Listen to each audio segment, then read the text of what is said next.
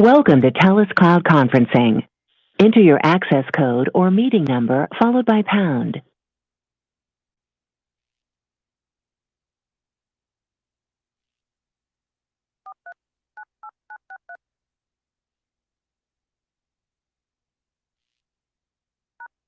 Your entry 4398963 is not valid or the meeting has not started yet.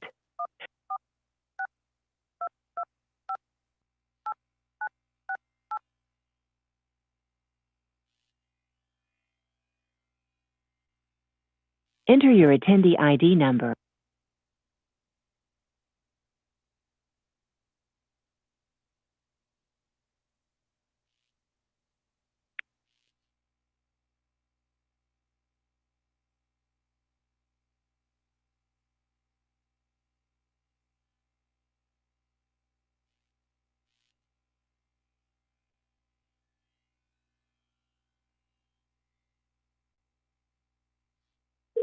Welcome to TELUS Cloud Conferencing. Enter your access code.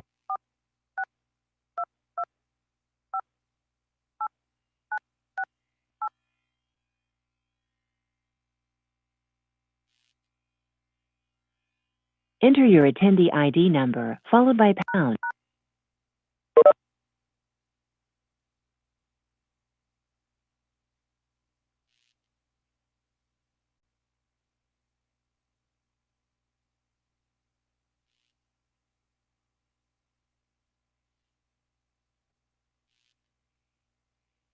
TELUS Conferencing. To join the conference,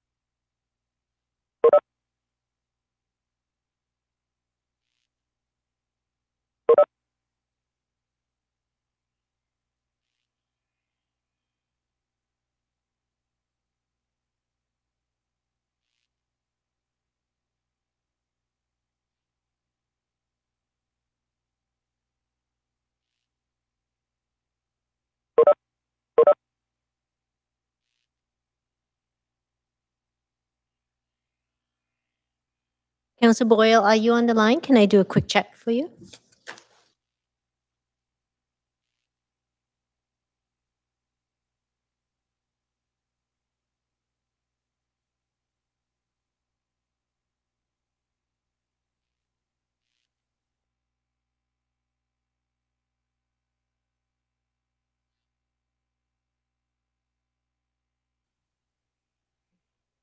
Council Boyle, are you on the line? Can I do a quick check?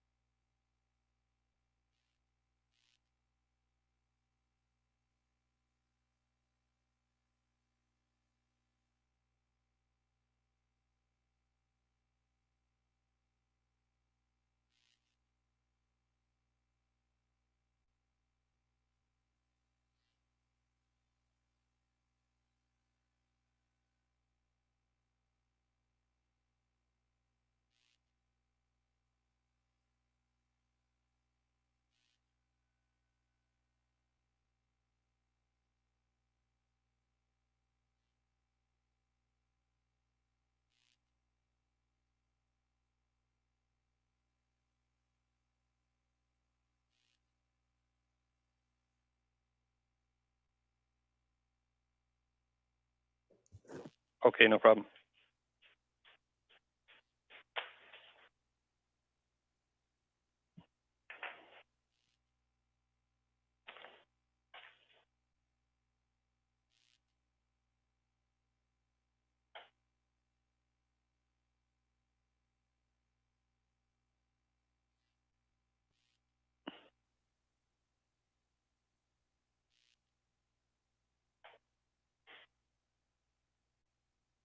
Rosemary, it's a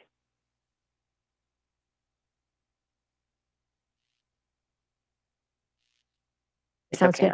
good. Councillor Weeb, can I do an audio check with you? Can you hear me okay? Yeah, I can hear you. Great, thank you. Councillor De Genova, good morning. Can you hear me okay? Good morning, Rosemary. I can hear you. Can you hear me? Yep, audio is good and video is good. Thank you.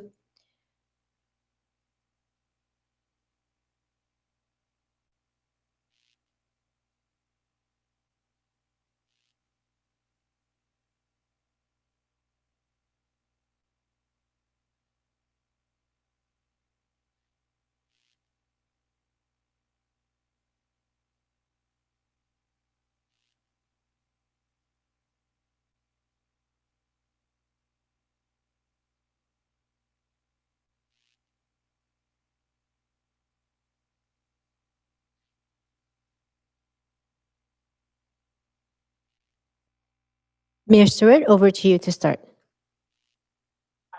Thank you, Council. I'll be right with you.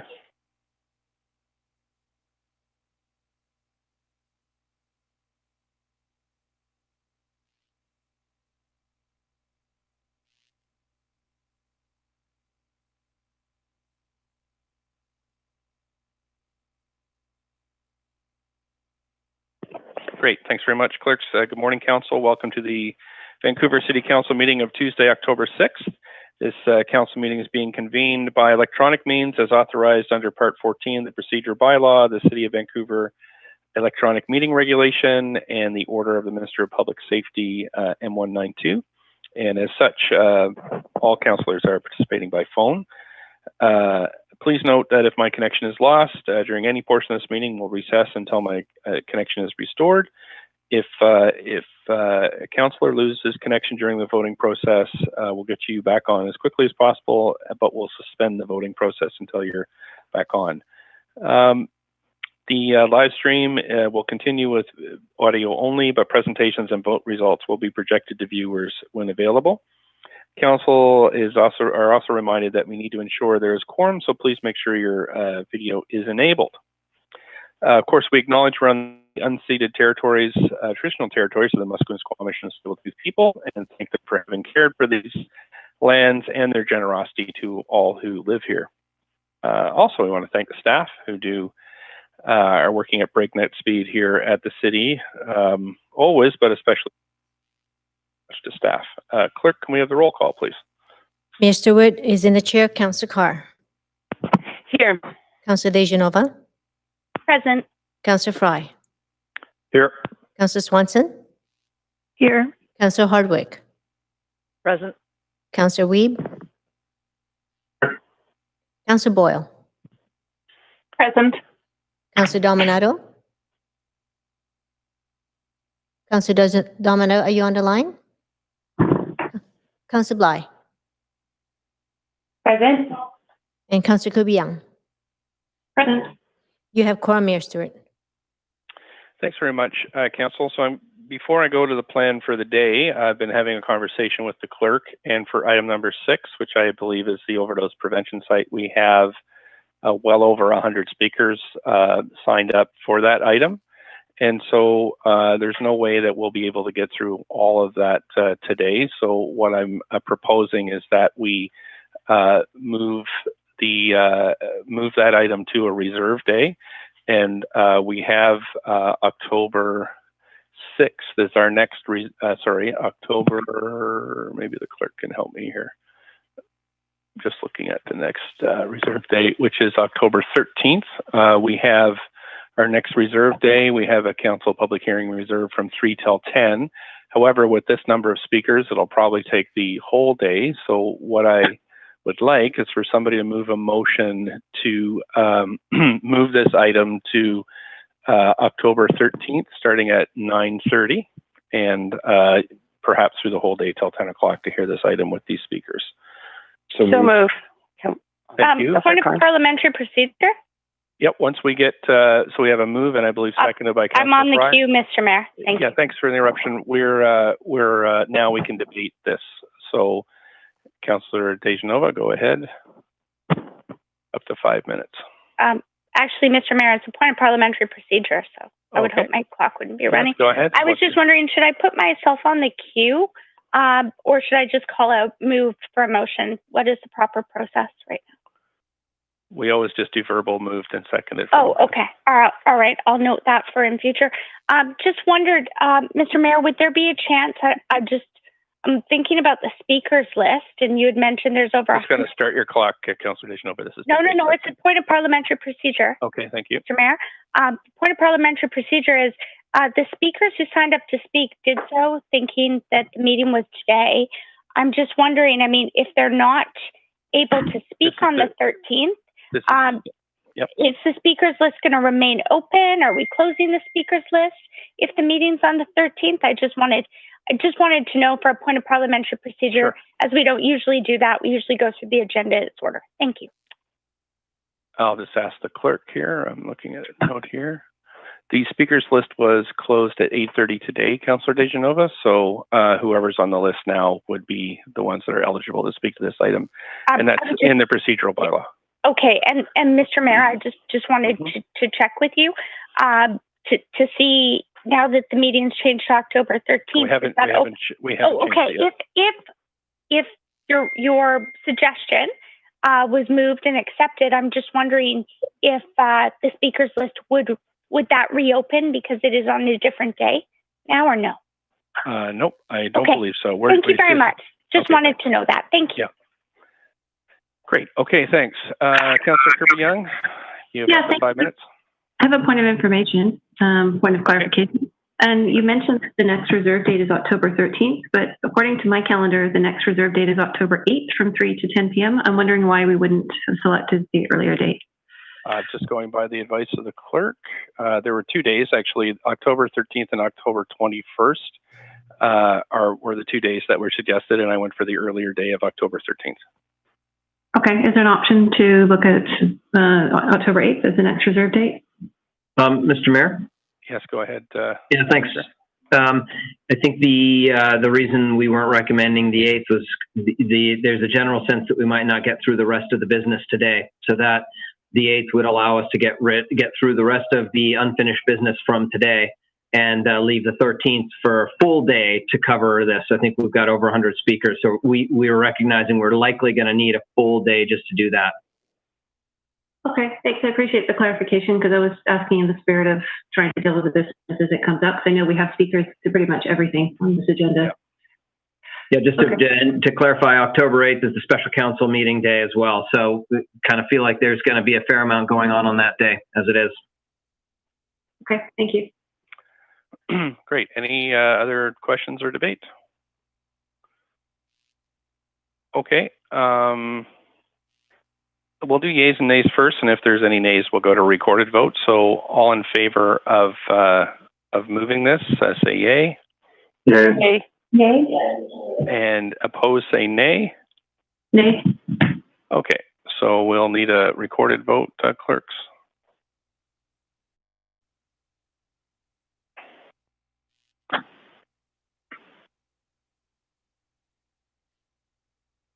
Sorry, I'm just trying to pull up my panel here.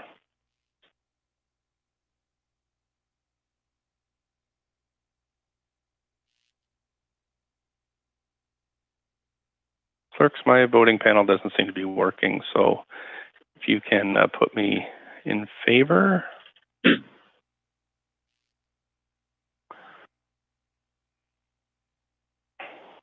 Sorry, I'm just... Mayor Okay. Stewart, we don't have Councillor Dominato register a vote yet. I don't believe she's on the call yet. Okay. She was missing during roll call, so I don't think she's joined the meeting yet.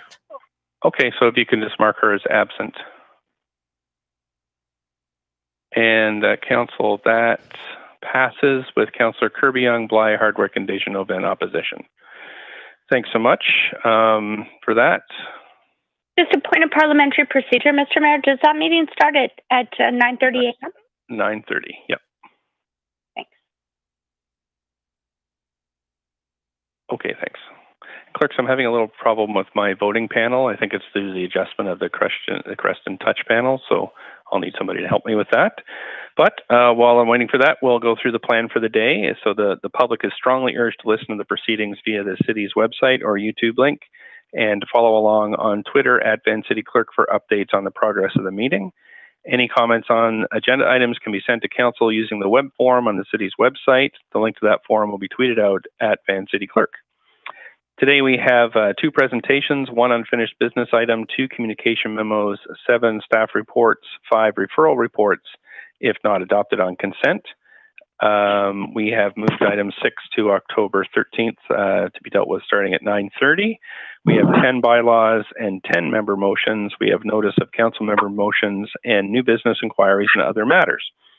So as usual, our plan for the day is to break at noon for lunch and in camera, and then we return at 3 p.m. to deal with the remainder of the agenda. Should we not complete the items listed on the agenda, the meeting will reconvene. And I have here Tuesday, October 13th at 3 p.m. clerks, but that has shifted, right? Yes, Mayor Stu, that will be October 21st now. Okay, so should we not complete the items on the agenda, the meeting will reconvene on Tuesday, October 21st. We must recess by 5 p.m. today as public hearing starts at 6 p.m. The 20th. Tuesday is the 20th, but it's the 21st, I think, is the reserve day. Is that correct, clerks? Yes, Mayor Stu, it's Wednesday, October 21st at 3 p.m. Okay, thank you. Right, so in camera, we're required to meet in camera later this week. The reasons and authority under the charter are listed in the agenda. Someone like to move the motion? So moved, Councillor Dejanova. Thank you. Seconder? Second, Councillor Carr. I'm on the queue for point of information, Mr. Mayor. Yeah, you can just do those verbally, Councillor. Okay, great. But Thank you. oh, well, actually, you can only do a point of information if we're in debate. So We are just that it's been seconded, aren't we? moved and seconded on the in camera. Okay, sure. Yeah, it was actually to the prior comment. It was a question regarding you saying that if we did not complete the business today, then we would move to the next date or the reserve date, the 21st. But again, my question is that there is another reserve date earlier than that on October 15th. So I'm just wondering why we wouldn't use October 15th. That's my point of information.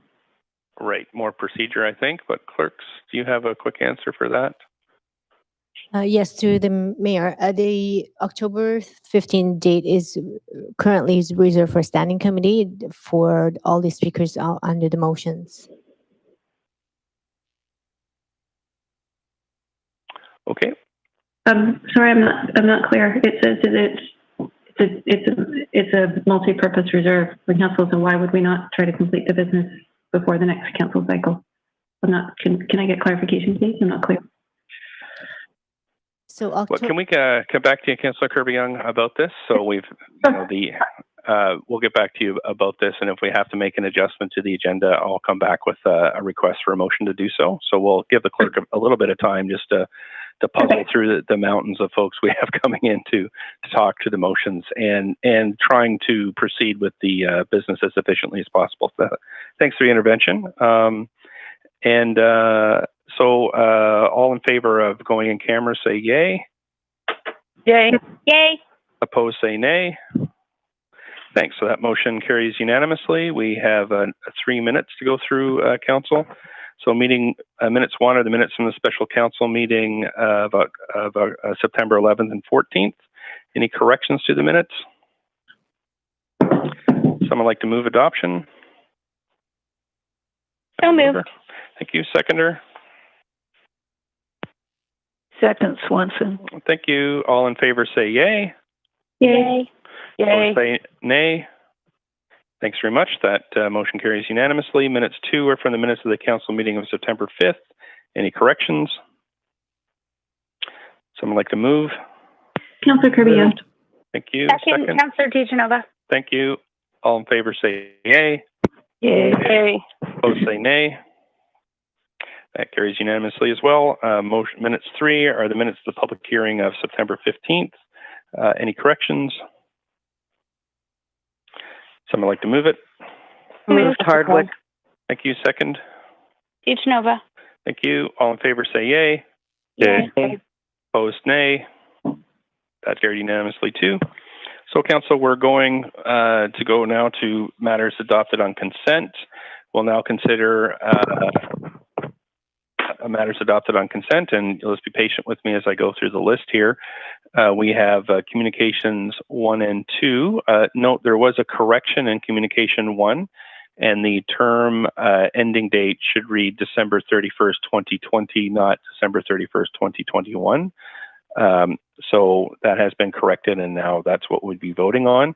So communications 1 and 2, reports 1, 3, 5, and 7, referral reports 1, 2, 3, 4, 5. Those are on the consent agenda for consideration. Just so you know, reports 2, 4, and 6 are held as we have speakers. I'm just going to check the panel here, see if anybody's on to hold an item. Sorry, I'm just having a little trouble with my panel here.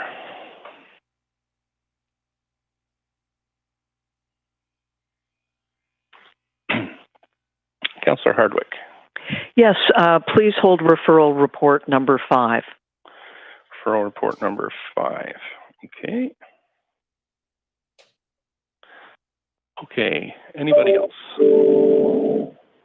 Anybody else to hold on consent? I don't see anybody else on the queue, so Move adoption of the consent item. Thanks. I just have to legally ask if there's any conflict of interest. And if you do, please put yourself on the list. I don't see anybody on the list, so thank you, Councillor Carr. We have someone moving the adoption as seconder. Kirby-Yung, aye. Thank you, Councillor Kirby-Yung. We'll do yays and nays. All in favor say yay. Yay. Opposed say nay.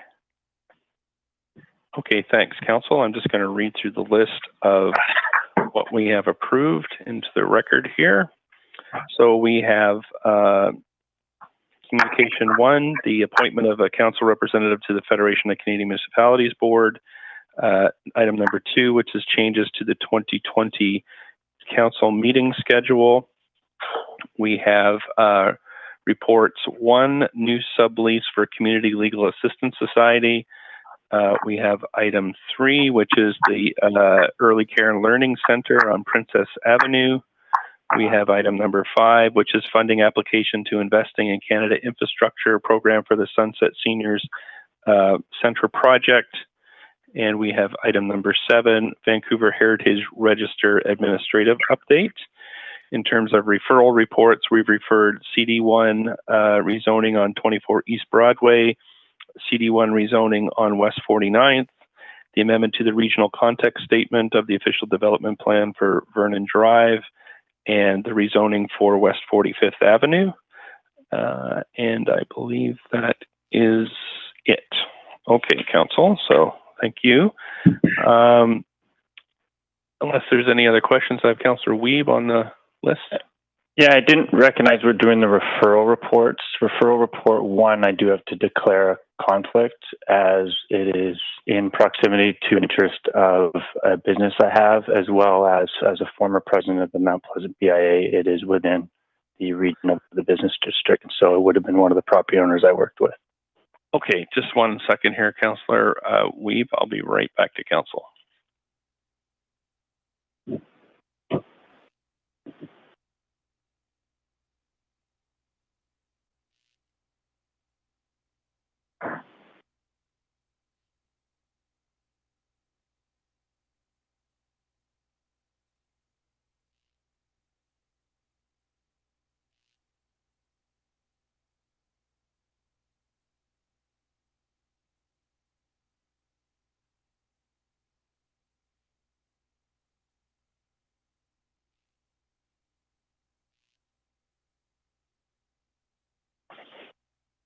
Council, we're going to have to reconsider the vote in order to accommodate this this conflict of interest declaration. So can I have a motion to reconsider? Motion to reconsider, Fry. Seconder? Councillor Kirby-Young. Thank you. All in favor say yay. Yay. Opposed say nay. Thanks very much. So, Council, we're going to do the consent agenda again, but noting this time Councillor Weeb's declaration of conflict on item number 1. So, all in favor say yay. Yay. Yay. Opposed say nay. Thank you. Okay, so that's passed. Thanks very much. So, anybody else? Okay, thanks so much. So we're on to the presentations. We have 2 presentations today. First is Vancouver Plan Phase 1 report, and I think we're going to move to Gil Kelly to kick off that presentation, and then move to questions to staff. We'll follow up. Thank you. Yeah, go ahead. Okay. Kelly. Thank you. And good morning, Mayor and Council. This is Gil Kelly, General Manager for Planning, Urban Design, and Sustainability, and leading a multi-departmental effort on the Vancouver Plan.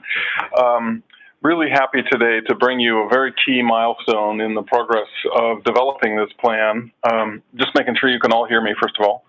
Yes, I can. Okay, great. And that is essentially the closeout of our Phase 1 and moving into Phase 2, and I'll describe those in a moment, and you'll hear more in the presentation about each of those. The next phase we're moving into as well. For the listening audience, I know Council's aware of this. The Vancouver Plan is a 3-year effort, community engaged, to develop a vision of what the city wants to become over the next several decades, and taking that desired future and accompanying that with really key choices, strategies, and actions that will deliver that desired future over time. So that's the primary intent of the Vancouver Plan. We, at Council's direction, we did a very intensive year 1 of the effort, which we call listening and learning phase.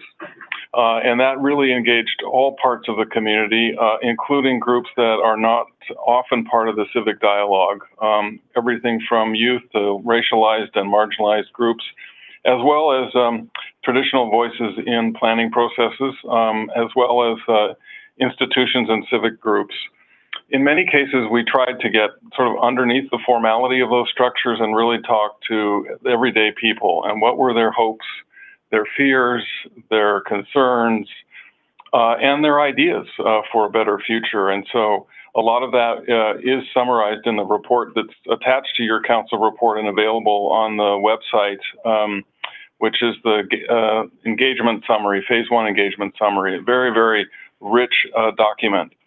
Council has asked us recently whether there are any big surprises in there, and we'd have to say not big surprises, but a very, very rich fabric of community voices that are really speaking to those concerns and illuminating in some ways an affirming message of all the things that Council has been debating and is concerned around, whether that's affordable housing, whether that's climate change, whether that's quality of neighborhood life, whether it's the pressures on the city fiscally and delivering infrastructure and so forth. All of those are present.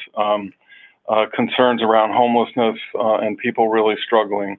All of that is in that document, and we're only going to touch on that lightly today because it is really detailed out in the document, and you've heard some of that. Perhaps the new piece there is really, again, consulting and testing some of that out during the COVID phase, which we have found really just further deepened and reaffirmed many of those goals that we provided you an earlier briefing on midway through that listening and learning phase. Again, that will be talked about in the staff presentation coming up.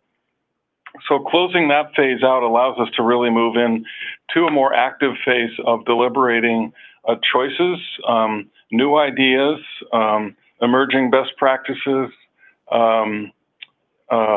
really framing up things in terms of goals and actions. And so To that end, we have provided council today with what we're calling provisional goals. That is to say, you're not adopting the plan today, you're simply saying, distilling a lot of that community commentary and putting it into a forward-looking format. What kind of city do we want? We found that about 10 key themes or goals rose to the surface, and so you'll be hearing that today during the staff presentation as well. Again, these are provisional, so they're meant to be tested, tweaked, changed, and so forth as we go through the next year of community dialogue. Just want to make that point that these are, while they reflect a lot of what we've heard, they're not the plan yet. That plan will be developed over the next 2 years. The other piece I wanted to really highlight is that while a lot is intended through the Vancouver Plan scope of effort in terms of articulating long-term ideas and changes, we have a parallel stream of activity within the Vancouver Plan, which is we call action while planning. And there are a number of those pieces which council has discussed and have been one way or another in your motions referred to Vancouver Plan or consultation along with the Vancouver Plan. So we'll be talking about that, but that is a place where some of the recent council motions and even motions over the past year could easily fit, particularly within the complete neighborhoods, neighborhood-based conversations coming up over the coming year. Finally, I just wanted to acknowledge that this is truly a multi-departmental effort. So there are representatives of other departments besides planning on the line here today and who have actively participated in bringing the plan this far. And they're very anxious to roll up their sleeves and get into this choice-making phase coming up. So just wanted to put that out there. So let's begin. I'm just going to highlight the actions here for you today and then turn it over to the staff for presentations. So again, today's purpose is to update council on the outcomes of that engagement. And again, we'll do a high-level summary of those.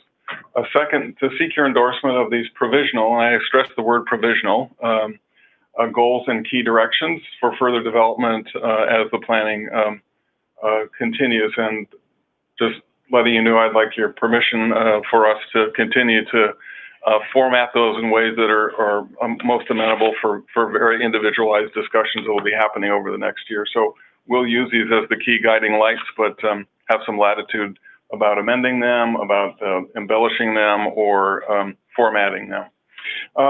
We also want to highlight the community recovery actions underway, and those will be tailed out and coming to you in a summary of community actions through the city manager's office as a community recovery plan, but we'll highlight some of those that are coming out of the Vancouver Plan discussion in particular, which I think are a great bulk of many of the actions you'll see later on in the city manager report. And then we want to outline the next steps for the engagement, which we'd love to see council involvement in. So next slide. So again, the actual recommendations for your actions today are to just receive the engagement summary of the past year's effort. Remember, we launched with your help in those launch activities in November of last year. And so here we are, a little less than a year later, coming back to you, having accomplished that phase. So we'd like you to receive the report that documents all of that work. We'd like you to endorse the provisional goals that will guide the next phase of work and help inform the development of the actual plan. And again, we'd like your permission to have some flexibility about how we format those for discussions and so forth. Again, they are not the plan. They are a guide to the next level of dialogue. And thirdly, to receive for information today, the initial community recovery actions. And some of those are already in progress, you know about. Others are coming to you. You'll be hearing about some of them in 2 weeks on the employment, land, and economy review and so forth and so on. Some are coming directly from participating departments, whether that's engineering or ACCS. But we wanted to just give you that list here today, because that was a big part of the work during COVID. Frankly, it was a 3-part sort of pivot, if you will, pivoting to virtual engagement, which is a big task, pivoting to thinking about recovery actions as part of the Vancouver plan, which was part of your instruction to us, and we happily accepted. And so this is a record of that second piece. And thirdly, we reduced the budget for the Vancouver plan, both in the current year and prospectively into next year's budget, which you'll be hearing about. And some of those savings accrued because of vacancies held, but a lot of it accrued because of the reduction in engagement around sort of the in-person engagement and big events. So we did substantially reduce the budget for the Vancouver plan along the way. So I'm going to, at this point, hand it over to staff who will do the rest of the presentation, and I will be here, of course, to answer questions. I want to just introduce the speakers so that we can just move seamlessly through that. So up next will be Susan Haid, Deputy Director of Planning for Long Range and Strategic Planning, followed by Karis Hebert, who's the Manager for the Vancouver Plan Initiative, Amanda Gibbs, who has been the Engagement Advisor for the Vancouver Plan, and then to Dear Bokanand, who serves as our Public Dialogue Team Lead, who will really be talking about the activities coming up in the next phase of work.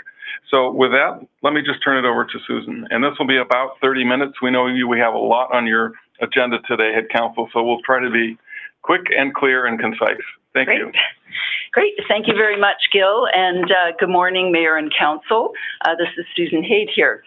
So I'm going to briefly provide a roadmap on where we are in the planning process and where we're going, and really highlight on how we've adapted and pivoted to the COVID-19 pandemic. Slide, please. Okay, so big picture, this is really our roadmap in terms of our planning process. You can see that there are 4 main phases to the planning process and 1 implementation phase. So really big picture, if we look down at phase 4, we're still on track, despite COVID, to deliver through community engagement to Council the Vancouver Plan in mid to Q3 of 2022. What has shifted is our implementation work, our more detailed implementation strategies, and our more detailed investment framework or investment strategies are going to be moved to after 2022. So just moving up in the diagram to phase 1, as Gil outlined, we're really pleased to be here today at the completion of phase 1, which was really our early listening and learning phase. So we're happy to be here to deliver to you our listening report, our provisional goals, and again, also emphasizing these are very much provisional to be brought forward for further consultation and really development. We're also in the report before you today, you have our early ideas on recovery actions as part of the city's recovery strategy. But really exciting ahead, and what Dear is going to highlight is phase 2. So as we move into phase 2, the key activities that we're undertaking are including advancing community recovery actions. So really digging into what are those recovery actions that are linked to community recovery as part of the Vancouver Plan process.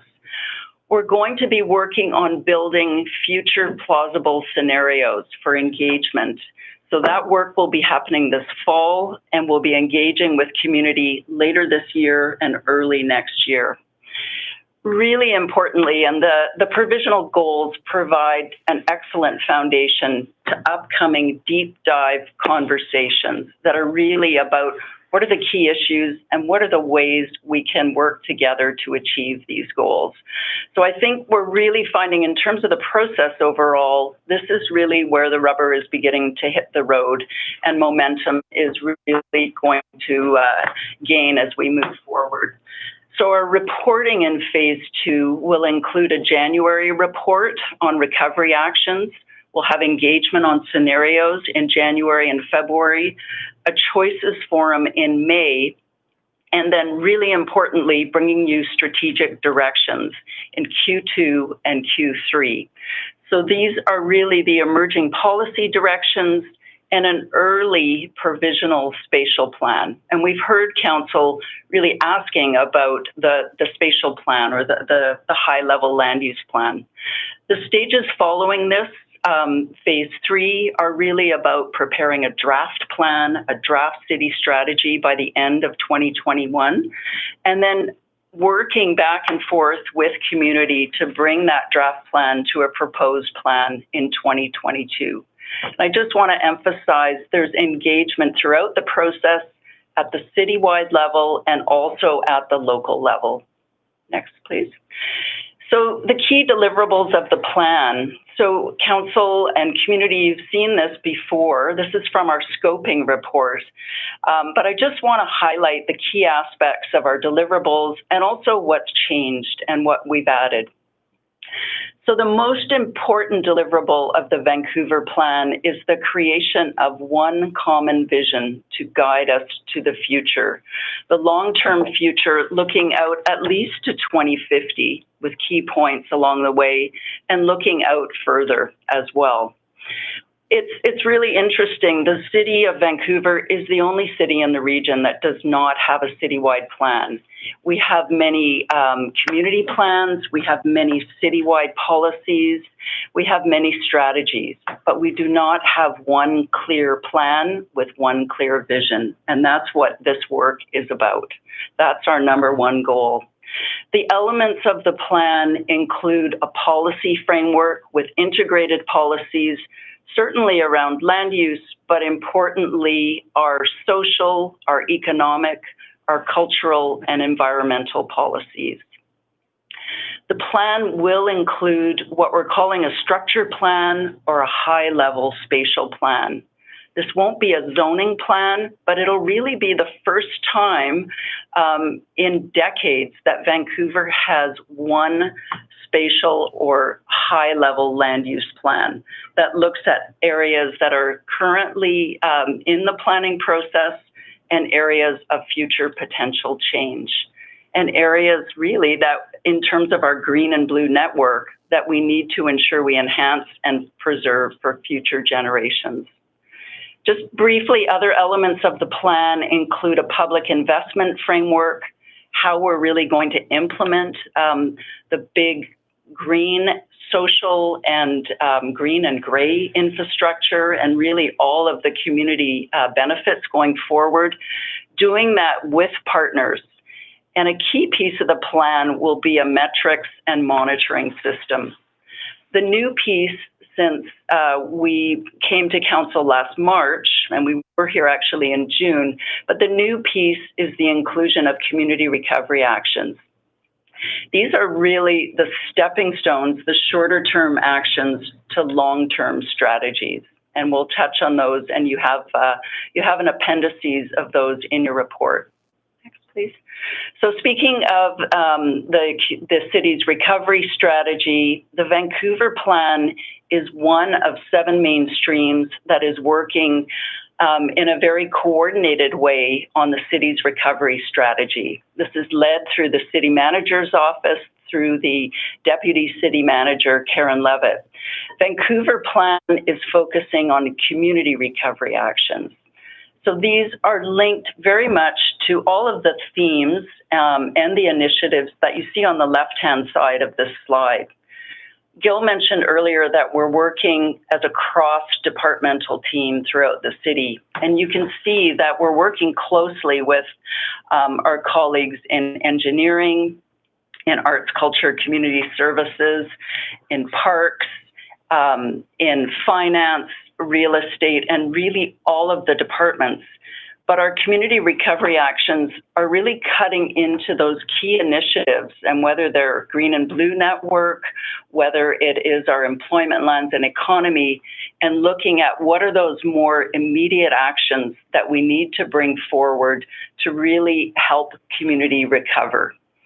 Next slide, please. So Gil mentioned up front as well that we've had a really proactive response to COVID through our budget. And you'll see in the report that there's a significant reduction in our 2020 budget to the tune of $3.3 million. And council is going through the budget process right now for 2021, but we are proposing, again, a significant reduction of about $1.5 million.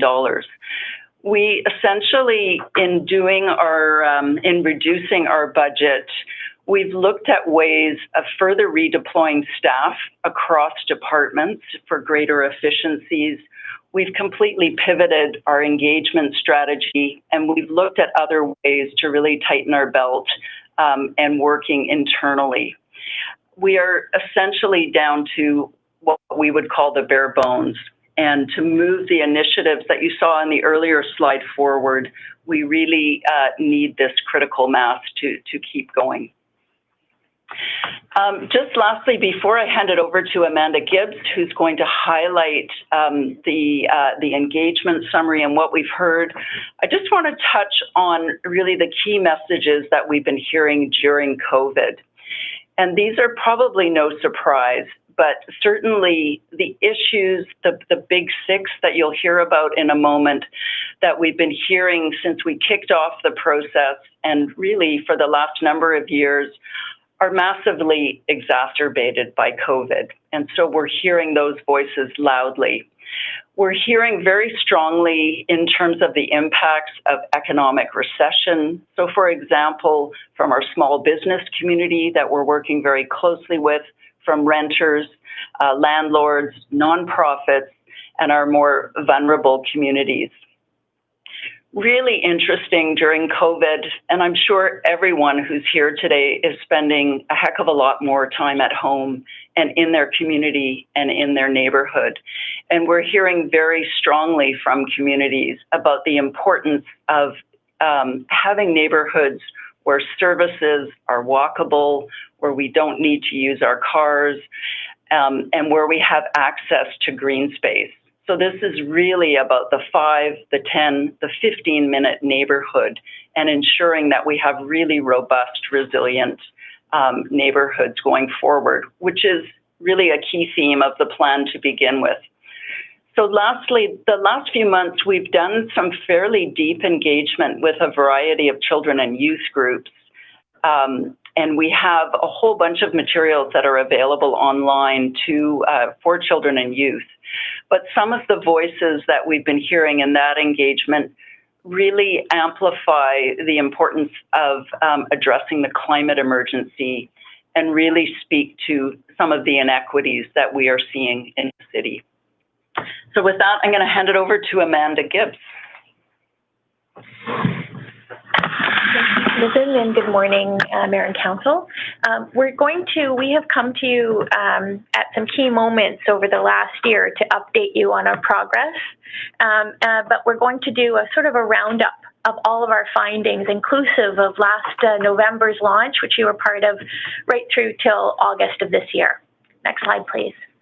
So when we last really reported out to you fully, I believe it was March 11th, we were on the eve of an incredibly exciting period of engagement. We were going to be rolling out dialogues, in-person dialogues, in partnership with neighborhood houses, community centers, libraries, and a number of different partners, as well as a gathering of folks to come into Congress to talk about their concerns, ideas for the future. Sadly, as we know, the public health crisis really meant that we had to completely stop all of that work. And certainly we redeployed a number of our staff on our team, 5 in total, to help in the immediate Emergency Operations Center recovery period. But that being said, we took the time to reset, as Gil and Susan have said, and tried to both respectfully, really knowing that people were struggling during this time. So really trying to find ways to both be respectful while still reaching out to key communities. Next slide, please. So just overall, at a glance, and this is in much more detail both in the Appendix A report, in the Council report, as well as on our Vancouver Plan website. We have a very detailed sub-reports on all of the engagement, lists of who we've spoken to in our analysis. So I encourage you to have a look there. But overall, we have estimated 12,000 engagement touch points. The largest of those was our online survey and in-person community interviews, where we took 50,000 open-ended comments, and working with consultants, qualitative analysis consultants and staff, we were able to code and really come up with a kind of a platform for dialogue and for understanding key themes. We did a lot of work, whether they were one-on-one with community groups, everything from community advocacy organizations, retired planners, members of community associations, to the Board of Trade. We had many, many meetings, and those were all logged, and we really tried to listen as carefully as we could. Next slide, please. During the sort of post the pandemic period where we had to pivot, we really took advantage of the city's new digital engagement platform, Shape Your City. And at that point, we really started to reframe some of the listening around people's experiences of the pandemic and how that might shape their ideas for the future. So we had some really interesting engagement online where people were sharing their ideas, talking about what was important to them in this context. And then, as Susan said, because we really didn't listen, didn't hear as much from young people, particularly those under 20, as well as a number of other groups that have traditionally been underrepresented in civic engagement, we put a huge effort behind speaking to young people, whether it was online surveys, some creative ways of reaching out to them, and 5 very significant online and in-person workshops. Next slide, please. So just want to review what we're calling our 6 key challenges. Within these, and these are certainly not the only things we heard, but they really were the big deltas in terms of that huge sort of listening effort and analysis we did. These will come as no surprise to many of you. Certainly housing insecurity and rising unaffordability really dominated, as well as what we are articulating as visible public struggle, where people really looked at what they're seeing and what they're observing about the struggles of folks on the street, inclusive of things like addiction, homelessness, and mental health. Efficient transportation options, everything from traffic congestion to better active transportation options. People observed a lack of equity, of equality, of opportunity, and really worried about the vibrancy and the diversity that makes the city great, really eroding. Finally, eroding trust and confidence in local government. That was a huge category that was inclusive of everything from development processes to how we report back on engagement, our transparency, as well as communities feeling like they didn't have a way in to speak to us or to get heard. Next slide, please. We also really wanted to build and listen for what was positive, what people wanted more of, what they held dear, what gave them joy, what gave them hope for the future. So it'll come as no surprise that green spaces, natural spaces, access to water, access to urban forest was across all demographic groups that we listened to absolutely critical and a differentiator and something to preserve and love. Again, an opportunity, really addressing the opportunity gap. How could we increase opportunities for all? As Susan said, we really heard a lot about what the importance of public spaces and neighborhood level kind of community access as people's neighborhood relationships changed during COVID. So we really heard that in the post-pandemic period. And finally, people said the things that gave them joy were places to connect, places that allow them to connect with family, friends, and those are places that the city can provide and support, as well as sort of fostering policies that support that as well. Next slide. Finally, I just wanted to draw your attention to this was one of the workshops that we held with Kawasa Neighborhood House, and they invited young people from Strathcona, from Raycam, from a number of the different community centers, 50 young people who worked in groups of 10 outside and really told us, actually used this opportunity to bring notebooks to draw their ideas for the city. And these were really powerful and really a clarion reminder to us of how young people want to be more involved or have an appetite to be involved, and we're really working hard to include them as we go forward. going to turn it over to Kara Siebert now. Thanks, Amanda. So I'm going to just cover the provisional goals and key directions for the plan at this stage. So in drafting, next slide, please. In drafting the provisional goals and directions for Vancouver Plan, we've endeavored to connect to the really key challenges that Amanda highlighted that we face in Vancouver, and also what is valued with aspirations for the future. These goals and key directions have been developed in this phase by listening to the well over 12,000 touch points that Amanda referenced, as well as an in-depth review of policy areas, as well as consideration of Council's priority policy areas. Next slide, please. As Amanda noted, we also had targeted dialogue feeding into the goals on the early drafts with advisory committees, with youth engagements and online dialogues during the COVID. We also work closely with directors and general managers throughout the organization to develop this set of provisional goals. So these goals and directions are essentially a foundation or goalpost to help us focus the community dialogues for their analysis of the goal and issue areas in the next phase, as well as advanced policy directions for the plan. They will no doubt be refined as we move forward in planning. And today I'm just going to touch upon each of the provisional goals and directions, noting that in the Council report we expressed the essence of the goal, what we heard in the community dialogues that informed it, as well as what it means in more detail. So as Gil noted, there are no surprises in these provisional goals for the Vancouver Plan. Rather, they really reinforce what we've been hearing through a number of city-wide processes.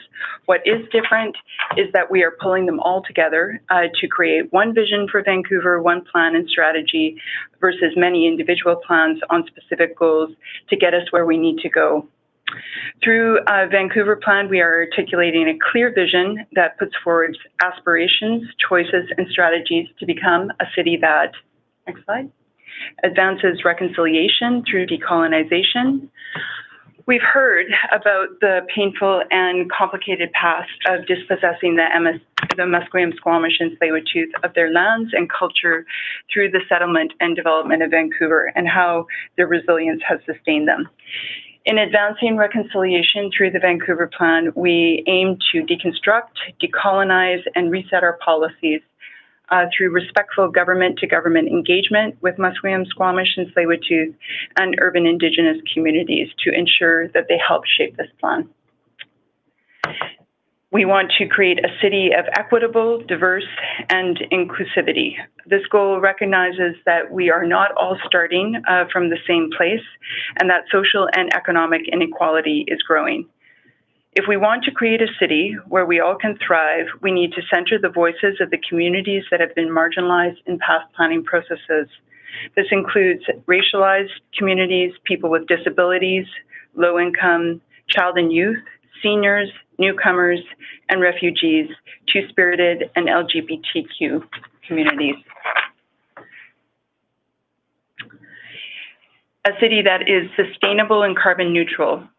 For too long, we have put off the reckoning of our short-term thinking and the impacts for future generations, and we've treated the environment as something to be used. This goal is not just about advancing sustainability, it's about achieving a sustainable city and a carbon neutral city before 2050 with 100% renewable energy. Through the policies that we will develop, we will reduce carbon emissions in our neighborhoods and businesses, create more complete connected communities, and forward policies to encourage active transportation, conserve water, and promote local food, green businesses, and enhance biodiversity. Ensures neighborhood safety, preparedness, and resiliency. Pandemics, extreme weather events, rising water levels are no longer hypothetical, but they're part of our lived experience. So this goal and direction really supports investing in approaches, programs, and services that better prepare us to bounce back from crises and support the safety and well-being of all residents. A city that develops affordable communities with diverse and secure housing. Businesses, residents, and workers are telling us that greater housing affordability is a fundamental need, and we need to consider new ideas. So Vancouver Plan is going to explore new directions to promote affordable housing and engage the public on that, working toward housing supply for working and middle-class households in neighborhoods with supportive amenities, and also increasing affordable housing rental stock, as well as continued advocacy for low-income housing at senior levels of government. A city that supports a diverse and healthy economy. So this goal is about supporting economic recovery as well as a robust economy, which is essential to the well-being of Vancouverites and the region. Noting that supportive directions to enable an attractive, competitive environment need to be balanced with our social and environmental goals. A city that creates complete, connected, and culturally vibrant neighborhoods. The planning and engagement work ahead is going to unpack the challenge of making our neighborhoods more complete with a full range of amenities and services, more walkable and rollable. This goal is very connected to our aspirations for sustainability, as well as creating greater housing affordability. A city that reestablishes thriving urban natural systems. So we have lost most of our natural habitat through 100 years of development and lack of care for our ecosystems.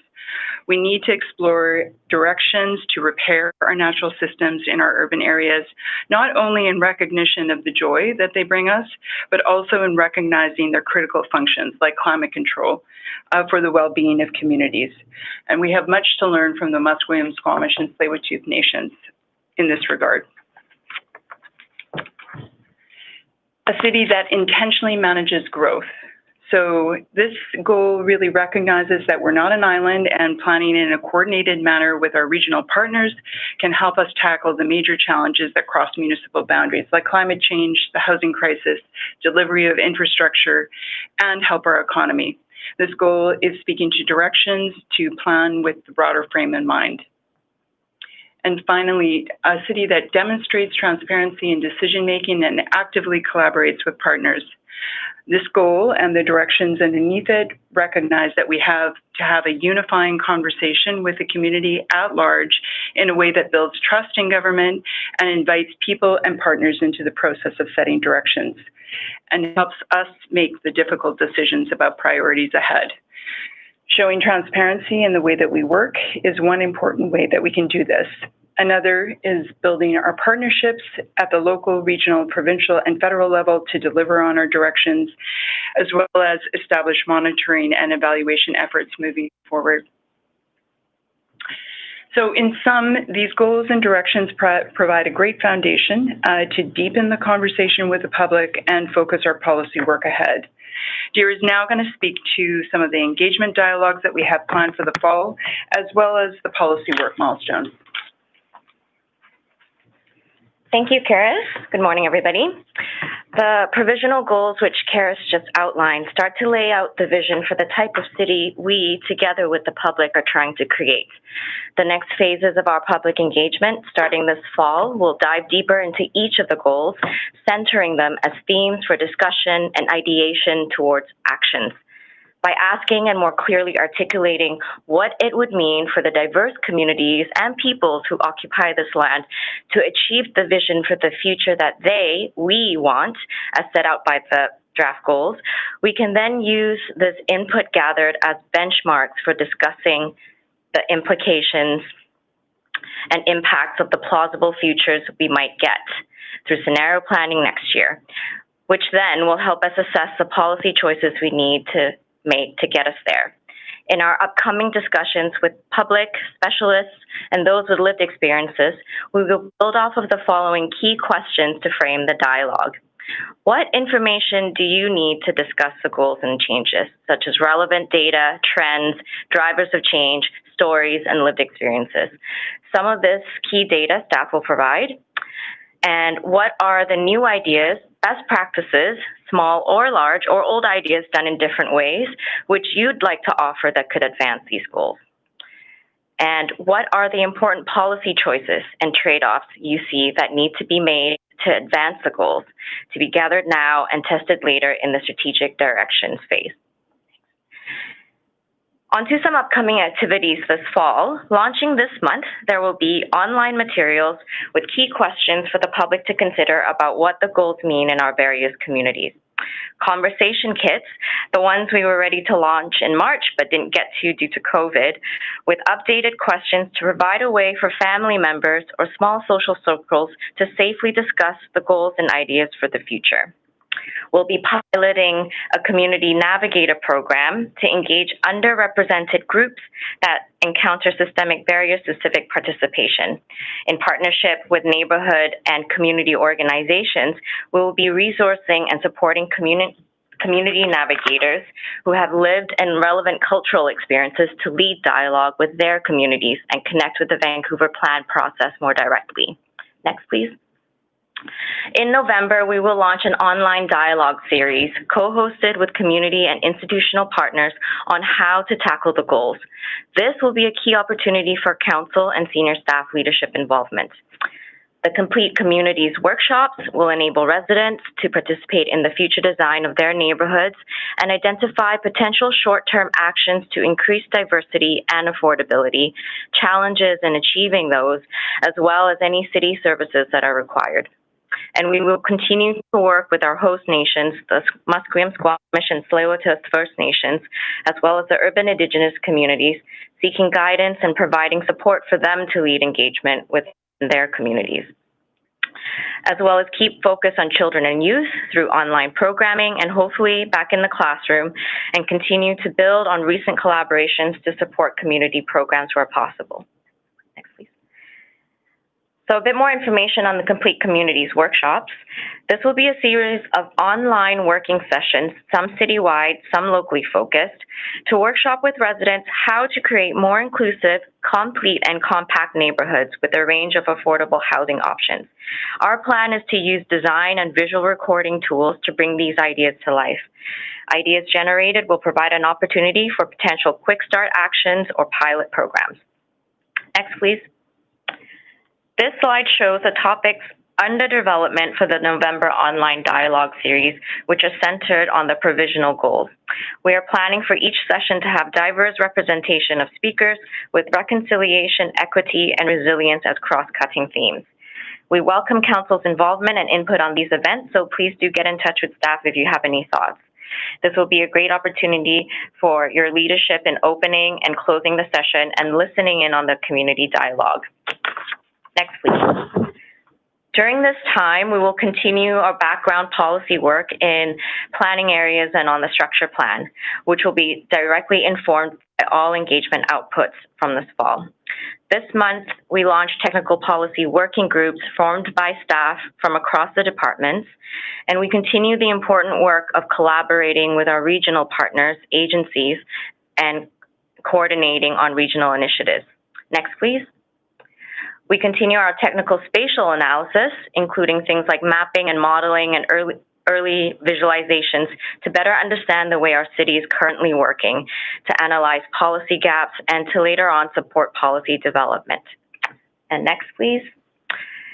So looking ahead to next year, we will move to exploring and discussing the implications of plausible future scenarios and testing policy directions in the face of those scenarios. The Choices Forum in the spring will be a key plan milestone that will invite the community to help us make tough choices and set strategic directions, as well as deliver a provisional structure plan for discussion in July 2021, and leading us to a draft city strategy in the last quarter of 2021. Thank you. I now pass it back to my Deputy Director. Great. So just to complete the updates and the report that is before you today, just next slide, please, Catherine. Okay. So the report in Appendix B includes early community recovery actions. And this is very much an interim report that reflects community recovery actions that are underway and that are upcoming across the organization. Again, very much geared to community recovery actions. So you'll see, for example, some of the road reallocation, public realm enhancement projects,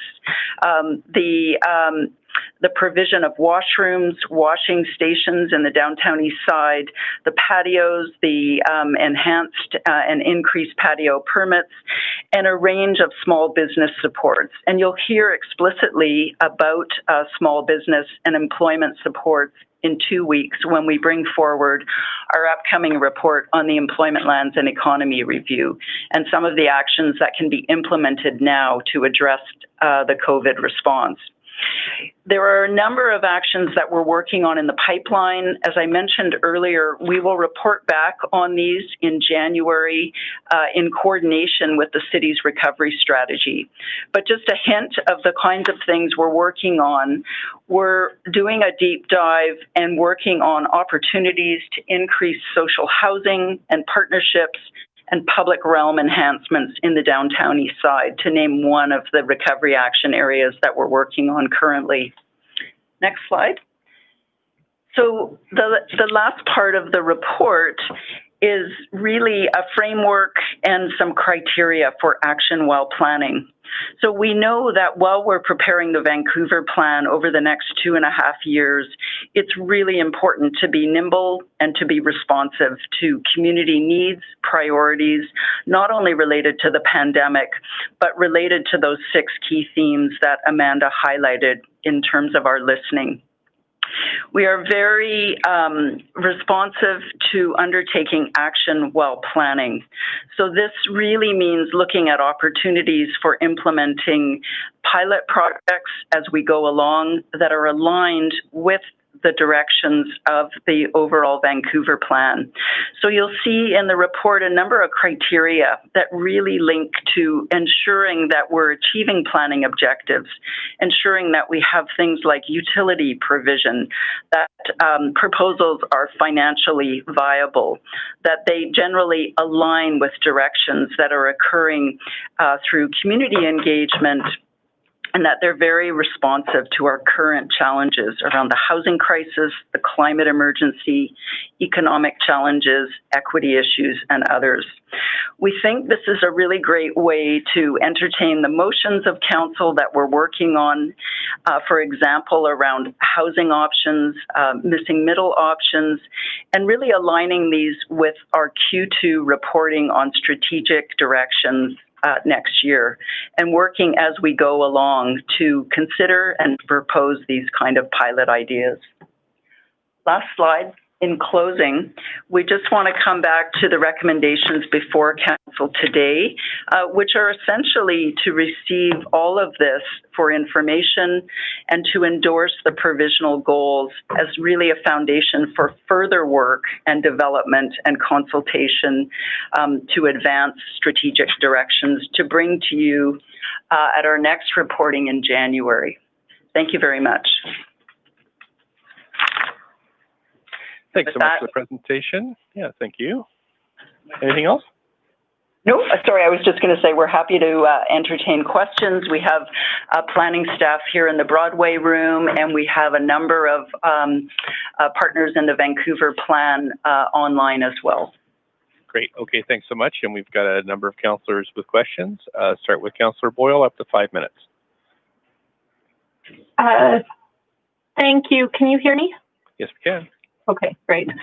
Thank you for this work, staff. I have just a few questions for now. And the first is I'm hoping you can speak in a bit more detail to the engagement that happened with equity-seeking groups, and if we have any demographic data on who we heard from that might be available, or specific outreach that happened to particularly cultural communities, non-English as a first language communities across the city.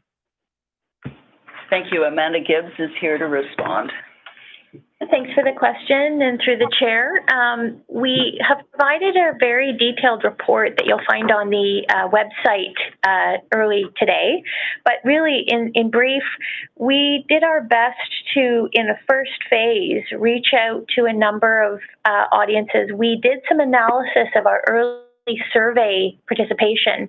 And as is often the case, despite translation, we're not reaching those communities online. So as a result, we worked with an experienced organizer. I'd like to say thank you to Cass Elliott and a team of outreach folks who went to a number of the communities that were underrepresented. So folks who were experiencing homelessness, folks who are living through addiction on the overdose prevention site.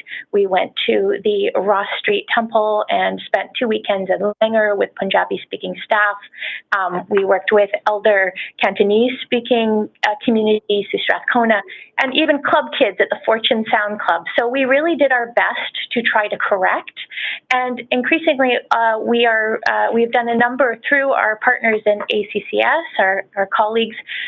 We are also connecting with a number of communities that have traditionally not been involved in city processes. So you'll see that outlined in our report, but we have really tried to do so. Over the COVID period, it was very challenging to reach some of these folks who are best reached one-on-one or in person. And that's going to be a huge challenge for us. As more engagement moves online, we are really needing to think very carefully how we reach folks who don't have access to digital resources. So we are trying to do that through existing community organizations, building on their relationships and their knowledge, and actually seeding their work to do that outreach. Okay, thank you for that. And can you just clarify, there was a more detailed breakdown of the demographics and engagement on the Vancouver Plan website? Yes, there's a sub-appendices report. It's about 70 pages, but we actually analyzed the survey responses against the StatsCan data. So we looked at where we're underrepresented, and it shows where we've tried to correct as much as possible for that. But we can always do better, and we're really trying to think about how to improve our processes and how to really think about equity and all as a lens on all of our work going forward. Okay, great. I really appreciate hearing that. And I've heard some questions about an intersectional analysis on the report. So I will happily direct folks to that sub-appendix too. And just to clarify, I assume engagement with urban Indigenous communities is highlighted in that report as well. Is there anything specifically there that you could speak to?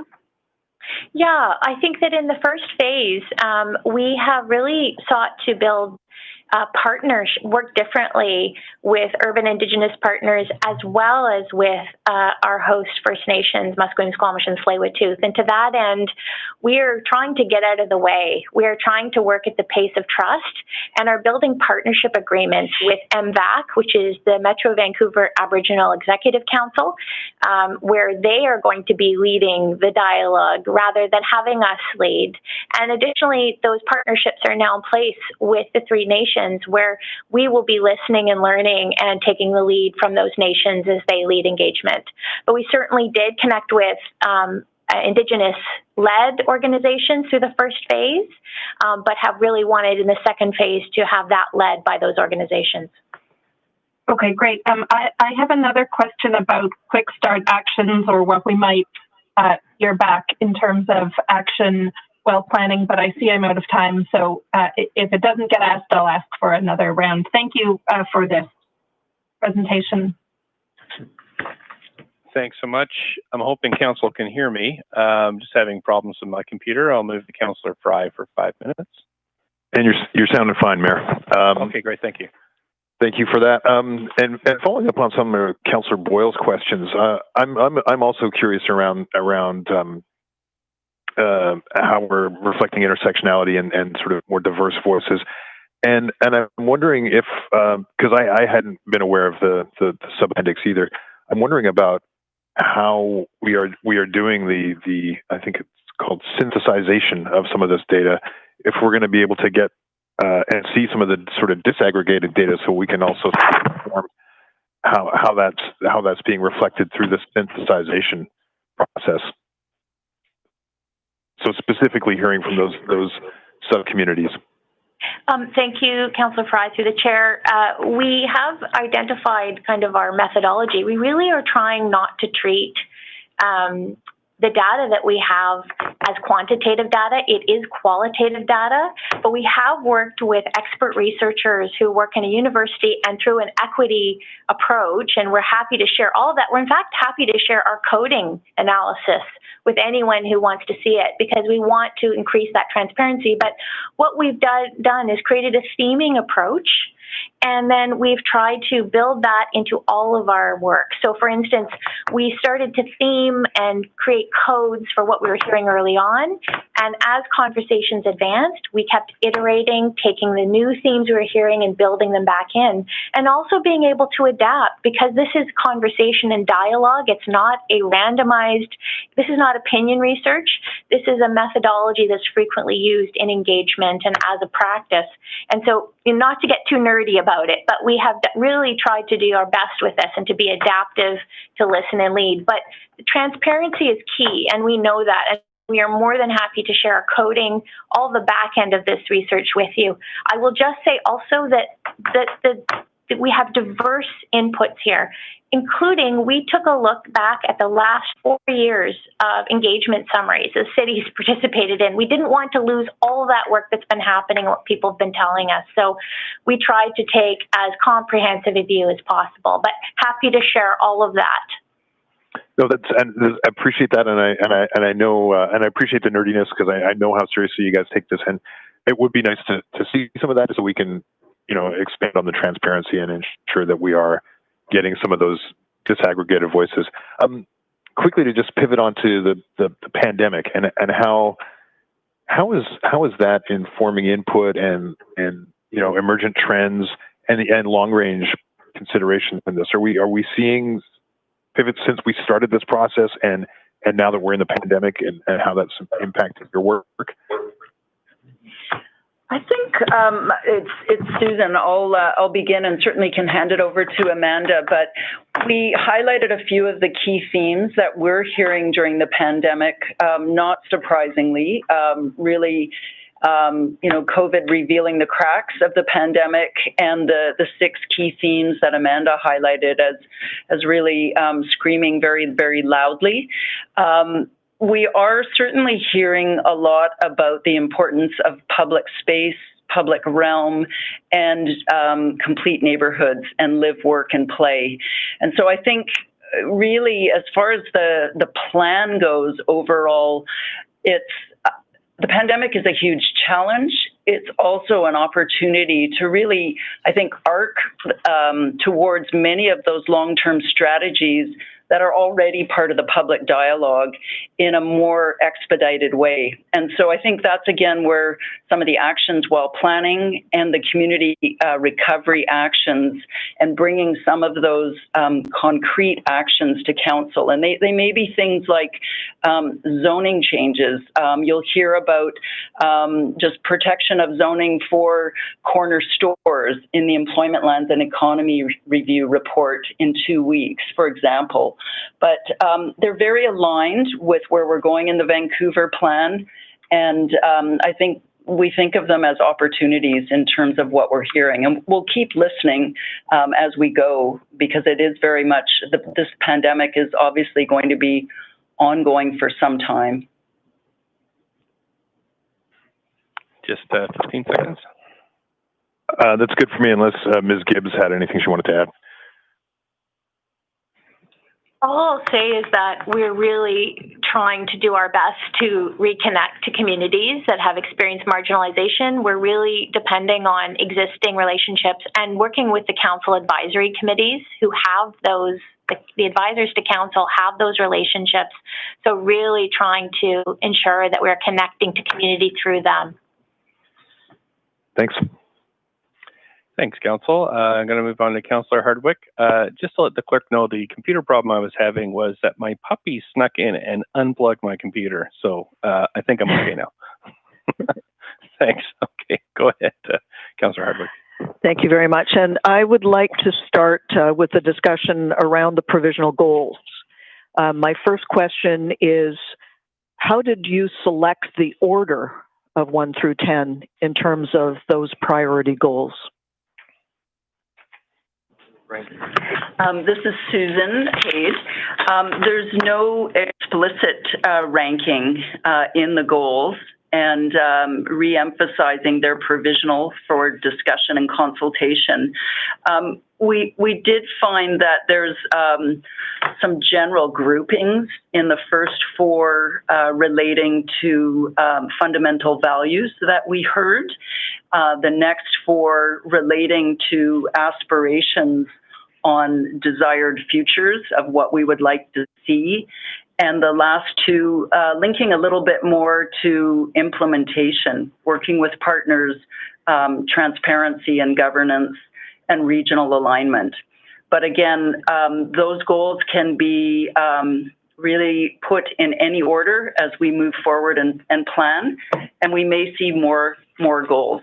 Well, I would suggest that order matters. I would like to discuss that more, because I juxtapose that with the 6 areas of concern that were highlighted: housing insecurity, rising unaffordability, public struggles, transportation, etc. What I hear out there is the most significant goal and objective for people is affordability and the ability to stay living in this city.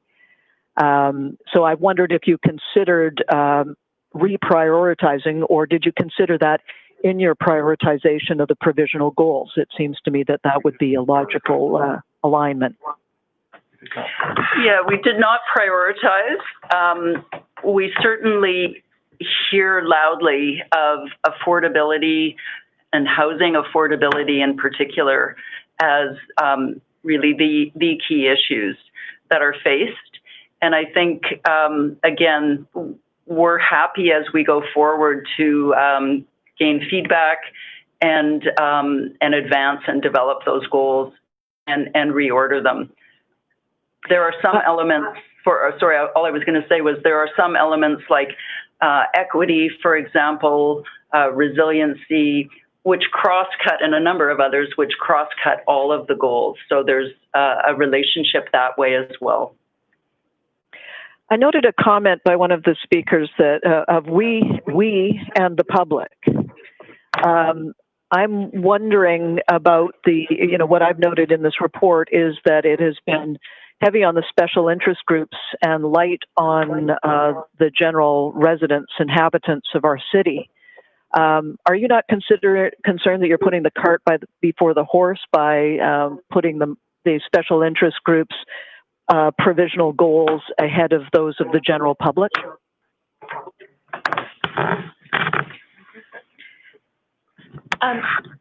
Through the chair, one of the things, again, we don't want to overplay the data that we've collected. However, what we did here is that across the city, across all postal codes, and we actually have a map, we're happy to share this again, to honor transparency, that in every postal code across the city, people said their lives are getting worse. So we have got a good read on where people are coming from. And we did hear that housing displacement, affordability are creating trauma for people across the city, whether their children have to leave or whether they're facing the insecurity of housing. Right. So, I'm running out of time, Amanda, so that didn't really get my question. Mr. Mayor, I know there's speakers to this. Would this be a time to be moving the motion, or should we wait till after speakers? And would there be an opportunity for another round of questions? Mr. Mayor? Councillor Hardwick, sorry, just getting off the mute there. You can move for a second round of questions anytime you like. So we're still in the question period. So if you were going to... And since there's speakers, would we move the motion now or wait until after speakers? It's your... Then put me on the bottom of the queue, please, because I'd like to move the motion. Okay. And you can, but this would be the time to ask for a second round of questions if you want. I'd like to ask for a second round of questions, too. Councillor Boyle already suggested that as well. Have we got a seconder for that motion? Councillor Kirby Anderson, Councillor Donato. Okay, so our second round of questions, and so with the yeas and nays, all in favor say yay. Yay. Yay. Opposed say nay. Okay, Councillor Hardwick, your time's out on this round, but once we get through, you'll be able to go back on for the next round. Over to Councillor Carr for up to 5 minutes. Great, thank you so much. I'll just pick up questioning where I think Councillor Hardwick left off. I found it interesting, her statement about reaching out to, I can't remember if she used the term special interest groups, but anyway, people who are not normally involved, and was that at the expense of reaching out to regular residents? Are all these people that you reached out to residents of the city?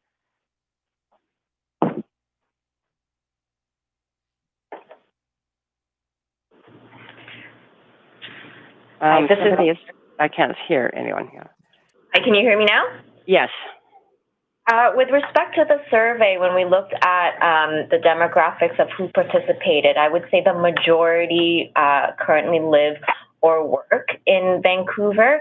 Some of them who don't live here live in nearby municipalities, but spend time in Vancouver either for work or recreation. Okay. And in terms of the reaching out specifically to groups that are not normally involved, the youth, Indigenous peoples, equity-seeking groups that you've mentioned, did you actually at the same time reach out to neighborhood associations or neighborhood-based groups? Yes, this is Susan. In the early phases of phase one, we had approximately 100 what we called activator circle groups, which were really very all sizes and types of gatherings, where we reached out to community associations. We did actually go to them, to one of their Council of Community Associations groups, such as the Coalition of Vancouver Neighborhoods, really a number of both professional stakeholders, community groups, and really a wide range of voices in those 100 activator circles. During the COVID period, we were more restricted. We did reach out again to our Council of City Advisory Committees. We had done that at the onset, I think in December of last year, then again in August. But we're happy to provide that full listing to Council as well. That's great. Yeah, I would appreciate that. And I noticed that in the one of the appendices you talked about, I think it was neighborhood houses, and I gather that those were, I don't know if those were activator circles or you just reached out to them to actually get involved.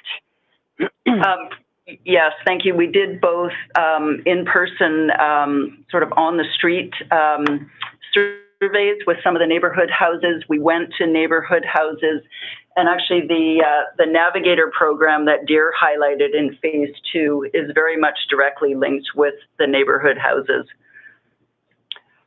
Great. Okay, we as council have been receiving various emails and messages from residents, including people who've come to speak to council meetings, calling for neighborhood-based planning. So I'm wondering what neighborhood-based planning means to you as staff, and what you think it means to the residents who are raising this issue. Thank you for the question, Councillor Carr. This is Gil Kelly. You know, this is a citywide plan, a long-term citywide strategy. That being said, and so the focus here is primarily on strategic directions and big moves, but because Vancouver is a city of neighborhoods, we think a grounding of those larger issues in the life of neighborhoods and directions for the improvement of neighborhood life, the continued high quality of life, and access to those public goods, if you will, for all residents is really important. And so in the next phase, you'll remember, and highlighted in the presentation, was the sort of complete neighborhoods, complete communities, focused dialogue. And that's where I think we really begin to animate the choices at the neighborhood scale that will inform many of those larger citywide choices. And what was that planning process? What does neighborhood planning or neighborhood-based planning mean to you, Mr. Kelly? Just 10 seconds left here. Yeah, well, neighborhood planning, Vancouver has a rich history of in local plans. What we're trying to do is do a broader reach now citywide. And so having a neighborhood-based planning in that context, I believe, meaning engaging neighborhoods in the larger questions of the future of Vancouver and then how that lands back in neighborhoods, particularly within the complete neighborhood sort of conceptual framework. Thank you. And we'll move on to Councillor Swanson for this first round, with the second round coming up. Yeah, thanks for this report. I'm impressed by the 6 key challenges, and I'm impressed by the way you have tried to reach out to the equity-seeking groups. And I'm impressed by the idea of framing neighborhood planning in terms of working for complete communities as part of a citywide whole. But I'm worried about the goals as being too general. It seems like if you look at say housing, and you have a goal here that includes housing, which is number 5, but it doesn't really deal with the specificity that were in the 6 key challenges, for example. It doesn't deal with homelessness. It doesn't deal with specifically with affordable housing. It doesn't deal with people struggling on the street, which are all kind of related to housing. And what I'm wondering is, how can you make the goals more specific to the groups so transit, for example, it needs to be, we need to have good transit, but what's good for one person may not be good for another person. One person may need buses, one person may need a bike. And when you generalize and come up with like these 10 goals, you eliminate actually what we need for that specific group. Am I making any sense?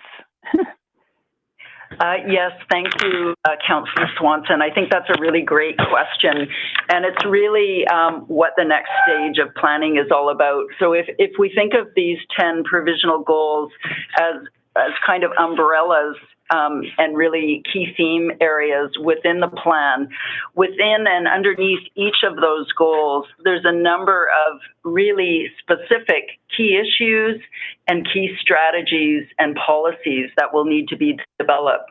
So all of the points that you raise are excellent in terms of specificity around affordable housing, delivery of transit, and how that is achieving the larger goals is the intent of the dialogues in the next stage of planning. And we do have lots of analysis and data. There's a reference guide posted online, but as we move into phase 2, we will provide issue guides and really cutting into very much those pieces you're talking about. Okay. Did you... has our new equity and inclusion officer been involved in this? And have we thought of things like, what do women think of the transit system? Do working class and poor women complain about bike lanes, or do they want, free fares, this kind of thing? This is Dear Bokanen. The first part of your question about involving our new Chief Equity Officer, Aftab Irfan. Yes, she is very early on in her role and has already been involved in sitting in on some of our policy working group plenary sessions. And I have mentioned to her that we'd like her to participate in some of the upcoming engagement this fall. So we look forward to working with Aftab more closely on this as well. Sorry, can you repeat your second part of the question again? Well, I'm just thinking it would be important in this plan to have, instead of saying, you know, like everybody needs good transit, needs to be able to get around nicely, to be able to say, you know, how does transit affect women? How does transit affect people of color? How does transit affect Indigenous people? Are bikes as important to each group, you know, or is one form of transit more important to another group? What about throwing poverty into the mix? That kind of thing. So that when we come up with solutions, instead of just coming up with something like saying, oh, we need great transit, we actually deal with the specific problems of each group. Yes, and we have some of those comments that we, you can see in our detailed report where we do highlight on a more intersectional demographic basis the groups of people and what kind of things they've shared with us that do get more at the differences between people with different types of lived experiences. And definitely we'd like to be very more clear as we engage and move forward in the next phases. For instance, through our community and advocate. We're well over the 5, so I'm going to have to, stop you there. It seemed like a bit of a natural break. We're just clearing things up here, Council, in terms of first and second rounds. So for first round, I believe we have Councillor Dejanova for up to 5 minutes, and the clerks are going to change the queue around, so don't worry about that. Mayor Stewart, Councillor Dominato is next, followed by Councillor Young. Yeah. Okay, great. So Councillor Dominato, please go ahead. Thanks, Mr. Mayor. And thank you to staff for the update. You have an enormous task. I thought, consulting the 60 school districts and 400 independent schools was hard. I think you have a much tougher job. So kudos for the work you've been doing. 2 questions. One is around what can we anticipate in seeing in terms of granularity, both as council, but also the public? Because I think what happens, at least what I see coming to us often, both in the public hearing conversations, but also in other discourse around that land use regulation, the zoning, what's permitted, how do we enable innovation, how do we flex and pivot, how do we give some people a sense of neighborhood planning, and there's a lot of tension around this. So what can we see and anticipate to see? When will we see that? And then I have a second question. That's it. Yes, thank you for the question, Councillor Dominato. Certainly this is a high-level strategic city strategy, but it is really important, and I think Council's emphasized around the spatial framework, the spatial plan, that there's a real need for that. So we do see creating a high-level land use plan.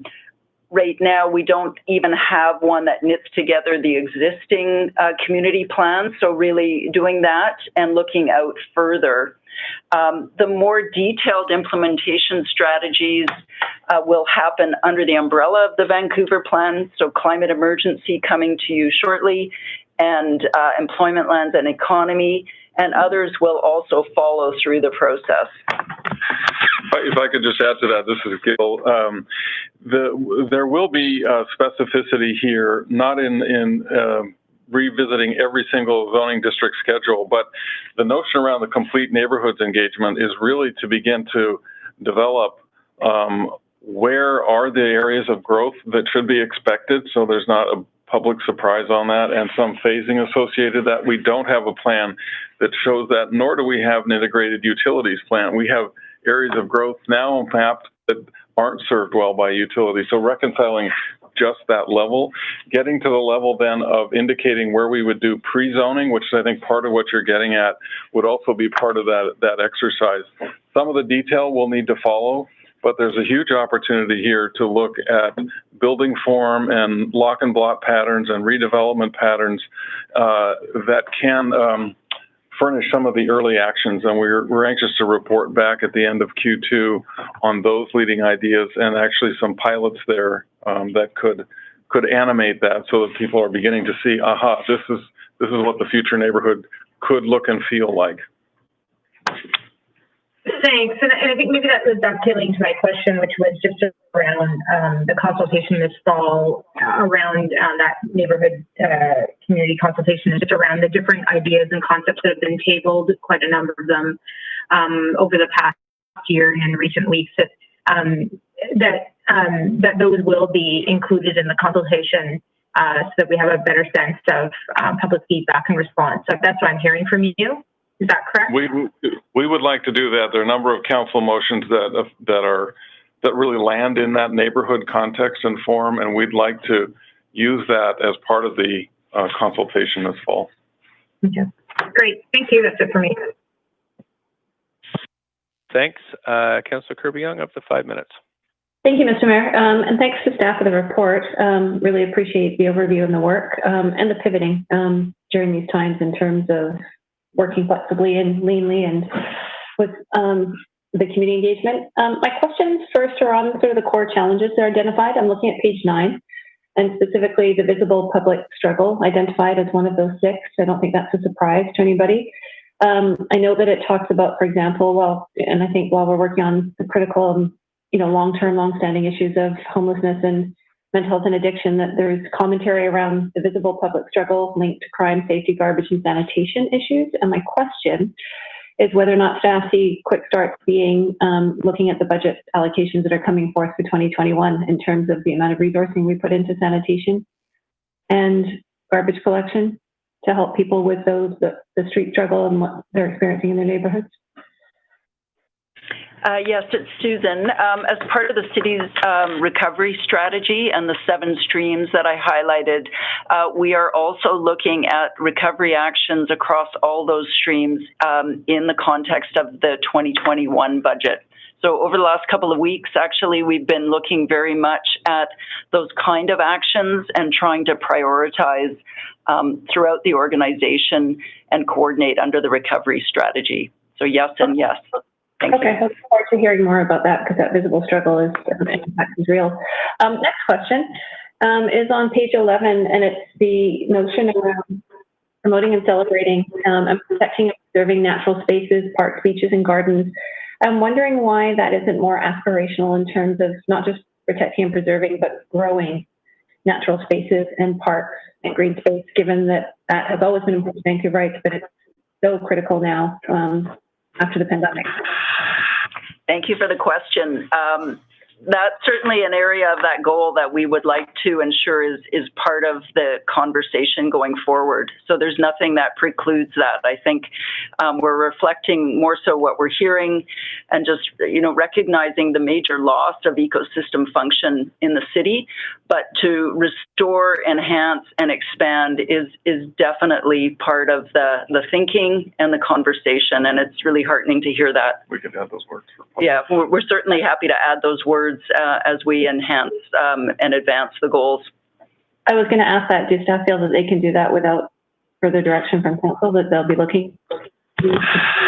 One of the reasons I tried to clarify in the beginning in my opening remarks is we would like to be able to format, append, or embellish, I would say, the text around within and underneath the goals. I think this goes back to Councillor Swanson's question as well, to get much more specific, because there's so many issues that you're talking about that were highlighted, and we did a very coarse overview here in the council presentation today, but we'd like your permission to be able to add that nuance and detail as we format the public discussions. Okay, thanks, Mr. Kelly, because I hear that coming through loud and clear as a key theme in terms of growing public space and the need for that, particularly green space.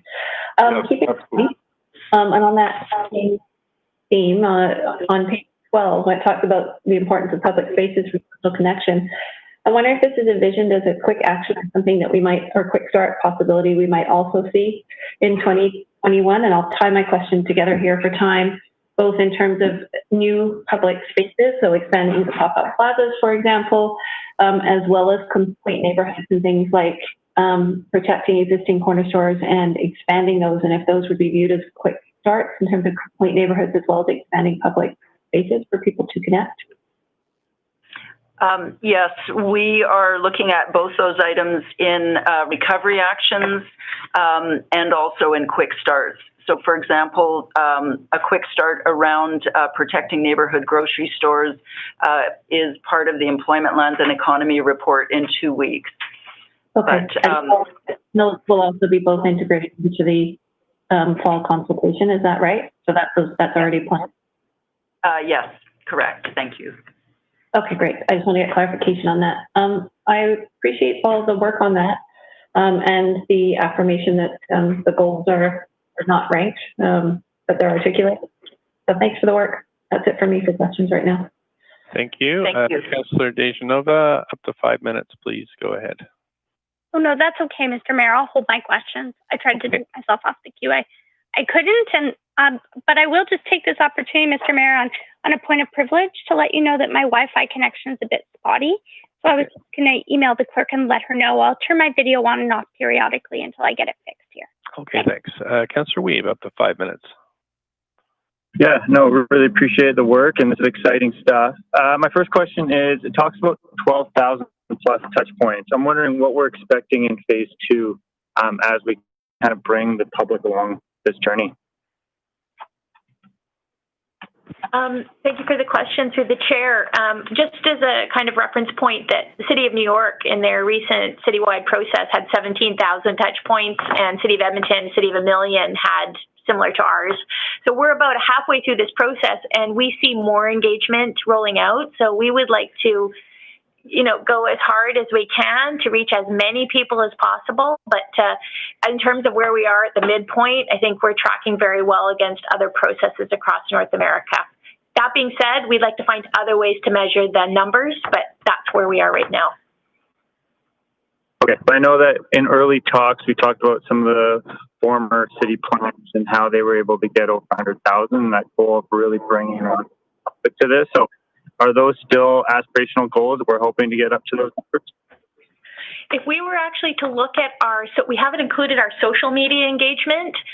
We actually were able to track with our analytics that half of all Vancouverites saw our messages in the first phase. So we hope to bring a more fulsome look at all our touch points, including the communications touch points, which the previous Vancouver plan also used. So these are just the actual in-person and the sort of engagement pieces, but we'll be able to certainly, I think, we'll be there. Okay, and then talking about that, you talked about the conversational kits and the issue guides. Can you talk about a little bit more about how information will get out to the public and how we're going to be able to really engage as many people as we can? Yes.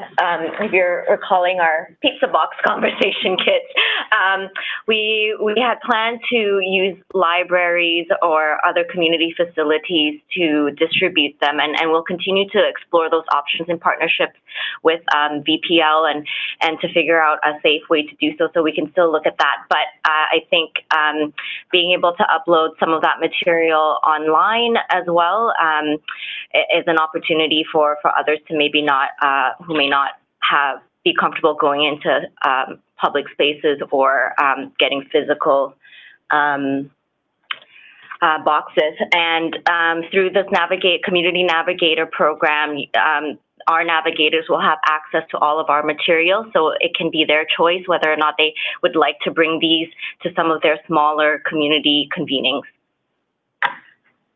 Okay, and I know that we're starting to see some of our facilities open up, community centers and others. So are we going to have a presence around the city in our civic facilities as anyone enters any of these facilities, libraries, really kind of work?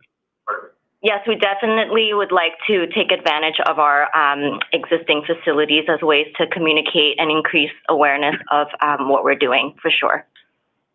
Perfect. And I think there's some great stuff here, and I'm really excited to see where we can go next. Thank you so much. Thank you, Councillor Weep. So we're on to our second round of questions. So I'm going to reset the timers. And we've got Councillor Boyle for 5 minutes. Thanks. I am hoping to hear a bit more from staff on the possibility of quick start actions out of this plan. Specifically, I know Councillor Kirby-Yung asked about some of them related to corner stores and the commercial side of things, which I'm also interested in, but I'm interested to hear on housing, if we expect any kind of, if staff have any dates or timelines of when we might hear quick start actions on the housing file within the Vancouver plan. Yeah, thank you for the question. We would anticipate follow-up and feedback to council on those potential quick starts and really the range that you just mentioned that have been in discussion right now, and whether that is missing middle, rental incentives, others like that, as part of our Q2 reporting back, so that we can really align that with strategic directions.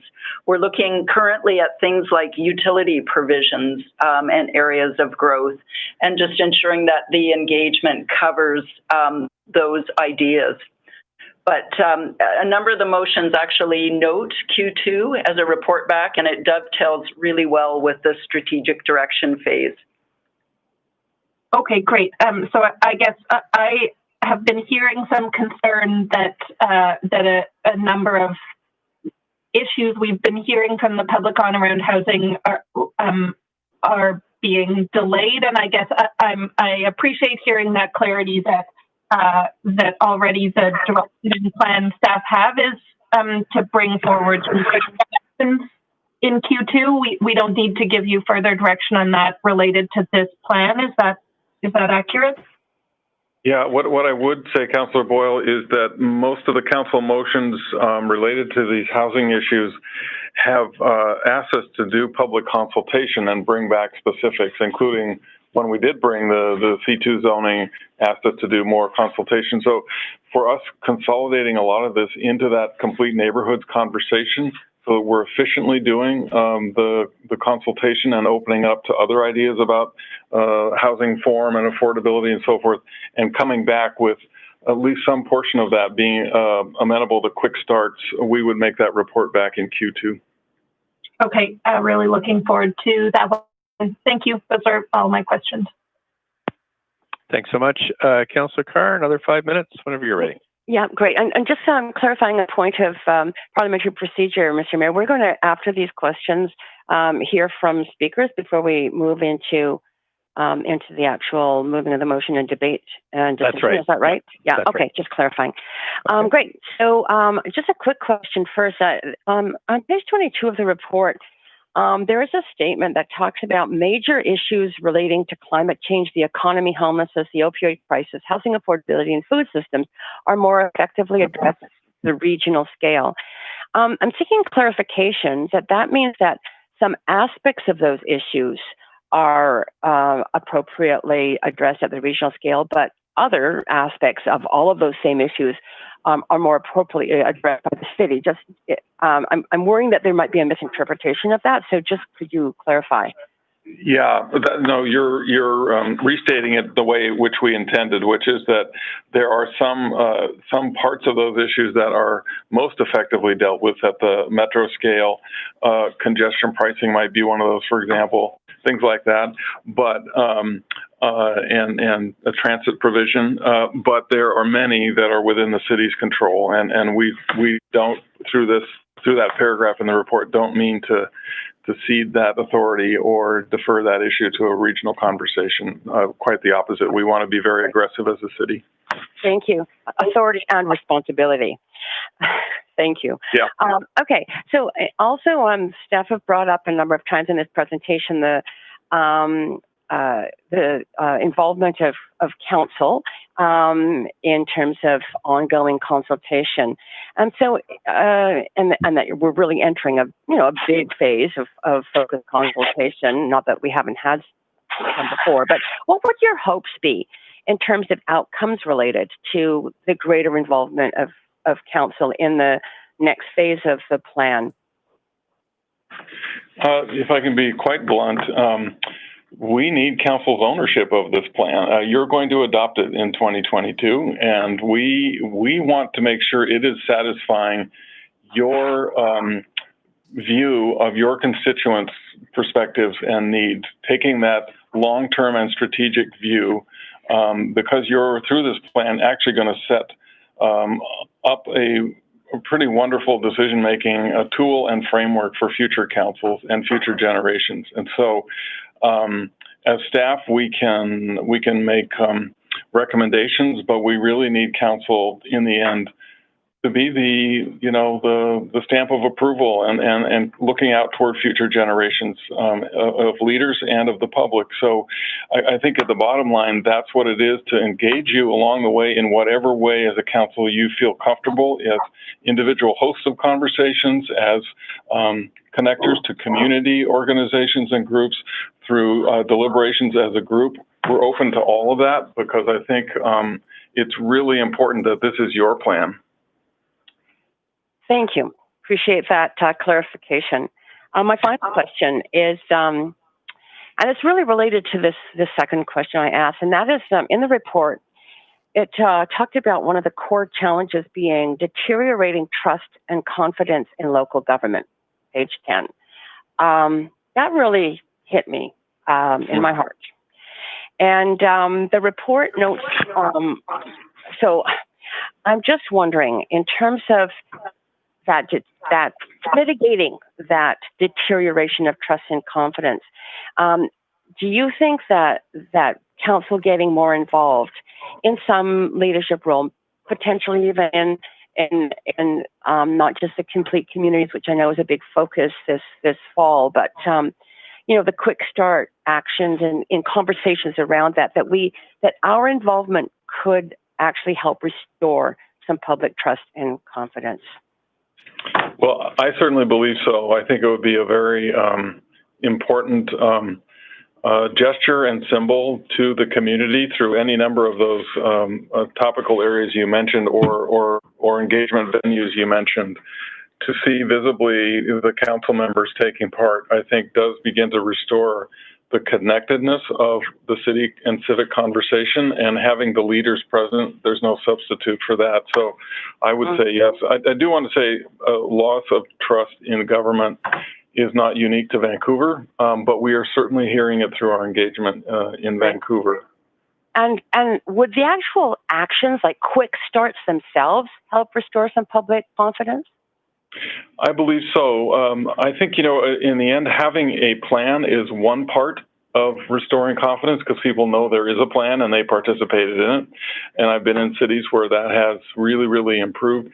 But having commitment to follow the plan, to make action, to connect action to the plan, and to do that through visible leadership, no substitute for that. And that's the real hope here, so that in the end, there's a real kind of civic learning and civic building of trust in the direction Vancouver wants to take to become the city it wants to be. Thank you so much, Mr. Kelly.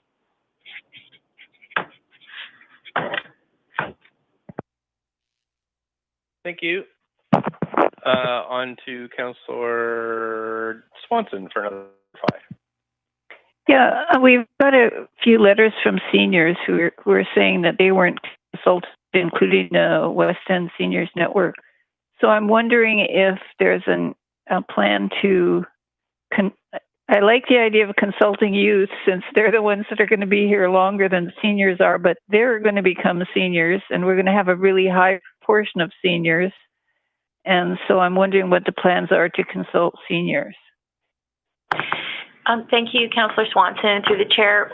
We have, again, not to put too fine a point on this, but we were ready to roll out conversations through community centres. Gordon Neighbourhood House, for instance, is a real where you find West End Seniors Network. Because of that, we have had a more difficult time. We have worked with the members of the Seniors Advisory Committee in our council advisory sessions, but we hope to continue to reach out to seniors.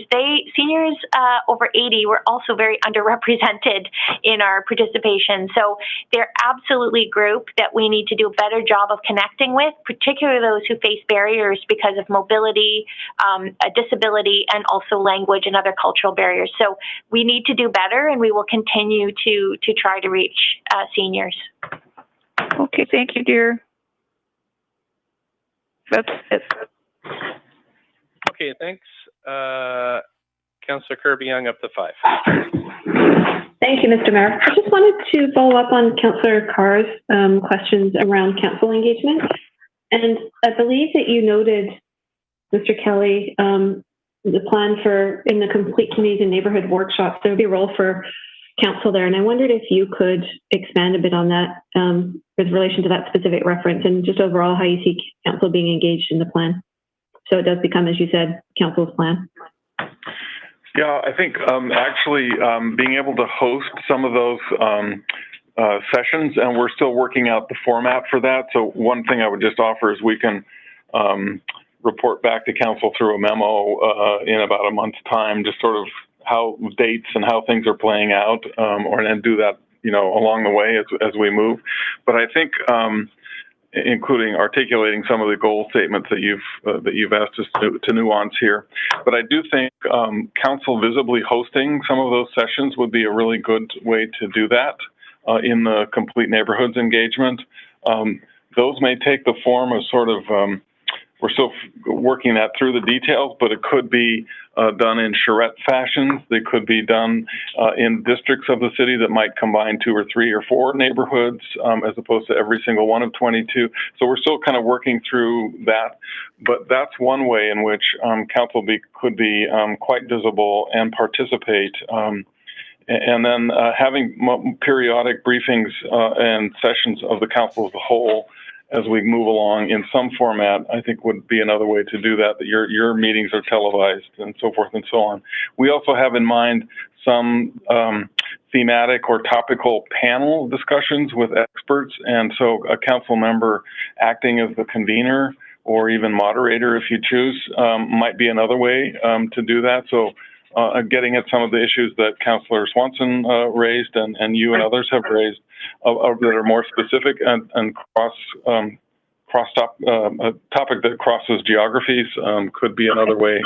So it sounds like staff have contemplated a number of alternatives and options for council to be connected to the public and be part of that process. Yes. Is that right? Yes. With the remaining time I have, my other question is around clarifying the process around the quick starts and how they'll come back to council, because I know you noticed some of them might be specific and being the genesis of born from the Vancouver Climate and consultation there, and others tying to other pieces of work, such as the employment lands and economy review. So can you just clarify the anticipated process that comes back to council as it does normally to our regular council meetings, and that would be the mechanism for presentation of recommendations on quick starts and for council endorsement and approval of those? Is that how that would work? Yes, that's how it would work. There are a bundle of things that are recovery actions specific to COVID and the COVID-related recession, which will be coming to you. You'll see a preview of some of that in the employment lands work and in other things coming forward that will be bundled together through the Deputy City Manager's report coming, I believe, in January as a sort of the official recovery set. There are other things we're calling early actions, which may address a little bit of that, but are really meant to be more in the vein of pilots or some of the things that you've mentioned that would be coming back through the Vancouver plan specifically in Q2. And then you would be able to either act then or set up the process to, if they involve bylaw changes and so forth, to then act subsequently on those. Okay, that's really helpful. Thank you. I appreciate it. That's it for me. Thanks. Councillor Hardwick, up to 5. Yes, thank you very much. And this will be to Mr. Kelly and secondarily to Ms. Haid. You've talked about the need for a citywide plan and the fact that we do not have an overarching citywide plan. But the city is the sum of its parts. And the city of Vancouver has a legacy of community plans where residents have spent literally thousands of hours developing plans that relate to where they live. How do you plan on integrating all of that work, including the work that was done by under the leadership of Anne McAfee, into this in a meaningful way. Because again, my observation is that this is very top-down instead of bottom-up in its approach. Could you respond, please?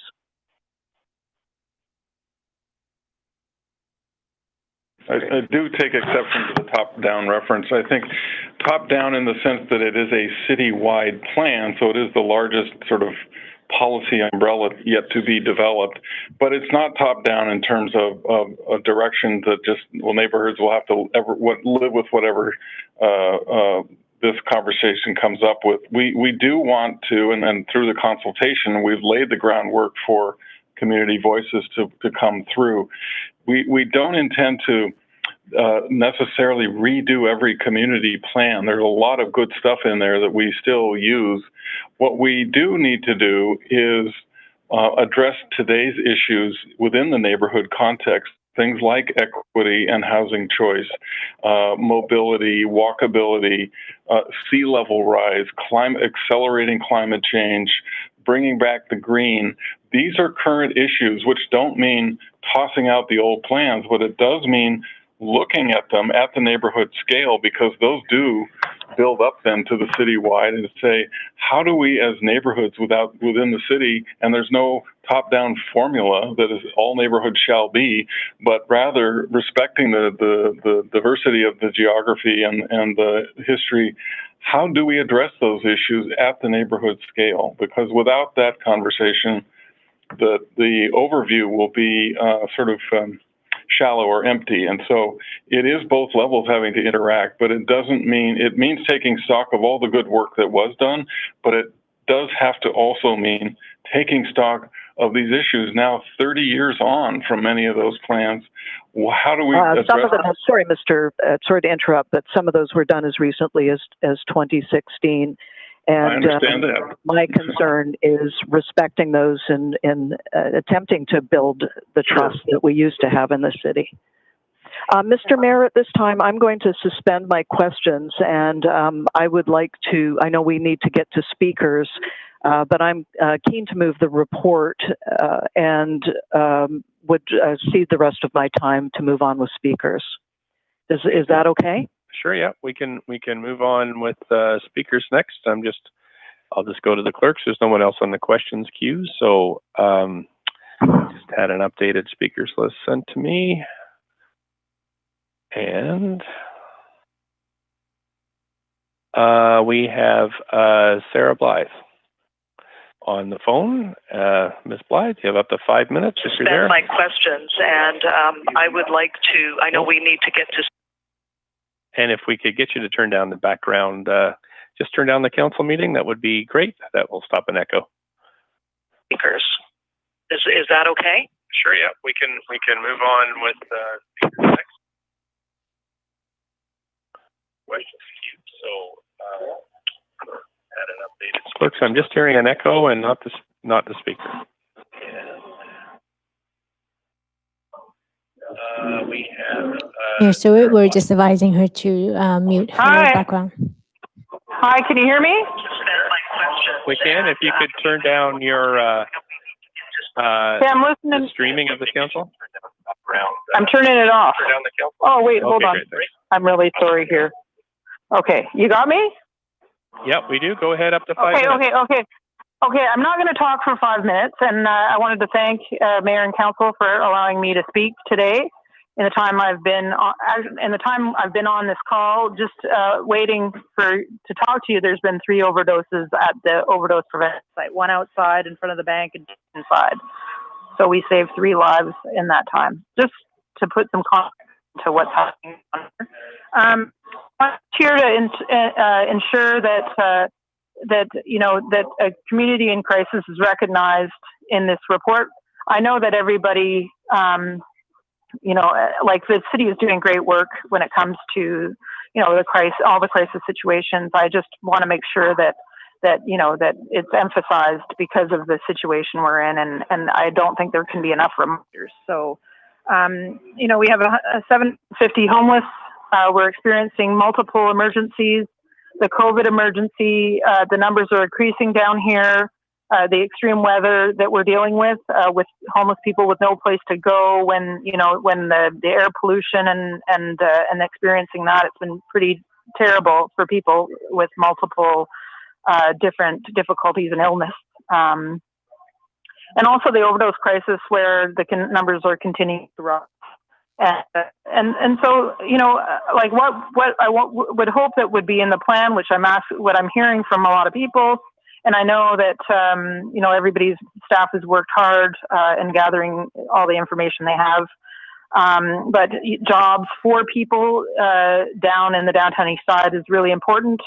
Obviously, the housing, we've got a bunch of different buildings that are either, waiting to have something done that are empty, like the Balmoral and the Regent, and the Stanley is being redeveloped. But there's a lot of housing that's empty right now, and also there's a lot of construction going on, just causing so many more people to be homeless, I think. So in one little neighborhood. And then safe supply, just making sure. I know that this might be a little bit of a, not part of this overall plan in some ways, but it really would make a huge difference in this community and the health and wellness of it. So, you're still there? Yes, you're cutting in and out a little bit, but we can mainly hear you. Yeah, I can hear you. Can you hear me? Good. Yes, again. Okay. I'm done. Okay, thanks. You do have a question from Councillor Carr. Go ahead, Councillor Carr. Yes, thanks, Ms. Blythe, for coming to us, or being online to speak to us, and for all your work in the community. My question is this: how aware of the Vancouver plan and interested in or involved in are the people that you normally associate with in your daily life? Probably, I would say that not many people know about it. A lot of folks don't, read the newspaper or look at news or, even have an address to get information to. So, that's partially why I'm on the phone. And when I looked at the agenda, I thought, I'm going to speak to a few things today just to kind of make sure that the voices down here are heard, or just the things that I hear or see on a regular basis from people.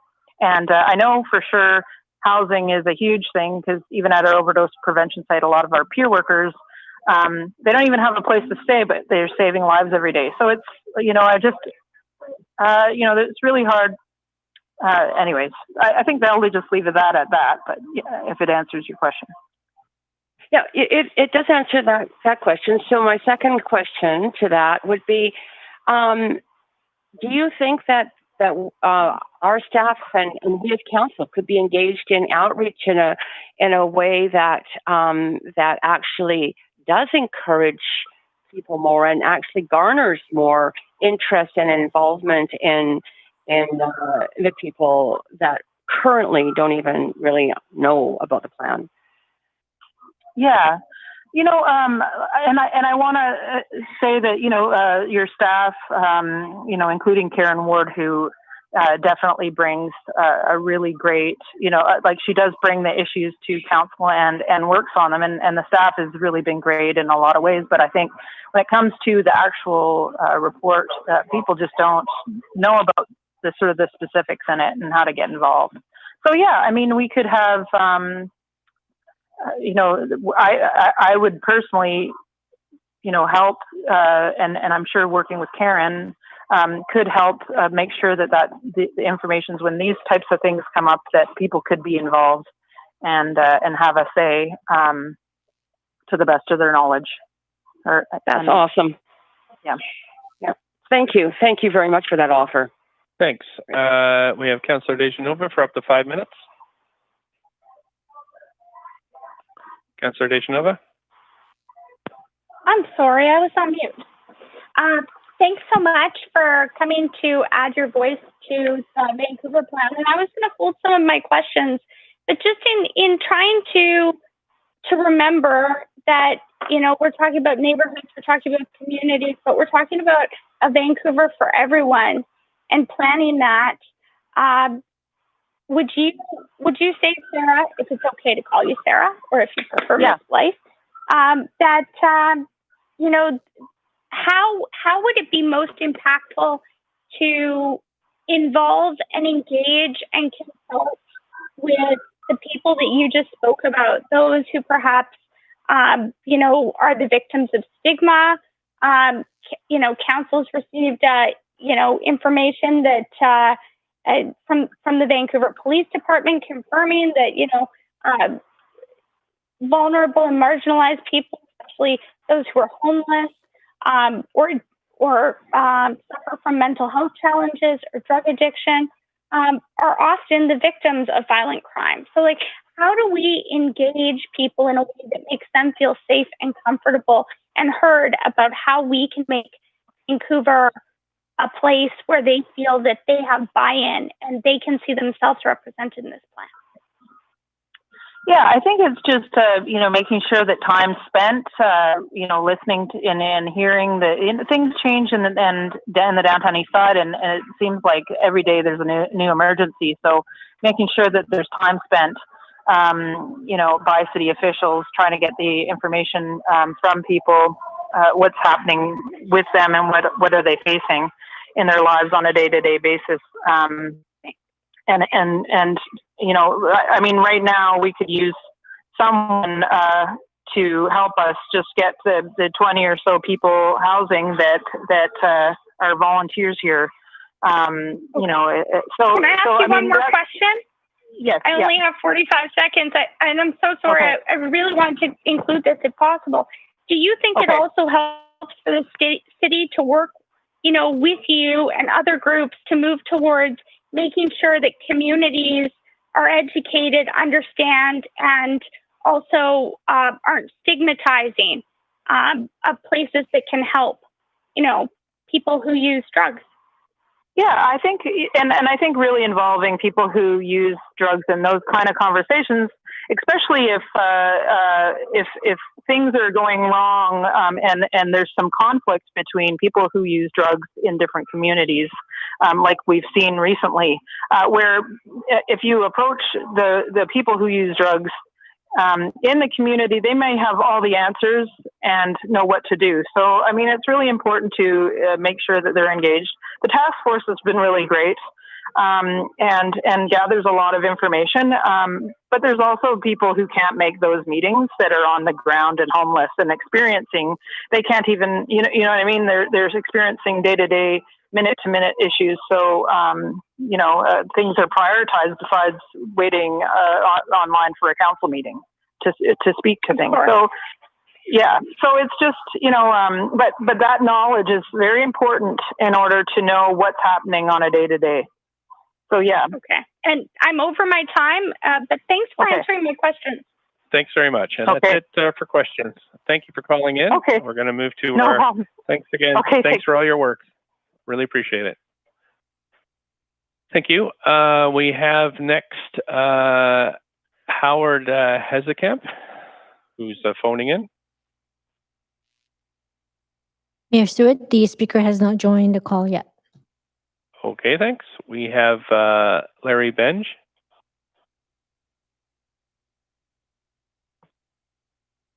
Hello. That was on me. Hi there.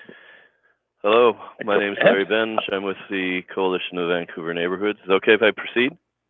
Yeah, please go ahead. Okay. First, I'd like to make note of continued practice of staff. A 76-page report was released 2 or 3 business days before this meeting, and was even being revised up until about 5:30 p.m. last night, which makes it difficult to cover everything. I'd also like to comment that in 2018, the election Most of the people who are running for the election endorse the idea of a citywide plan developed through neighborhood-based planning. I would suggest that you look back on your notes on your platforms to confirm that, and hopefully we move towards that. The coalition has concerns about this report in that, first of all, it's, well, let me stop for a second and say, vis-a-vis the presentation, there is a lot of very good work going on in this. There's a lot of things that are being found out and revealed and things like that. So I'm not, this isn't a, you know, to take away from those efforts.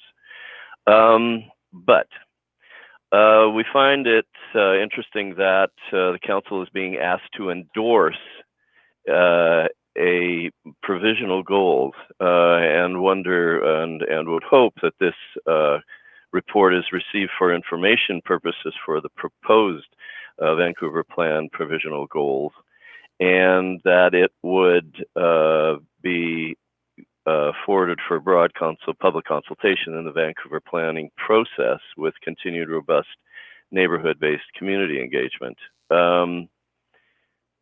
Also, I wanted to clarify, well, I'll get to that a little bit later. There's no mention of recalibrating the Housing Vancouver strategy targets using data, transparent data as previously directed by council in this report. We have not received the pertinent data that was requested by Councillor Hardwick back in May. We're continue to wonder why we haven't received the pertinent data and where is it. Also, just a comment on Susan Hayde's answer to Councillor Carr's question about reaching out to neighborhood groups. Susan Hayde commented that CVN was part of that consultation. We had, to clarify, we had 6 representatives in a meeting with Susan Hayde. Sorry, the other name escapes me right now. Karis Hebert. Back in January, we had a meeting of about, I'd say an hour and a half. We had some differences of opinion. We requested further meetings to help work with them. We also requested possible meetings with neighborhood groups. There was never a follow-up on that. We also requested a list of the groups that they had consulted, which she just again today offered up to anyone who was interested. We asked for that list and never got it, and that was in January of this year. Just to clarify. Also, I'm concerned that this, as Gil Kelly has said, these provisional goals kind of establish a framework for moving forward. I'm concerned that there has been no consultation with any of our residents association groups. I guess most of the contacts are single points of contact or small groups, I'm not sure, or various stakeholders that the city considers relevant. I'm not sure why neighborhood groups are not. We also think that council should direct staff to implement an interim rezoning policy with specific terms to be approved by council, as typically done during planning processes, in order to not preempt or divert the planning process with rezonings which set new directions or preclude options that could emerge during the process, including quick starts for community supported options. This is relevant in terms of the fact that the city seems to be going through a planning phase done completely by spot rezonings at the moment, totally neglecting our existing zoning bylaws. Okay, thanks. That's the 5 minutes, but you do have questions. Councillor Carr and then Councillor Hardwick.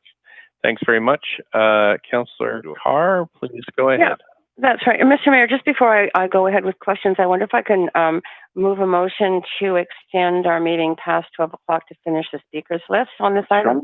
Sure. Thanks. Move seconded. We just have one more speaker is registered. Seconder. I see one hand. Councillor Kirby-Yung. Councillor Kirby-Yung. Thanks. All in favor say yay. Yay. Opposed nay. Thank you. Councillor Carr, I'll go ahead up to 3 minutes. Thanks, Mr. Mayor. Thanks so much, Mr. Bench, for being with us online and also sending in your comments beforehand. I'm going to start with the last point you raised, which is wanting an interim rezoning policy to preempt changes such as rezonings.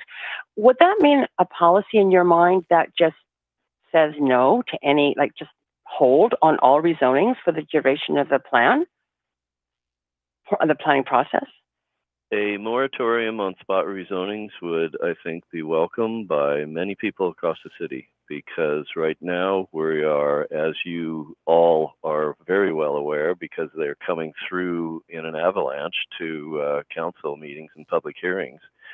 They just continue on their way, and they are setting precedent across the city and making this whole business of the Vancouver plan approaching irrelevancy, because by the time the Vancouver plan, as currently estimated, is going to take 2 to 3 years to finish, and in some cases, and this was a result of our discussions in our initial meeting back in January, that isn't even going to result in zoning decisions and land use decisions. Now, it sounds like it might, according to the presentation that was given today.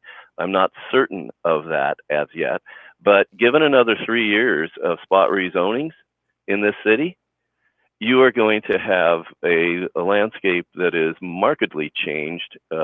You're already seeing it all over with the various projects that have been highly controversial in various places across the city. Yeah. So, Mr. Bench, is it the, I mean, you talk about certain projects that are controversial. We get a lot of projects that come through rezonings that no one comes to speak to from the public. There's no comments. They're fairly simple ones, a lot in the Canby corridor, for example. And are you meaning to include all rezonings, including those ones that today, yes, we've got controversial ones, but too. Yeah, okay. We have the closing statement on that last segment. If you see our letter, the recommendation D, it says, including quick starts for community supported options. It opens the door for quick starts that are community supported, and that's the critical aspect of it. Yes, there are. So except for quick starts. Okay. Yeah, but I'll just say quickly, in terms of all the ones that come before you and the fact that there aren't any people coming out and stuff like that, a lot of that has to do with some of the people across the city are totally frustrated. Talk about loss of trust in the city government. They think it's a waste of time to come out. And so that's why you don't see something on every single project. Thanks. Councillor Hardwick, up to 3 minutes for questions. Thank you, Mr. Benj. Endorsing the provisional goals, where council is being able to endorse provisional goals, the list of the 10 of them, you are noting that you don't believe that we should endorse them. What do you think we should do? I think you should receive them for information purposes. Why? Because I don't think that there has been, I know that there has been supposedly widespread consultation, but I think there's a difference between, 48,000 points of light out there and dealing with what we represent, probably 25,000 residents across the city of Vancouver. And we are being untouched. We're not being asked. And that leads me to think that there are others who are not being asked. I'm also wondering about, through this data, is duplication checked on these numbers of contacts? I don't know. Given the fact that the city is so reluctant to produce data, it really shakes one's confidence. Yeah, I understand that. Neighborhood-based planning has been discussed. How do you see neighborhood-based planning working into integrating into the citywide plan. We heard, based on what Mr. Kelly said just in my last round of questions, which I described as being top down. Mr. Kelly seems to slightly, I won't slightly challenge the idea that neighborhood-based planning doesn't deal with citywide issues. It certainly does. It is a building block of the entire city, and I think he'd agree with that as well. If you take neighborhoods as a portion of the city, you add them all up, you have the whole city. Certainly, excuse me, that any neighborhood-based planning is going to consider what is most important and what effects and have on the local area, but it also always has to, secondly, consider its surrounding areas, and thirdly, the entire city. So it's a, call it a tertiary outlook, or, you know, it's a fulsome outlook. It's a holistic outlook. It's not limited to just its area and its own self-importance. It is ideally one that considers all aspects and should be included at the earliest stage, and it should be included now, because these provisional goals, and this is part of our problem with them, is that they're forming the framework, and as they have said, the planning staff, Susan certainly said, is foundational. Thanks so much. So We're under 3 minutes on this. And got it. You have, thank you. You know, you need a good foundation. Thanks very much. That's it for questions, Mr. Benj. Thanks very much. And we're on to our final listed speaker. Thank you. Elizabeth Murphy, please go ahead, up to 5 minutes whenever you're ready. Hello. Can you hear me? Hi there. I can. Hi. Please go ahead. Thank you, Mayor. So, yeah, today I am speaking on behalf of the Character House Network, which is opposed to the recommendations in the report. And we have a petition on change.org that calls for, among other things, to take immediate action to remove from zoning and building code bylaws any bias favoring demolition and new construction over retention, and is over 9,500 plus paper signers and Facebook of 13,000, over 13,000 as a form of support for retention. So clearly the public wants to see policies that encourage heritage and character house retention, and the city has programs to encourage this through heritage and character house incentives. However, these provisions continue to be inadequate and are further eroded by widespread spot rezonings and lack of neighborhood-based planning as proposed in this proposed Vancouver Plan update. Older buildings are our most affordable housing that stand to be lost, and many people being displaced if this isn't part of the considerations in planning. And currently it's not part of what is being proposed at all. The 76-page report was only released a few business days ago and changed at the last minute at 5:30 last night. This is reflective of the lack of public involvement in the process and the goals of the recommendations.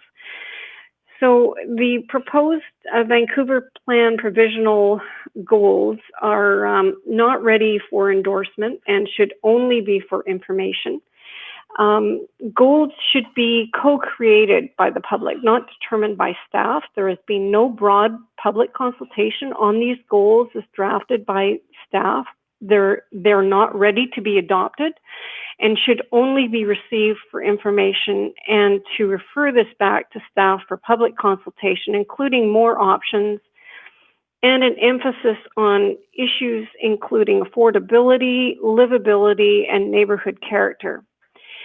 The document makes no mention of recalibrating the Housing Vancouver strategy targets using transparent data, which was directed by Council months ago.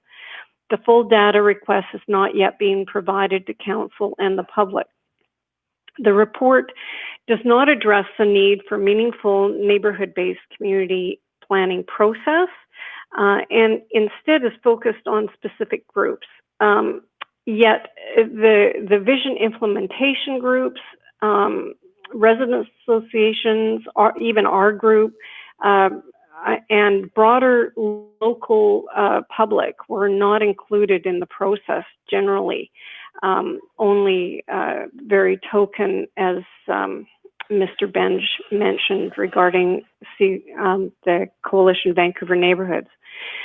So, and many COVID changes will be permanent regarding intensity, especially the effects of working from home that will affect transit long-term and moving away from high-density development to ground-oriented with more space and yards. So, you know, reframing a lot of, like in Appendix B, which also should be, rather than endorsed, just accepted for information only. It reframes all of these spot rezoning policies that are actually from the previous council initiatives that are currently being implemented. It reframes them as under a whole new COVID recovery program outside of the Vancouver plan. And whereas these actions are in fact having very big effects on setting precedents that will undermine the Vancouver plan process and is in many cases contrary to recent council direction to staff. So these policies should not be implemented where they result in significant precedents being made before consultation and planning. So examples of that is the MERP program, the arterial and transit area rental incentives, and the C2 And we're just at the 5 minutes. Sorry, just at 5 minutes, but you do have questions from Councillor Carr and Councillor Hardwick. Councillor Carr, up to 3 minutes. Please go ahead. Thank you. Yes, thanks very much, Ms. Murphy, and very much appreciate you speaking with us. So I'm just going to start by asking the same question I asked Mr. Benj, which is, in terms of neighborhood-based planning, what does that actually look like to you in terms of a process, and how does neighborhood-based planning link into discussions that happen at a citywide level about the city as a whole? Thank you for the question. And yes, the citywide planning and the local are definitely interconnected. And the city broadly is, like Vancouver is a city of neighborhoods, and it's a patchwork that altogether creates Vancouver. And each of these neighborhoods have evolved differently over time, and that's what makes Vancouver special. And so I think that what we need to be looking at is keeping that local context while still looking at the broader issues. So you've got the more broad issues, like for instance, recalibration, which we still need for the Vancouver Housing Vancouver strategy. And their targets. These are broad issues that need transparent data. So we need to start with that and those kind of things. But then how that's implemented and how that actually is implemented in all the different neighborhoods can certainly be done differently. Like you can provide affordable housing in many different forms, and it can still be within the context of each neighborhood. So it needs to be not considered necessarily as a cookie cutter across the city, but in terms of each context. So you have to talk to the people in those neighborhoods. Okay, okay. Just a second. I only have 1 minute left. Sorry, no and I think I got the gist of what you were talking about. I think I heard you acknowledging that broad strategies are important, and it's how they are implemented at the neighborhood level. So that it's not either or. Okay. In terms of provisional goals, you talked about no broad consultation on these goals. Did did you not read in the report that these goals actually arose out of the thousands of actual people that were engaged in the first part of this plan? That the goals are not, the goals come out of the people, not from staff. Actually, that's not how I would see it. The first time that the broader public ever saw these were goals that were drafted by staff that they interpreted from all the feedback they got. There has been no broad consultation on their interpretation of these goals, which they say came out of it, but no one has had an opportunity to comment on them. And that needs Thank to you. be... I'll have to stop you there, and I'm going to move on to Councillor Hardwick for 3 minutes. Thank you. Thank you. Thank you, Ms. Murphy. I'd like to go back to the need for an interim rezoning policy.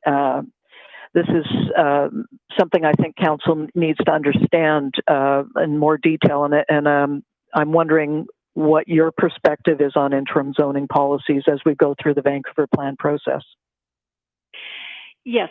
Interim rezoning policies are standard procedure that the city normally does whenever there is a broader area planning process. So it was done for all the community plans. It is done for the corridor planning, for instance, on Broadway, and this is normal practice. And the reason for that is that it's important that spot rezonings don't proceed in a way that precludes options coming forward during the process, or excludes other things, or sets precedents for much, especially larger buildings are particularly problematic. So the intent is a standard process. The standard and to use this especially important on the citywide basis. Now, this isn't to say that some things that are community supported can't go ahead, and they should be considered. But the problem that we have right now is that not only do we not have an interim rezoning policy, we actually have city policy that is directing and allowing for broad spot rezonings, many of which, like the MERP program, which creates very large projects which set huge precedents for many neighborhoods. You get many of those in place, and it will set, not only will it inflate land values and development expectations, but it will broadly impact what can be built in the future. So I think that we need to take a step back and put in place what the city always usually does, which is an interim rezoning policy during broad planning, and that these current rezoning policies that they have in place, such as the MERP and arterial rental and seat zones and all those kinds of things, are not just put forward and continued while this planning is going without proper consultation. Thank you. Thanks very much. And that's it for questions. Clerks, I see we have no other speakers on the list. So, Council, that is it for this noontime stoppage. So we'll be reconvening in camera at 10 after 1, and we'll continue there until reconvene here in council, regular council at 3, from 3 to 5. We continue with Vancouver Plan, and then we go on to public hearing starting at 6. The clerk has helpfully sent around a kind of plan of what our schedule is going to look like over the next couple of days, and so I'd ask you to consider that and potential motions for change if you have them. For example, if we were going to move members' motions or get them onto the standing committee, we'll probably have to not talk about patios. So I'll just leave that with you, and we'll reconvene in camera. Parliamentary procedure, Mr. Mayor? Yes. I just wondered if the agenda, I'm just wondering if this is possible even when we come back. Can the agenda be varied so that we would deal with that and refer it to committee tomorrow, all of the member motions, and then go back to patios? Is that a possibility in our procedural bylaw that we could vary the agenda to do that? As council can, if we can agree, we can vary the agenda right now. We're working our way through the Vancouver plan, which I believe has a number of proposed amendments from councillors. Then the next is the patios, which is going to take some time to get through, and then the regular, as it's laid out in the rest of the agenda. So I just ask you to consider this over the lunch break, and when we come back at 3 p.m., we can discuss any potential reorderings through motions. Thank you. Okay, thanks. So we'll see you in camera at 10 after 1. Thanks so much, council. Thank you, clerks.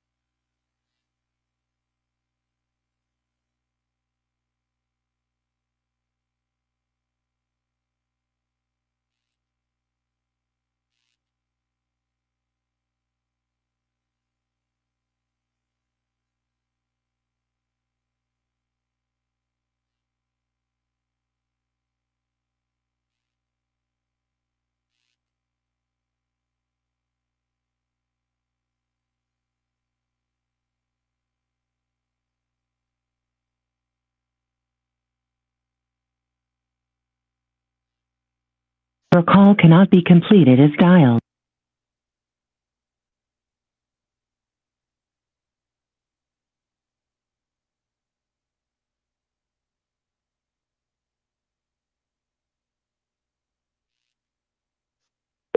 Welcome to TELUS.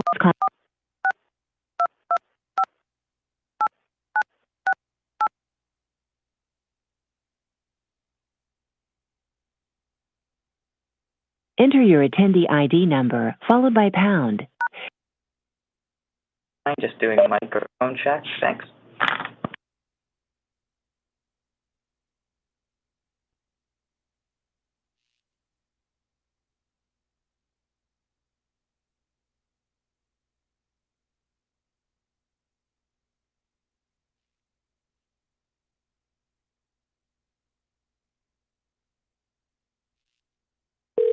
Welcome to TELUS Conferencing.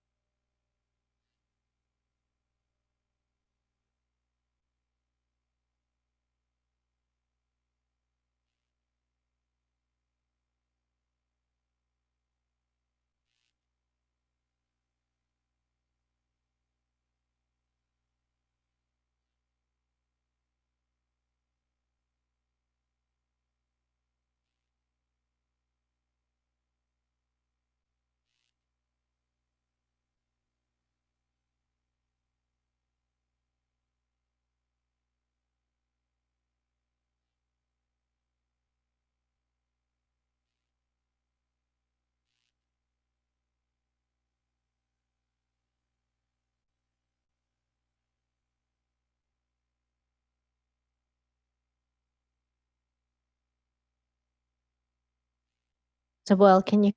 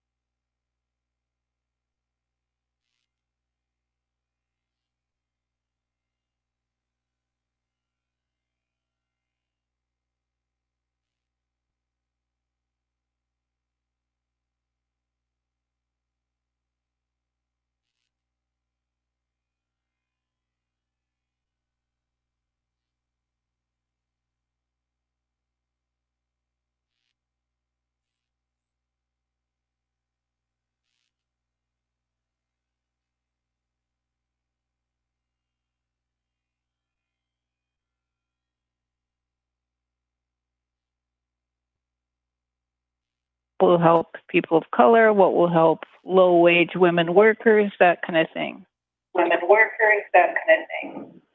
Okay, I'm hearing some echo in the background, so just ask everybody to mute. We're just pulling up the amendment here, Councillor Swanson. Can everybody see the amendment? Do you click on your orange cone? So the addition to Clause A is, and ask the new equity officers to ensure that we are applying an intersectional lens. Do we have a seconder for this? Councillor Carr. Councillor Carr, thanks. I'll put us on an amendment queue then. If anybody wants to speak to this, please at yourself. Councillor Kirby-Yung, go ahead. 5 minutes. Thanks, Mr. Mayor. I have a point of order, not because I disagree with the principle. I agree with it in terms of that lens, and I think staff spoke to really how they're trying to diversify voices like youth, et cetera. But isn't it beyond the purview of staff or of council, to direct specific staff? We direct policy and we direct the city manager, but we can't direct individual staff, can we? That's my point of order. That's a point of order. I will stop your timer and I will get back to council. The new one, so I'll take a consultation and come back with that. Be right back, council. Thanks.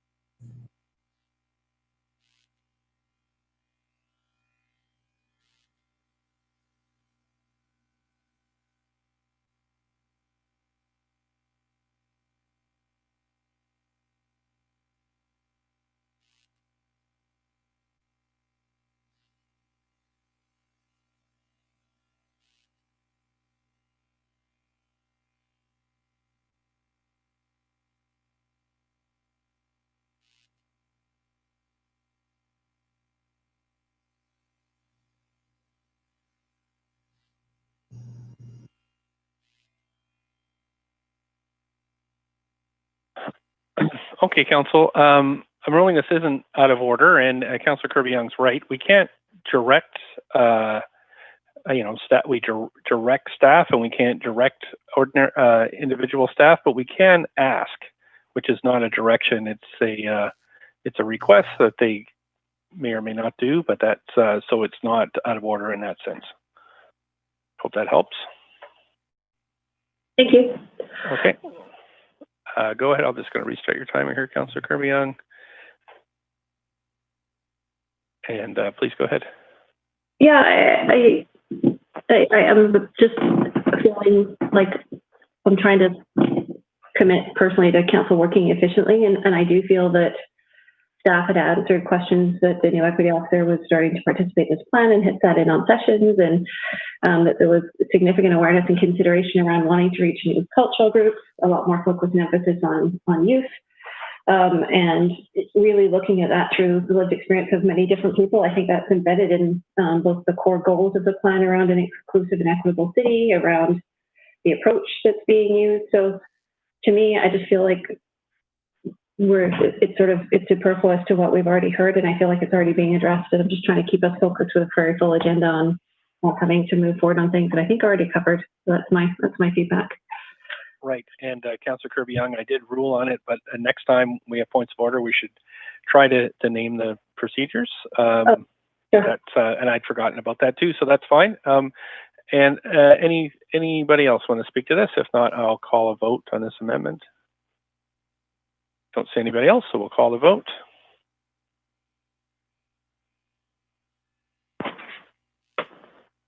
Mr. Mayor? Yes? I'm just trying to get my panel up, but I can't. So if you could mark me as in favor, please, as a point of privilege. Thank you. Okay. Thanks very much.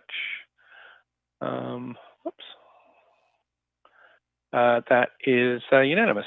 Thanks very much, Council. I'm going to go back to the list. Councillor Swanson, did you have anything else? I have another amendment that I just sent. Oh, okay.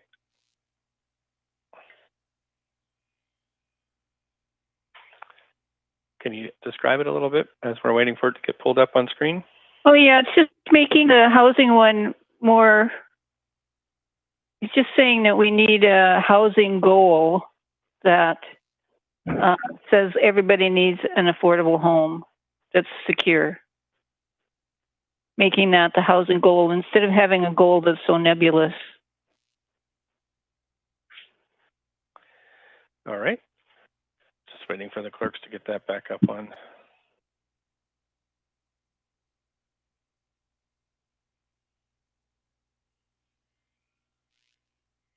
With the addition of this goal to ensure that every resident has secure, appropriate housing they can afford. So just an amendment to be an addition onto B. Just a little amendment. Okay. Just again, clerks, if you have a chance to pull that up.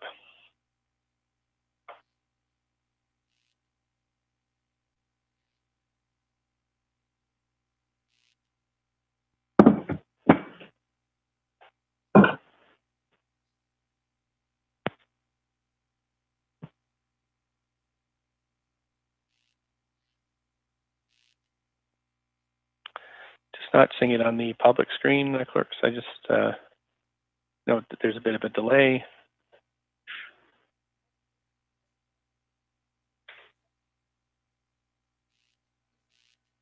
There we go. Come up now, thanks. Yeah, I'll second that, Councillor Carr.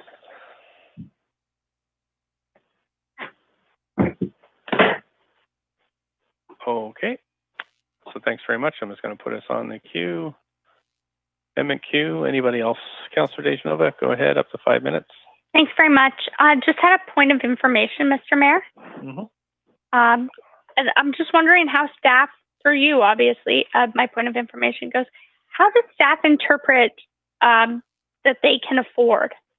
So I understand, we talk about 30% of our income for housing, but since that's not necessarily in here, and some people, as Councillor Swanson, I appreciate it, has pointed out before, for example, that, a household income, could mean two people, but sometimes there's a single income, so we have to consider, make those considerations. Some people, might have children, and childcare can cost as much as rent in our city. So how do our staff define afford? I'm just concerned if we're giving our staff direction and they maybe don't understand that interpretation. I'm hoping that they could maybe share with me their interpretation before I decide how I'd vote on this. Mr. Mayor, shall I take a crack at that? Please do. Yeah, thanks. Obviously, this is brand new to us, so can't really respond in detail to it. But my sense would be that if council adopts this as one of the goals, defining it as a part of our ongoing planning process will be critical. I don't think on the spot we could come up with a definition. I think it would be, these are kind of high level principles, things that would be working toward in the planning process. And so that would be the work of defining that and figuring out how it fits in would be kind of part of the work that we would need to pursue.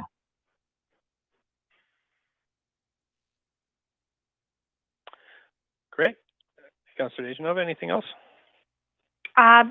No, I'm just have a bit of concern as to what everyone can afford. We'd have to define what afford means, but maybe there's another amendment. I don't have any, but maybe there's another amendment that deals with that. Thanks. Okay, thanks. Councillor Swanson, up to 5 minutes. Yeah, I was just assuming that we would use the same definition that we always use, which is 30% of household income or less. Okay. Anybody else want to debate this? Councillor Bly, up to 5 minutes.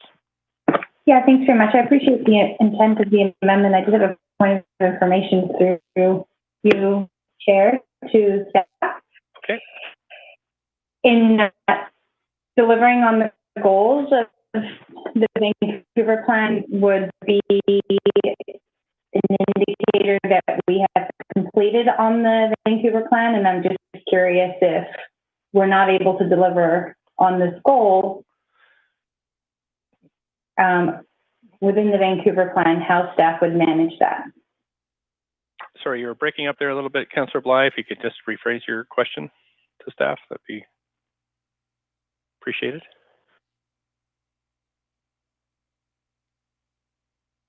Councillor Bly? Again, or rephrase? You were breaking up a little. Can you hear me okay? You were My breaking sound up a bit, so we didn't quite catch you there. If you could just restate your question, that'd be great. I've got sound. Okay. Yeah, I intend as a point of information to the city manager that the language is to ensure that every resident has secure, appropriate housing they can afford as a goal. Is this an aspirational goal, or do we see this as a deliverable? I don't know how staff can answer that. I mean, you might want to ask the. Are you hearing me? Sorry, I can see a lot of. You're still breaking up a bit, and yeah, your video is frozen. Maybe I have a bad connection here. I think we got the question, Mr. Mayor. Yep.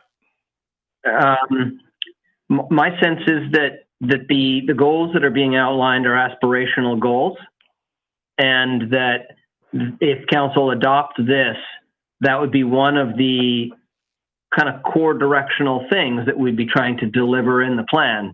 I don't think in terms of there's not a numerical thing here. This is about the essence of what the plan would be intended to deliver, and it would be something that we'd be bringing into all the plan elements as with the other goals here. Okay, thanks very much.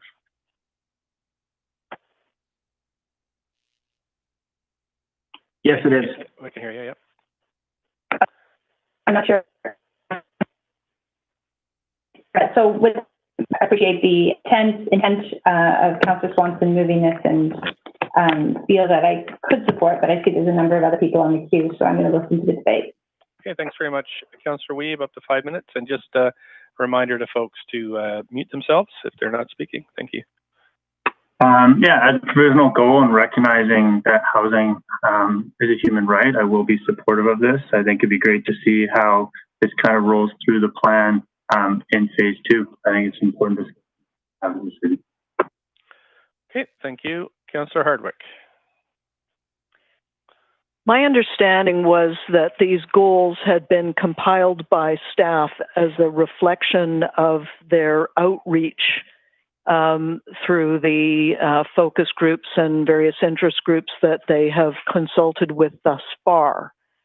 As much as I appreciate the intent of Councillor Swanson here, I'm concerned that we're layering on more structure and aspirational goals before the general public have had a chance to examine any of this. Except for limited exposure. So I mean, I have a problem with this overall. So to Councillor Swanson, as much as I appreciate your intent, I'm struggling with the larger notion of endorsing these provisional goals at this time before the public have had proper time to get into it. So it's a bit of the cart before the horse generally, notwithstanding the fact that I appreciate the intent of the amendment. Okay, thank you. Councillor Swanson, we've, you've been spoken before. Yeah, go right ahead. To respond to Councillor Hardwick, the 6 key challenges that have already been identified in public consultation are rising unaffordability, housing insecurity, visible public struggle, homelessness, including homelessness, and deepening inequality. So this is where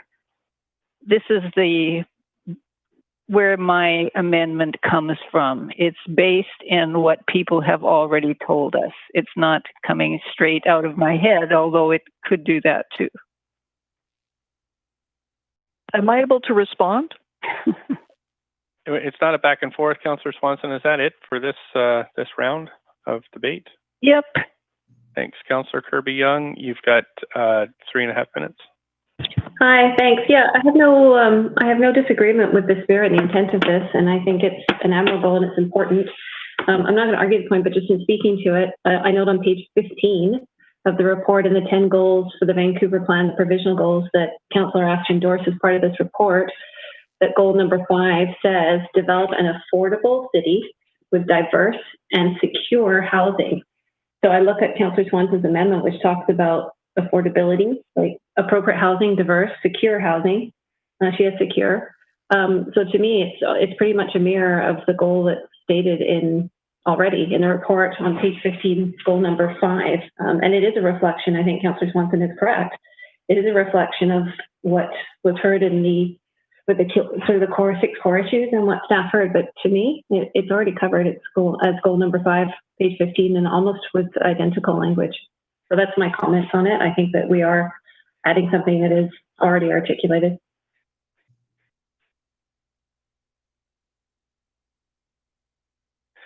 Thank you, Councillor Hardwick. You just have 3.5 minutes. Yes, I just wanted to differentiate between the provisional goals, of which there are 10, and the 6 findings that Councillor Swanson just described. My understanding is that we're looking at being asked to endorse provisional goals, not the findings of what we've heard from the consultation to date. So again, I echo what Councillor Kirby-Yung just said. This is included in number 5 in the 5 provisional goals already. I don't question the sentiment or veracity of the amendment. I'm just questioning the process around endorsing something that the public have not been able to weigh in on yet, since we're creating a framework by definition that we're asking the public to respond to. And as I said before, it's a cart and horse situation. But I do, of course, support the ensuring that every resident has housing they can afford. Okay, great. Thank you so much. Councillor Carr, up to 5 minutes. Yes, Mr. Mayor, if I could do a point of information for you, the staff. Yep. And so my question to staff is, do you perceive this additional goal as different from or the same as, just with different words, as the provisional goal number 5? City Manager, and sort of whoever you choose. Yeah, thanks. Maybe I'll ask Mr. Kelly or Ms. Haid to respond to that one. Yeah, I think we read the intent of Councillor Swanson's addition to be already included in the meaning of the goal we were setting forward. We intended that to be for all people. That is not to say every person can be able to afford every single house, but that affordability level that she described was really an option meant to cover all people. So we felt it was already in the wording. on the other hand, I don't know, in terms of the insure versus not insure, the insure word brings up a little bit of a higher standard, but in our view, all of these goals are sort of aspirational directions for further consultation with the community. And so again, we're not trying to write the plan here today. These are the aspirations, giving some structure to the conversation going forward by having these primary aspirations stated. So we feel we've covered it, but again, it's council's decision as to how to wordsmith here. Yeah.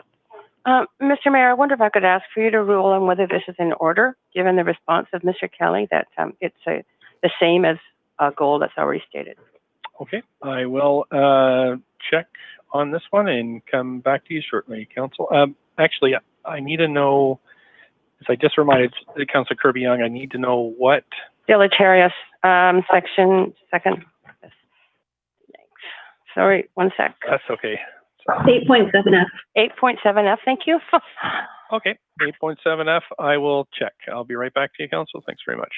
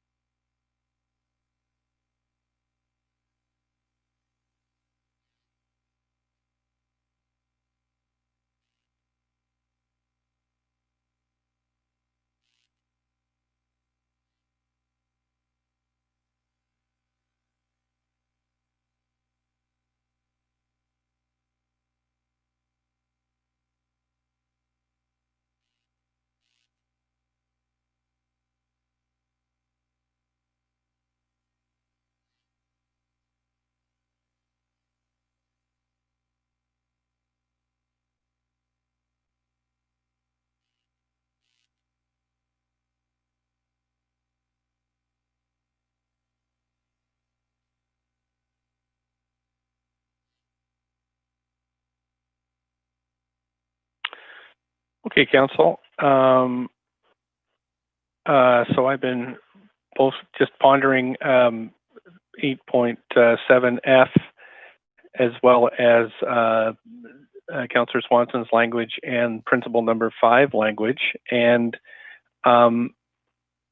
they're not exactly the same, but they're very similar. And so in that case, in the broadest sense, I would deem that frivolous in the sense that it's really repeating something that's already in the motion. Although I do recognize there is some difference between the two. It's too similar to include both clauses. I think one or the other would be the answer here. So I am going to rule that out of order. And we'll go back to the main queue. Councillor Swanson, you still have 3 minutes left. Yeah, I submitted another motion trying to deal with that problem. Another amendment? Yeah. Okay. Mr. Mayor?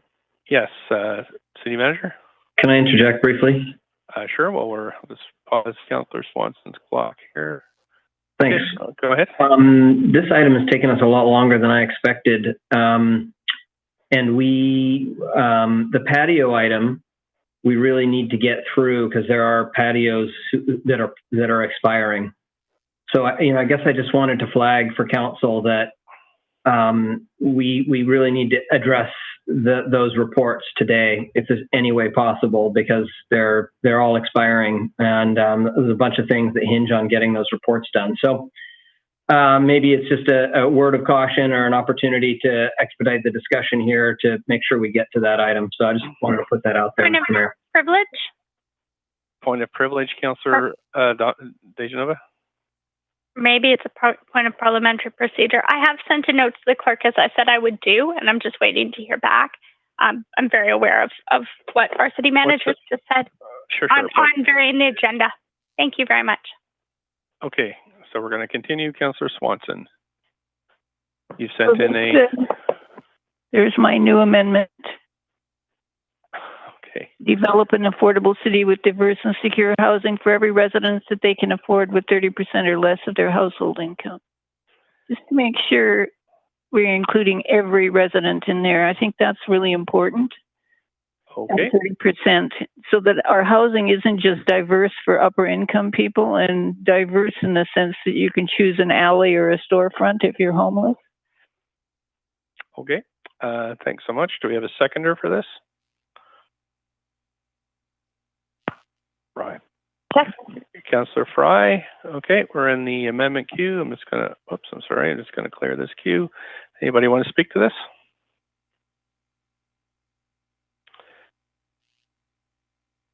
Nobody on the list to speak to it? Okay, I'm going to call a vote then.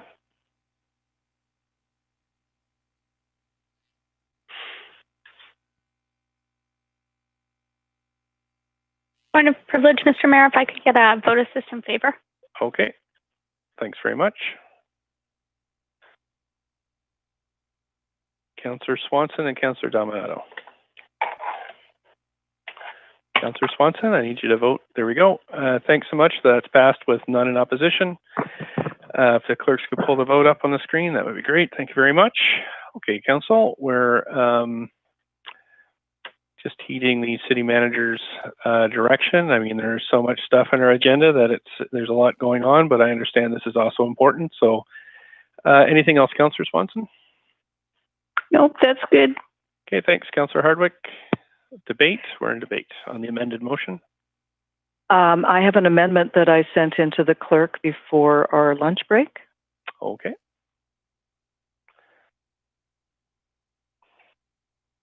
While it's being called up, I'm fine with receiving this report. But in B, I would, rather than endorsing, I would like to receive for information these provisional goals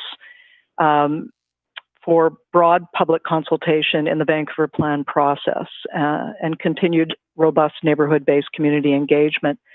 As I've said several times now, I'm concerned that in the 76-page report, there has not been a broad public consultation. And we are, as staff said, we're creating a framework from which the public consultation going forward will be coming. And so for me, it's a bit of a cart and horse, or framing people into without hearing more broadly from the public in the process. And underrepresented groups, absolutely included and considered. And I think we've talked about that a lot. We talk about equity and intersectionality now, but the broader public opinion should not be minimized or ignored in this. And this really comes out to me in one of the items that was identified in trust and confidence, and the deteriorating trust and confidence in local government. And the previous government was wiped out in the last election, and yet what I see is the policies of the prior city council continuing to be implemented. And so what I'm getting at here is that the proposed provisional goals and process do not really show what I was looking for, which was the need to shift to a neighborhood-based planning that really listens to the community. I've tried to get this across in a variety of different ways, but this is really what it boils down to. We're elected by people within our boundaries to represent them, and I'm concerned that we're not hearing from them broadly, but rather saying, it's kind of like one of those surveys that you go into and it gives you only a set number of choices, and so you're shoehorned into a response. And again, I'm not saying that the provisional goals would not be there, but I just think we have put the cart before the horse in this.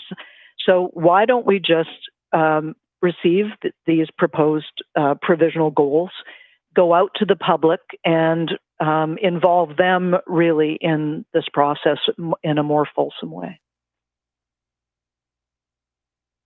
So that's what I'm aiming for here. Okay, thanks so much. Do we have a seconder for this one? Second. Okay, we're on amendment queue. If anybody would like to speak to this, please go ahead. That was seconded by Councillor DeGenova. Clerks. Mayor Stewart, did we get a seconder for the amendment? Yes, we did. Councillor Hardwick, amendment seconded by Councillor DeGenova. Thank you. Point of procedure, Mr. Mayor? Sure. We're just, I have Councillor Boyle on the queue, but go ahead, Councillor DeGenova, on a point of procedure. I'm sorry if I've missed it, but did we vote on Councillor Swanson's amendment to the amendment? We did. Yep. That has passed. Just wanted to make sure my vote was recorded. Thank you, Mr. Mayor. It was. Yep. Councillor Boyle, up to 5 minutes. Thanks, and I'll be brief, except to say I won't be supporting this amendment. I already have concerns that given the issues that are well laid out in this report, and that we all heard from residents 2 years ago in the election, I already have concerns that we're moving too slowly on many of them, and these amendments seem very clearly to me to slow things down even further, and that's absolutely not the direction that I hear from people, not the direction that I'm interested in seeing us go. So I won't be supporting these. I hope that we keep moving forward in addressing solutions to these challenges, which, again, we're hearing very clearly and have been hearing from residents very clearly on for years. Thank you. Councillor Hardwick, up to 5 minutes. Thanks. I just wanted to elaborate further. What sprang to mind for me was a debate that I recall Councillor Carr was on the debate, and one of our former city councillors was on the opposite side. And the debate was about public consultation. And Councillor Carr took the position that it was important to have robust and ongoing public consultation to build trust and confidence among the electorate. The other councillor said, well, we did public consultation. It was called an election. You elected us. Now we're going to do what we want to do, or what we believe, is our mandate. And I err on the side of representative democracy. I really think it is important for us to be listening to the people that elected us. And my concern remains that we've taken a small and limited group here, focus groups and special interest groups, to shape these goals that are going to be now carved in stone. And I really caution us as a council to be going down that road because it sends the wrong signal to the public at large that they're less important to us. And I really encourage people to receive this. I'm not throwing the baby out with the bathwater here, just really emphasizing our need for broad public consultation in something that is going to have such long-term implications for the city. Thank you. Thanks so much. I think that's it for a speakers list. So we'll call a vote on this one.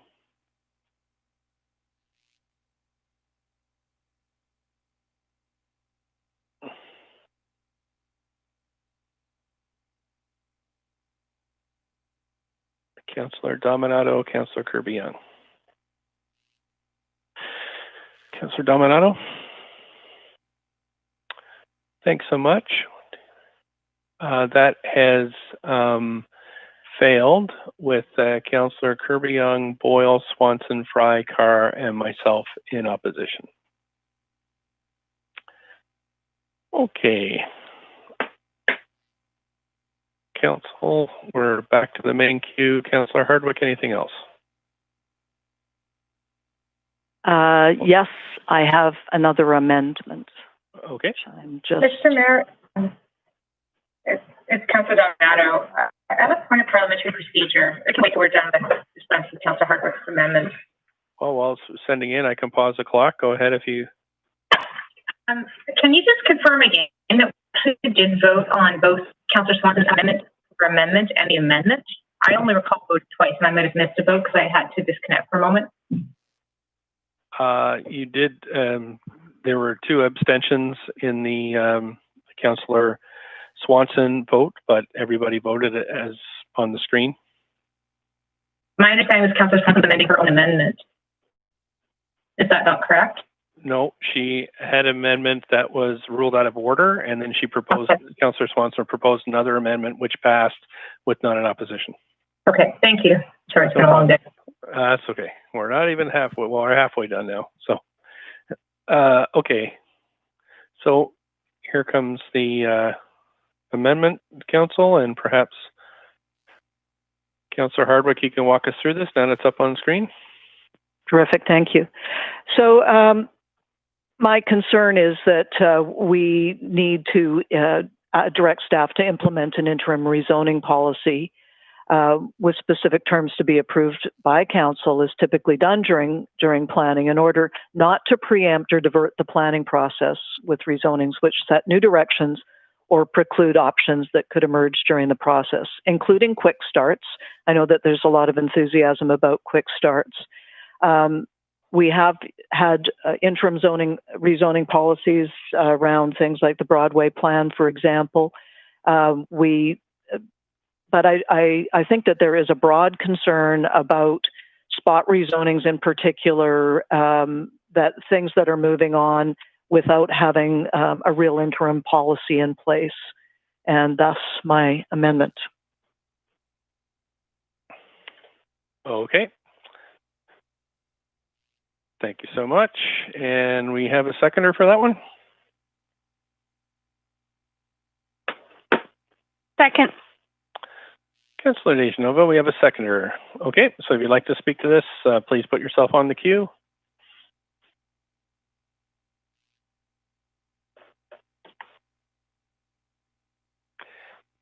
Okay, I don't see anybody in the queue, so I'm going to call a vote. Sorry, Mayor, I was still reading through that, but if you called the vote, I've called the vote. That's fair. Okay, I mean, the vote isn't on the screen, so I'm happy. Councillor Fry, go ahead, up to 5 minutes. Thanks, Mayor. And through you, I'm wondering if I could ask from the city manager if this direction is clear. I'm quite confused by if we're implementing an interim rezoning policy, but in the terms of yet to be approved by council. I'm a little confused. How would you interpret this, city manager? Over to the city manager, and again, if you need to call on somebody else from your team, please go ahead.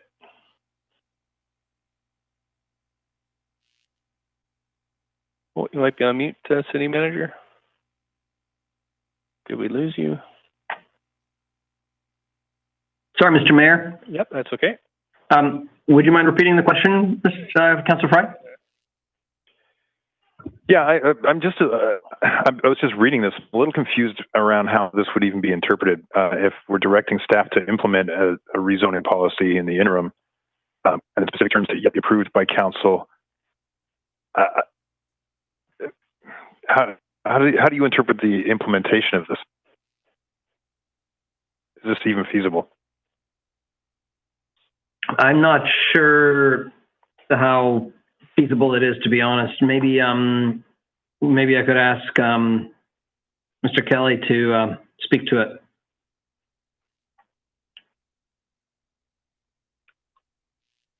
Sorry, happy to do that, Sadhu. Sorry, I was just trying to get off mute there. Well, it's very broad, so it's difficult to say exactly how it would be done. The interim rezoning policy would need to be done through a public hearing of its own, of course. We can't just institute it at a staff level, so we'd have to craft it, come back to council, and have that done through a public hearing. And so that would be one aspect of it. I would just note that most of the rezonings that occur, the great majority, are within plan areas that have a rezoning policy, and they conform to that, leaving the discretion for individual approvals up to council. There are exceptions to that. One is the MERP program. Another is the Broadway Interim Rezoning Project, and those carry with it specific rezoning guidelines for council action, and again, great discretion. And the Broadway plan has an interim rezoning policy within it. So again, I'm not sure the breadth intended here. There are relatively minor rezonings that come forward that conform to area plan goals. Are those meant to be stopped? So there'd be a fair amount of work to sort of interpret this, I guess I should say, and come back to council with something that could be enacted as a bylaw. Yeah, okay, thank you for that. I think that's helpful. Okay, thank you. And now we've got some more folks on the list. Councillor Swanson, up to 5 minutes. Would this mean that if we wanted to put some new social housing someplace, and it required a rezoning, that we couldn't do it? Who are you? I guess that's a question to staff through you, Mr. Mayor. Okay, I mean, my interpretation is this would just be a general direction to go off and develop an interim rezoning policy that has no substance to it at the moment. So it could be a possibility, but we would have to approve that, although I'll send it to staff to see if they have any additional comments. Mr. Kelly, anything you want to add? No, I think, well, as it reads now, it's unclear whether we include all projects of all kinds. That would be something we'd have to come back to council with, what's in and what's out, because it's not clear from the language in the motion. But presumably, if it were blanket, all rezonings, then those would be included in that moratorium, if you will. You could also make exceptions. So it's just not clear from the wording here what the intent is with regard to social housing projects or other kinds of projects. Okay, thank you. That's it. Thank you, Councillor Hardwick. Yeah, it's actually a usual practice to be put in place for all planning processes to avoid setting precedents before planning and to avoid land inflation, which is my key concern. And it still, as I said, allows for quick starts where suggested, where supported. And I don't think this is that complicated at all, or I wouldn't have put it forward. It seemed to me quite normal as a process historically for putting in place interim rezone while you're going through a major planning process. So I'm surprised that it's actually attracting as much debate as it is, given those circumstances. It would not require a public hearing in my experience in watching city processes through planning in the city over a long period of time. So, I think that we have to, I mean, if we're going through a plan, we are going through a city planning process, or we're not going through a city planning process. If we are going through the Vancouver plan, then having an interim rezoning policy in place seems, just a given to me. So again, I hope people would support and encourage staff to bring forward something. It should not be a lot of work. You're working on the framework for the Vancouver plan anyway. Thank you. Councillor Dominato.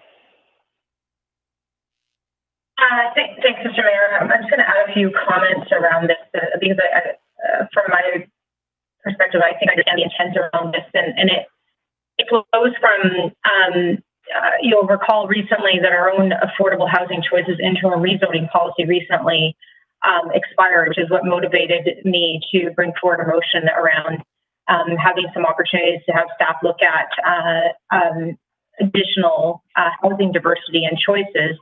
And that policy was put in place by the previous city council to address the fact that they had a report from the Mayor's Task Force on Housing Affordability, and they wanted to take immediate steps for action, but wanted to do that within a policy framework. And so the direction at that time in 2012 was to develop an interim rezoning policy. So there could be consideration for quick actions, which is articulated there. And I think that's where the language is, not to preclude potential opportunities that present themselves from the consultation we get this fall. But it gives some clarity, transparency, and accountability around that urban planning. So, and I will not profess to be an expert, but that's certainly how I interpret it and understand it. And that we actually had a similar policy up until about a couple of months ago. I think it's a reasonable action. Certainly, I would be open to, obviously, staff with professional staff that would look at that more closely. I don't think you should be looking at taking these motions or amendments verbatim. So I'm supportive of it and appreciate it being brought forward. Thanks. And Councillor Boyle, I have a couple of questions. If you could take the chair, that would be great. Yes, happy to, Mayor. Thanks very much. I'll just start my clock. So these are points of information to the mover of the amendment, if you'll permit that.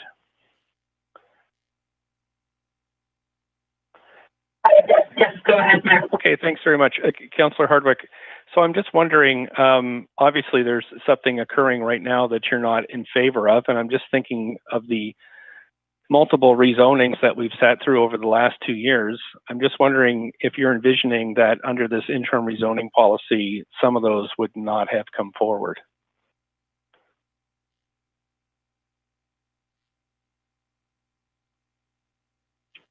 That's a question to the mover of the amendment. If Councillor Hardwick, if you choose to answer.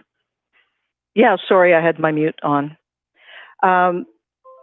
The intention, I mean, looking in the rear view mirror, I do think that we've moved forward precipitously on some files because I am concerned about the impact of inflationary land lift in a broad context.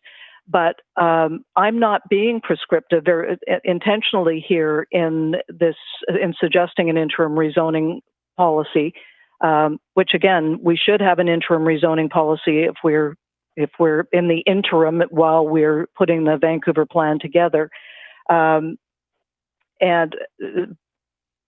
I'm trying deliberately not to be prescriptive, Mr. Mayor, in determining what would and would not qualify. If I could ask another question to the mover of the amendment, Councillor Boyle. Yes, go ahead. Thanks very much.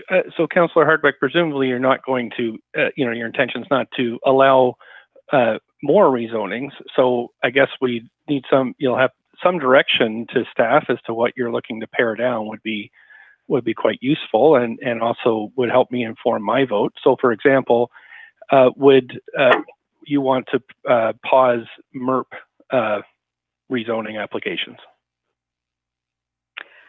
Again, I am not being prescriptive. I'm suggesting that on a case-by-case basis, things would move forward. That's why I included the quick starts in articulating this.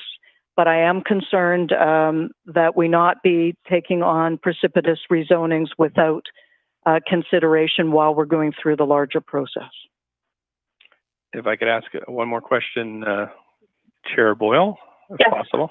Great. So perhaps if you could provide an example as to what you think, we are asking staff to do a considerable amount of work with this, and the planning director has said that this would require a rezoning on its own, public hearing process on its own, sorry. Do you have some examples of something that you would direct them to disallow, just to give some direction to staff, so this is worth their efforts?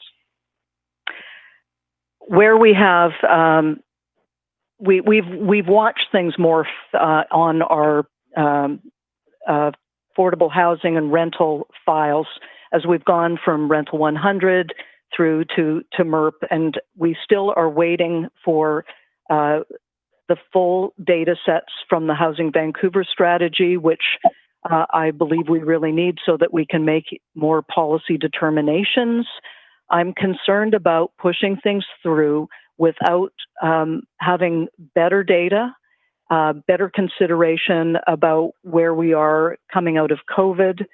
There's a variety of different concerns, but they are largely around moving forward with pre-COVID policies in a post-COVID environment, which I think most certainly is contemplated in the idea that we have a recovery component to the Vancouver plan going forward. Okay, thank you. I just have a minute left, Chair. So what I will say is I will not be supporting this. This is an amendment that, without any consultation with anybody, would apply to the entire city.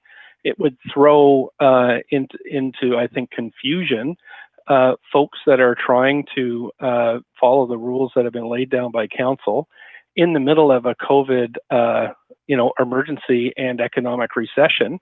Our unemployment rate is at 12%, and construction is one of the only things that is really bubbling along. So I don't want to cause any confusion at all, and I'll be voting against this. Thanks very much. And if you don't mind, Chair Carr, Boyle, I'll take the chair back. Go for it. Thanks very much. Councillor Dominato. Thanks, Mr. Bear. I guess just a last comment around this. There's some confusion. Is that an interim rezoning policy is proposed, and obviously staff would report back on that. Wouldn't prevent applications for coming forward from rezoning coming to council from social housing going ahead for opportunities through the Vancouver plan to get reported out in Q2 2021 around quick start pilots or anything like that. So I think that it needs to be stated and just clarified that it just adds some clarity to the process. And like I said, very similar to what we had with the affordable housing interim policy, which was actually to enable housing.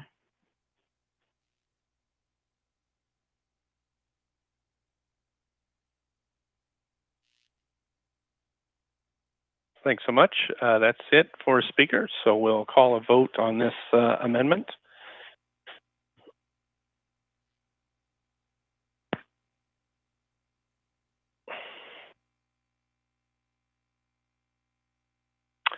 Councillor Bly, Boyle, Bly and Boyle. Okay, so that fails with Councillor Kirby-Yung, Councillor Boyle, Councillor Wiebe, Councillor Swanson, Councillor Fry, Councillor Dejanova, Councillor Carr, and myself in opposition. Thank you very much. And now we're back to the main queue. Councillor Hardwick, you have 30 seconds left. Anything else?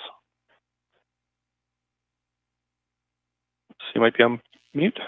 Sorry, no, I'll save my comments to the end. Okay, thank you. Councillor Carr.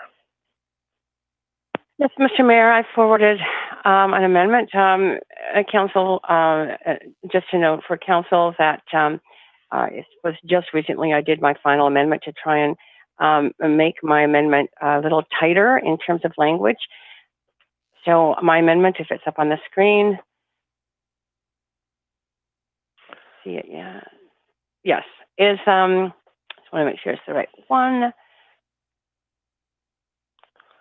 That is not the. Oh yes, okay. The council directs staff to enable organ. No, that's not the final amendment I sent. Sorry. If it could be the most recent one, which was sent at 3:56. Correct. And just while it's coming up, I'll speak to it.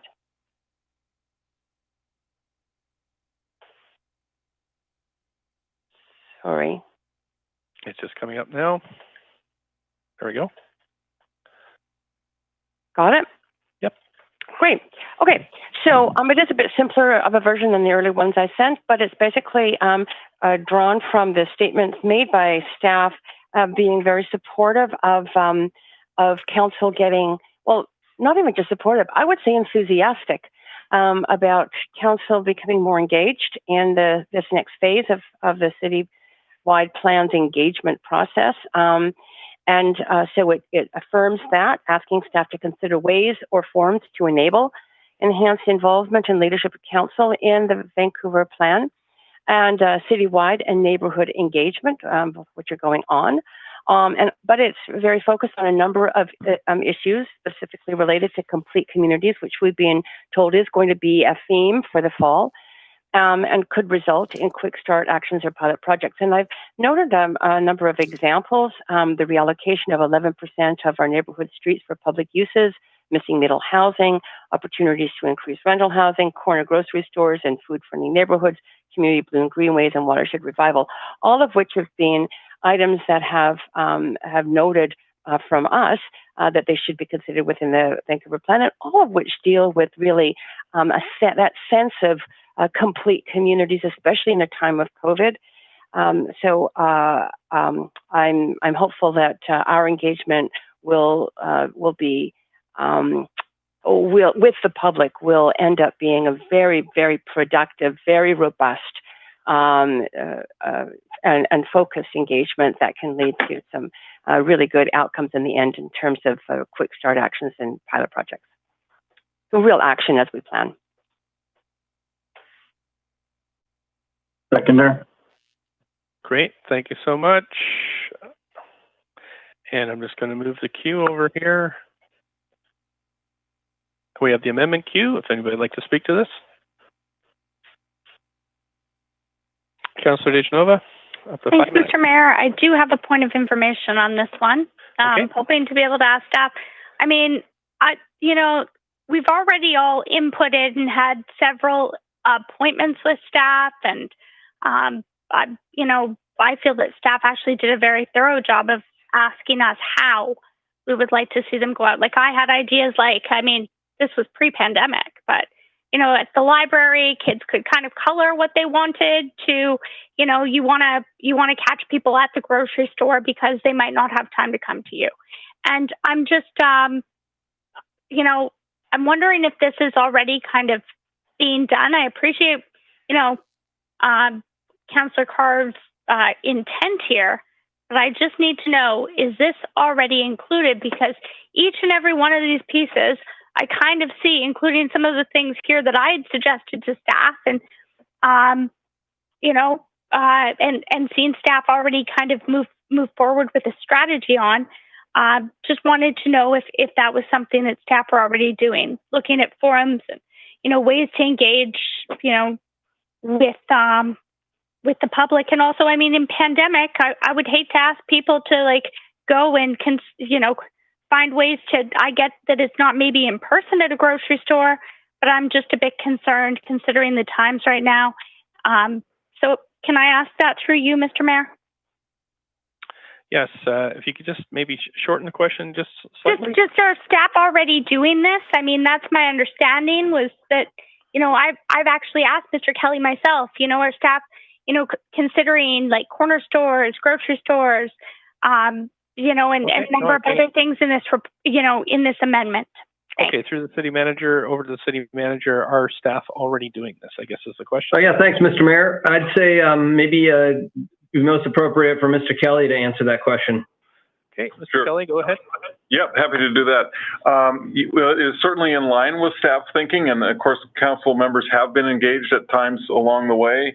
I think we were really looking for just a kind of affirmation from council that you do want to, and you don't all have to be involved to the same degree. If it's you can sort of modulate your work and your workload. It would most likely be mostly virtual and not in person in the coming months in phase 2.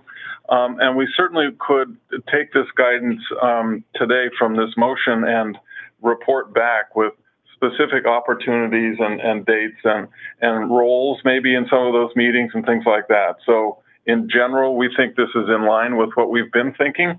And as you have said, Councillor DiGenova, things you've already offered to do or have done. So I think this is just an affirmation for phase 2 of continuing council involvement. And again, we can report back on particular points of engagement. Well, I printed out the spreadsheet of all of the motions that staff currently are working on, the stuff that, and I appreciate everything that's been completed. Actually, I'm impressed during times of pandemic. But I know that there's still a lot of work the council's given you to do, and just wanted to note that I appreciate this. I mean, affirmations, I'm wondering, are we going to be putting more things on there that we're kind of already doing? So I appreciate this. And I'll just leave my comments there, because it's not that I'm against this. I just don't know why we're, in a meeting where we're trying to get to kind of a place. It's one of the reasons I didn't ask any questions earlier. I thought maybe we could move forward here. And I just appreciate that you're already doing that. And that's all I'll say. Thank you. Councillor Swanson. Just a quick amendment that I sent to add number 6, social housing. So we have kind of include everybody here. One more time, Councillor Swanson. I sent an amendment to add a number 6, social housing. An amendment to the, amendment to the amendment. All right. Yeah. Thanks very much. And so that's up on the screen now. Do we have a seconder for that? Second. Carr. So Carr, thanks very much. We're on the amendment queue then, the amendment to the amendment queue. Anybody wish to speak to this?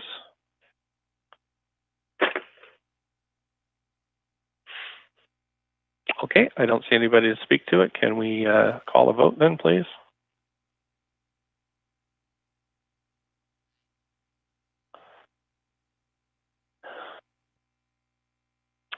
Councillor, yep, there we go. That's passed with none in opposition. So back to the main. Councillor Swanson, do you have anything else? Nope. Okay, thanks. Councillor Hardwick, up to 5 minutes. Sorry, I jumped the gun. I was trying to get on for the final. Sorry. Okay, no problem. So I don't see anybody else on the queue for this one, so we can call a vote on this amendment by the amended amendment by Councillor Carr.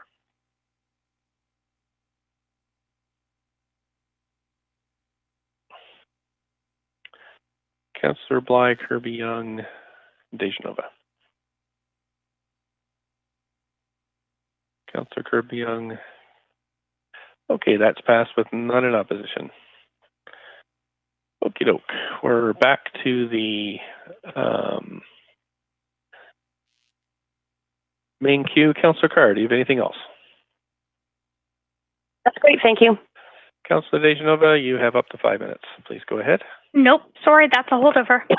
Okay, great. So, Council, I think we're at the end of the amendment. So, we're at the final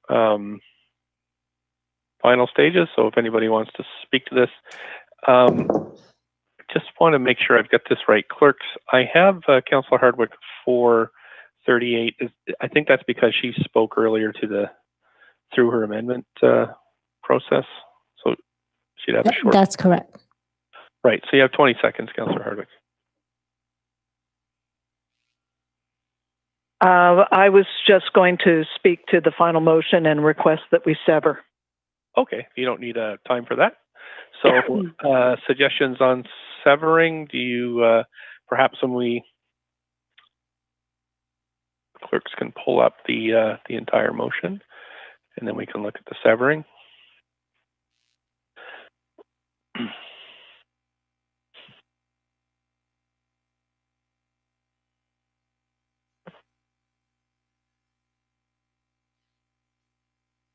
Just gonna wait for the clerks to get it up on the screen.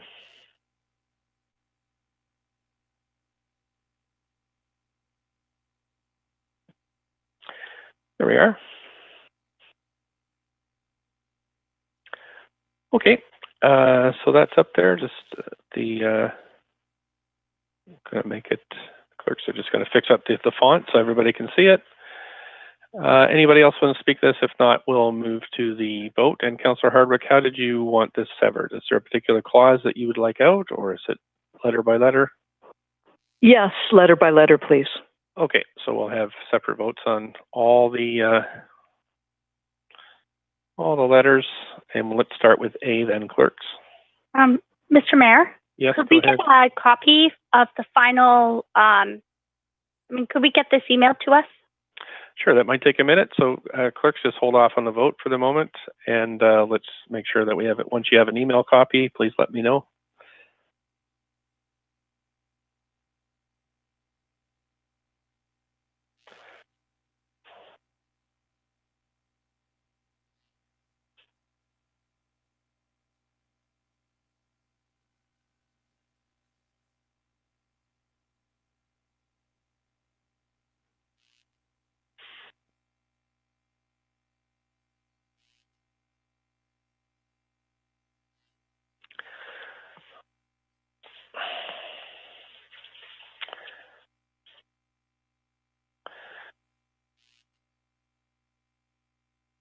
Clerks, I'm also hoping that you can provide us an updated schedule of where we think the rest of our agenda. So this is only item 1 on the agenda. We have a lot more stuff that we have to do, including hearing from lots of the public. So I'm hoping that you can just, when you get a chance, perhaps over the dinner hour, to give us a sense of where, how we're going to tackle this. Mr. Mayor, I also do have a motion ready to vary the agenda. Just let me know when that's appropriate. I thought you may prefer to vote on this first. Yeah, so we're... Councillor Kirby-Yung, I see you on the list. Is this, I mean, we haven't called a vote yet if you wanted to speak to this motion. No, it was just in response to you speaking about the agenda, and I was wondering at the right time if I can have a point of procedure to vary the agenda to see if we can deal with patios tomorrow and make sure we have sufficient time on tomorrow's committee agenda. Okay, it sounds like we're going to have that discussion in a second. So, clerks, are you ready to go with, have you been able to email this out to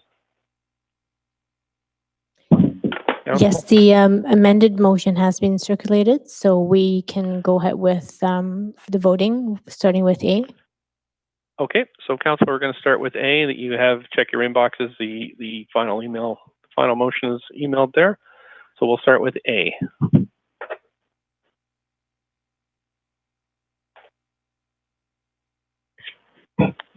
Councillor Dominato, Kirby-Yung, and Dejanova. Councillor Dejanova. Sorry, Mr. Mayor. My panel is reloading. If I could get a vote assist in favor.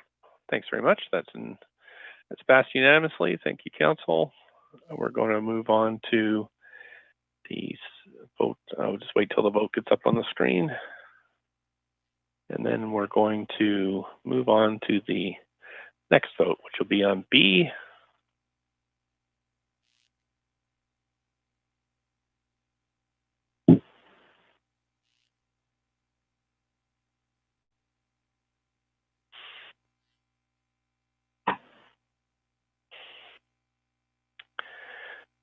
Councillor Dejanova, Weave, Dominato.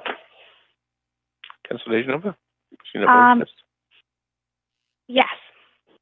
Yep, in favor, please, Mr. Mayor. In favor? Sorry, it's still reloading. Clerks, if you can mark that.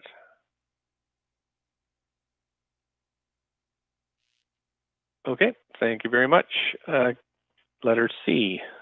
That would be our, once clerks have that vote up on the screen, we'll move to letter C. Mayor Stewart, on the last vote Yes. for B, we should announce who was in opposition. I'm sorry, you're right. Councillor Hardwick in opposition. Okay, Council, we're going to move to the letter C.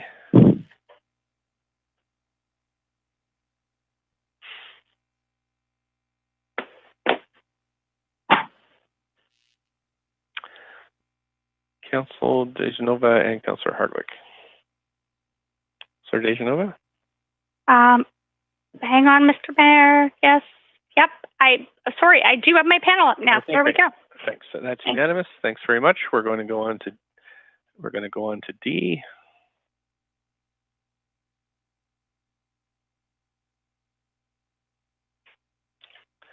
That's highlighted on your. Could we scroll up a bit? Sure can. Get the clerks to scroll up if they could a little on the public screen. Thank you very much. There we go. D.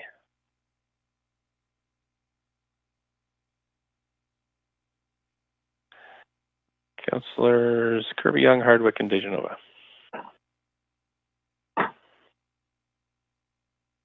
And that has passed with none in opposition.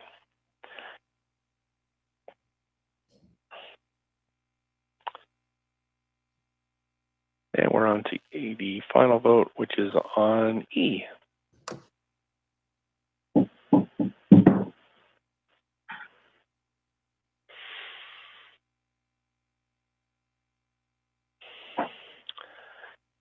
Councillor Kirby-Yung and Councillor DeGenova. Great, that's passed with none in opposition. So thanks, Council. We've made it through the Vancouver Plan votes, and that item is complete. And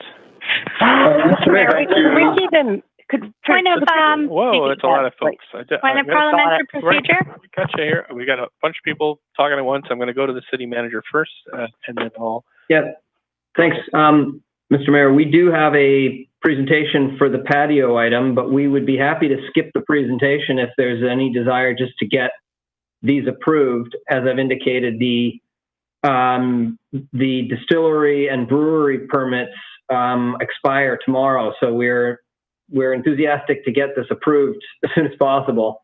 So I just wanted to throw that out there. We could post the presentation, the PowerPoint, online for those that are interested, and if council is prepared to move quickly on the actual reports, that would be kind of our recommendation. Okay, just perhaps before we go to the Councillor DeGenova's point of procedure, clerks, my understanding is that it's you estimate it's about 4 hours to get through the various votes we need on the patio process. That's correct, Mr. Mayor. And we do have speakers signed up for the patio items as well. So council could wish to waive to hear from speakers. So that's counts as well. Okay, so our options on that item are to waive hearing from speakers. Any estimate how far that would cut down the process if we did? Not to say, and not suggesting, council, just want to get you information. Clerks, any? Mr. Mayor, I think it's a little bit difficult to estimate. It really depends on how many questions council would have for staff on each item. Gotcha. Mr. Mayor, I'm on the queue for a point of procedure on this item. Councillor Kirby-Yung. Okay. Yep. Okay. And I'm wondering if I could move to refer the patio item to the standing committee tomorrow and vary that so that it is the first item of business at tomorrow's meeting. I'll second that, and then I have some further. I have a further motion after that, so we can deal with that first. Okay, I've got a note from the clerks that we can do that. So I seconded that, Mr. Mayor. Yes, thank you. Yes, the motion on the floor, council. Once again, Councillor Kirby-Yung, your motion is to refer the patio, the 3 patio items on the agenda to tomorrow's standing committee and vary the standing committee meeting agenda so that the patio items are the first orders of business. Okay, so I have it seconded. So is there any, if there's any? Call the question. Okay, we may get through without having 2 votes, Councillor DeGenova. I'm just going to, sorry, I just saw the queue. I didn't see a new queue. Yeah, I'm going to clear this queue. Once I kind of pull my screen up here. Oh, where did it go? Sorry, I seem to have lost my voting panel. There it is. Okay, I don't see. I'm going to clear this queue. Are there anybody that wants to talk to this? speak to this, please put yourself on the queue. I don't see anybody on the queue. I'm on the queue. You are on the queue. I don't see you on the queue. Councillor Wiebe, go ahead. Up to 5 minutes. As an abundance of caution, I will be stepping away from this vote tomorrow, so I will be stepping away from the referral vote today. Sure. Thanks very much, Councillor Wiebe. You don't have to get on the queue to do conflict of interest, but you just call that out anytime. Thanks. I don't see anybody else on the queue, so we'll just do, I think, clerks with the yeas and nays on this one. Is that correct? That will be fine. Okay, thanks. All in favor of Councillor Kirby-Young's motion, say yay. Yay. Opposed, say nay. Great. So that's passed. The agenda is, that portion of the agenda is varied. Councillor DeGenova, you have a point of procedure as well. I've just sent out a new updated one because I did have that in there, but I thought, instead of amending, let's go with what we had. So, motion to vary the agenda to introduce members' motions today.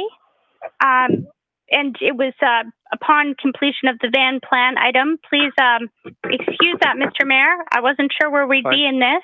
If you could renumber them to, instead of 1, 3, and 4 to 1, 2, and 3, as I took out the patio item because we dealt with that. So it would be to introduce members' motions today, directly following this. Refer bylaws to the committee meeting following standing committee, and refer the remaining council items to October 21st. Okay. There we go. Okay, so that's on the floor. Do we have a seconder for this?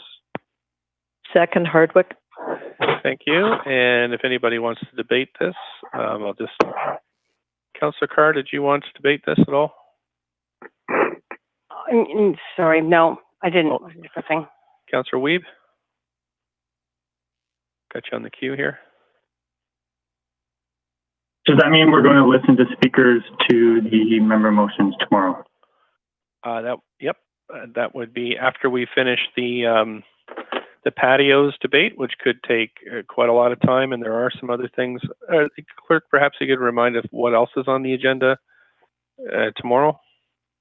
Mayor Stewart, we currently have 5 items, I believe, on the agenda tomorrow. And the first item has a few speakers, which will probably take us a few hours in the morning, or I guess now it's the afternoon, now that we've varied the agenda.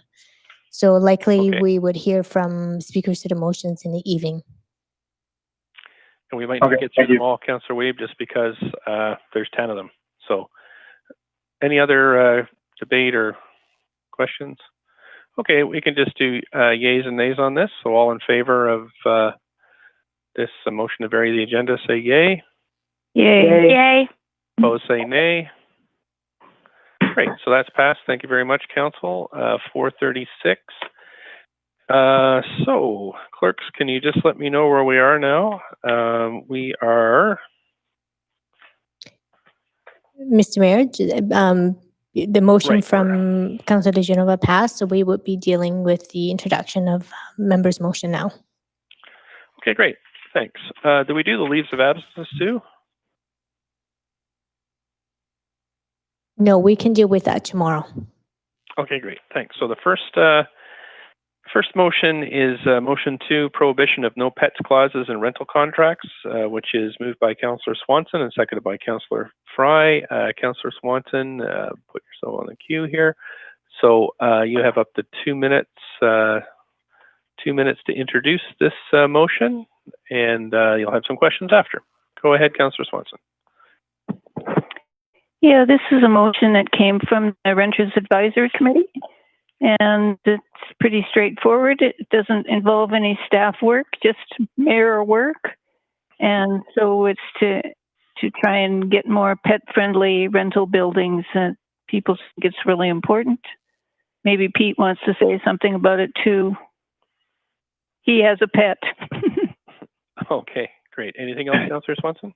No, that's good. Okay, a question to you from Councillor DeGenova, up to a minute. Please go ahead, Councillor DeGenova. Oh, sorry. Thanks so much. Councillor Swanson, I'm just wondering if you're aware that a councillor on the former council actually moved a motion that staff were working on that asked for the same outcome. Yes, I am aware of that. Okay, and have you asked staff, where they're at in this work, and is that reflected in your motion? They just said that in the staff feedback, they talked about it. Okay, so had they been working on it before that? I'm just curious to know. I looked at the staff feedback, but just wanting to know what this would help us to accomplish. I'm very supportive of pets, by the way, in all, I think that they're residents of Vancouver too. Just 10 seconds. 5 seconds. Quick question, Councillor Swanson. Are you aware of the work they're doing? Maybe I can ask tomorrow through a point of information. Yeah, Thanks. we're done here That's in a minute. Okay, thanks very much. No other questions. So someone would like to second this motion? I guess Councillor Fry. Yes. Okay, great. And so we've received a request to speak this motion. So if you'd like to move to refer to committee tomorrow. Great. Mr. We Mayor? have a seconder. Second. Right. Yeas and nays. All in favor say yay. Yay. Opposed say nay. Thanks very much. That has been referred to the standing committee tomorrow. The next one, in motion 3, is a rent forgiveness program, moved by Councillor Swanson and seconded by Councillor Fry. Any questions for Councillor Swanson? You have up to 2 minutes to introduce this motion too. So this is another one from the Renters Advisory Committee. They want the council to have the mayor advocate to the province for a rent forgiveness program for people who can't pay their full rent because of COVID. And they also wanted it noted that rent banks aren't really a solution for missed rent payments because you have to pay back the rent, and particularly if people have lost their jobs, they have a hard time doing that. So yeah, this is just another one where the mayor writes a letter, and we're hoping that it will pass easily. Thanks so much. Councillor DeGenova, you have questions up to a minute? I do. Councillor Swanson, I noticed that you'd like there to be forgiveness of rent, but there was no talk of relief for homeowners. So for instance, if there's a homeowner that's counting on that mortgage helper, would you expect that would be work staff's already doing? It's just, if rent's being forgiven, do you expect it to be forgiven by the landlord? And if so, then how are they to pay their mortgage, especially if we're not talking about owning an entire building of rental condos or apartments? Only about 6% of rental owners are the people that have mortgage helpers. And I would hope that if the province brought in a rent forgiveness program, that they could also work on something that would help people in that situation with their mortgages, something with the bank, so that they could get a mortgage deferral and things like that. Happy to second this if no one else is there on the queue. Okay. And happy to move referral to committee, Mr. Mayor. Great. Do we have a seconder for that? Because we do have speakers. Second. Thanks very much, Councillor Carr. All in favor say yay. Yay. Yay. Opposed say nay. Okay, that has been moved to tomorrow's agenda. Motion 4 is assuring equity for speakers using translation, moved by Councillor Swanson again. And Councillor Swanson, you have up to 2 minutes to introduce this. Yeah, this is something that I think should have been done years ago, actually. It's just a very simple change to the procedure bylaw to ensure that people who need translation get the same amount of time to speak as people that don't need translation by by increasing their speaking time to 10 minutes. It's something that people that I've worked with in the Chinese community have asked for a long time, and I think it's time that they get it. Okay, thank you, Councillor Swanson. Councillor Kirby-Yung has questions for you. Councillor Kirby-Yung, up to a minute. Hi, thanks. Yeah, one question. I think this is important. I'm wondering if you have inquired with staff whether our long-awaited new technology system would provide the ability for simultaneous translation or other tech solutions to this. I haven't, but if it would, that would be good. Okay, I'm just asking the question in terms of if you would view this as an interim measure if we can get to a technology solution as a better option. Sure, it would be easy to re-amend if we had a different solution. Okay, thank you. Or some people might feel more comfortable just having a friend there or a relative there translating for them, so that should be an option. Okay. Right. Okay. Thank you, Councillor Swanson. Thanks. We don't have any other questions. Second. Great. Thanks very much. Move to committee tomorrow, Mr. Mayor. No surprise. Okay. Sorry. Thanks. Do we have a seconder? Councillor Kirby-Yung. Thank you. All in favor say yay. Yay. Yay. Opposed say nay. Okay, that has passed. Thanks very much, Council. So it'll be heard tomorrow. Now we have motion 5, calling on the federal and provincial governments to make Emancipation Day an official holiday, moved by Councillor Swanson. So Councillor Swanson. So this is another one that doesn't require work of anyone except the mayor. You're going to be mad at me, but it was brought to my attention by a young student who really wants to be an ally and attack racism. And it's basically an education thing so that people will understand about slavery in Canada and how bad it was, and that we can work to, get at the systemic racism that still exists. So it's just a call for Emancipation Day to become a holiday. Okay. Thank you very much. Question from Councillor Kirby-Yung. Thank you. Councillor Swanson, question around the language here, and you're asking for it to be recognized as a holiday. Do you mean a stat holiday? Because when I reviewed the national movement, the language in that was for designating August 1st of every year as Emancipation Day in Canada, and it was a designation, but it's not calling for statutory holiday. So can you clarify? Yeah, I left it vague so that the people that actually do it it seems like it'll have a better chance of getting accepted as a holiday if the people who actually enact it can say it's just a holiday or say it's a statutory holiday. Had you considered that we have a statutory holiday within a couple of days at that time of year already? Yeah, so it'd be, but if in BC we do August 1st or BC Day, so what if we made it Emancipation Day? That wouldn't be bad. It would have a meaning then. Thanks very much for at the minute. Thank you. Councillor DeGenova. Oh, sorry, Mr. Mayor. Maybe I jumped the gun. I was on to, unless I'm going to offend Councillor Swanson, to second it and to refer it to tomorrow's committee meeting. No, I think that's okay. That's seconded. So do we have I just referred it also to tomorrow's committee meeting. Do we have a seconder for the referral? Right. Thanks very much. All those in favor referring say yay. Yay. Yay. Opposed say nay.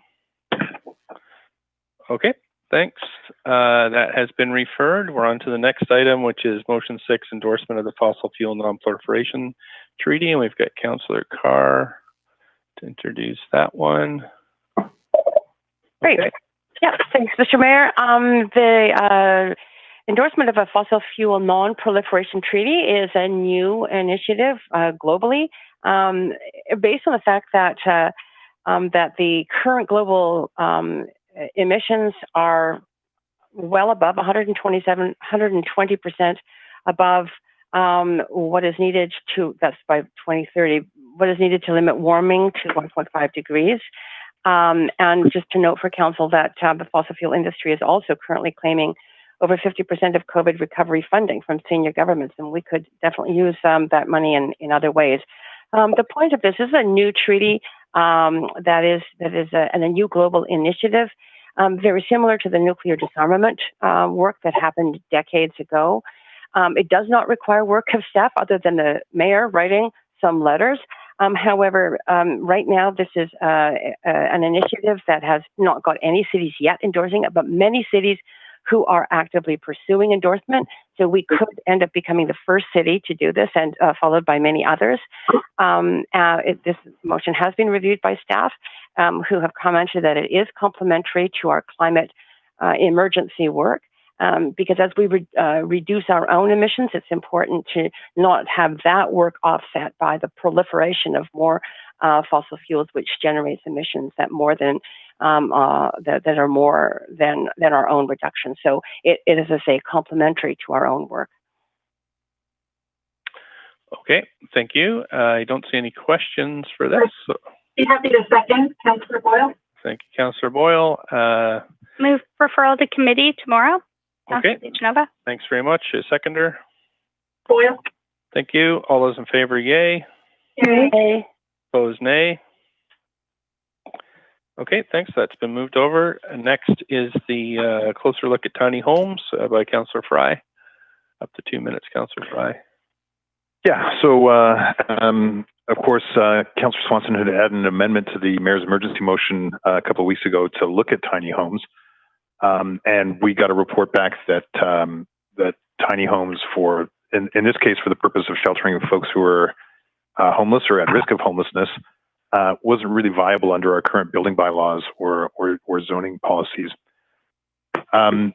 Many years ago in 2014, I went down to Portland to look at tiny homes as a matter of policy platforms we're working on with the Green Party. And I attended a number of different kind of tiny homes, including workforce housing, Airbnb housing, and of course, Dignity Village, which was a really fantastic tiny home village for folks at risk of homelessness.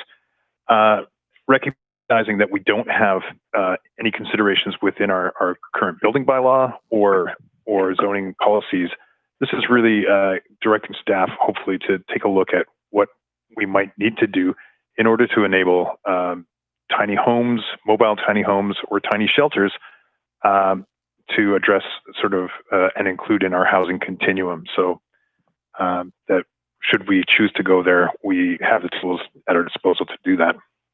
Okay, do we have a seconder? Second, Bly. Oh, I'm sorry. I was going to go questions first. Any questions on this one? I don't see any questions. So a seconder, Councillor Bly. Somebody want to move the referral?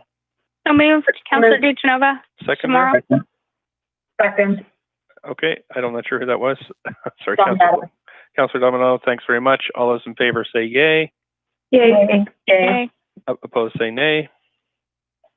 Okay, thanks. That's moved. Motion 8 is improving the circularity of Vancouver's economy. Councillor Weeb.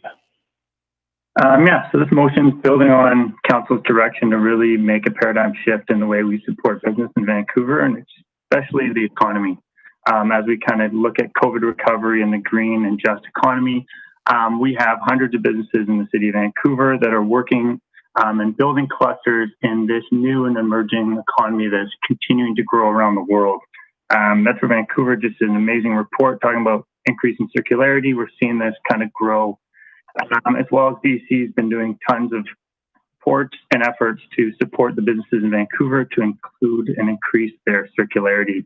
So this motion really talks about how the city of Vancouver can ensure that we are creating metrics to look at how our circularity is going to be improving and how we can continue as we move forward to support these businesses to grow and really build on this economy. And I look forward to a lot of the speakers that are going to represent these industries. And so I would like to move this forward because I think it's really important.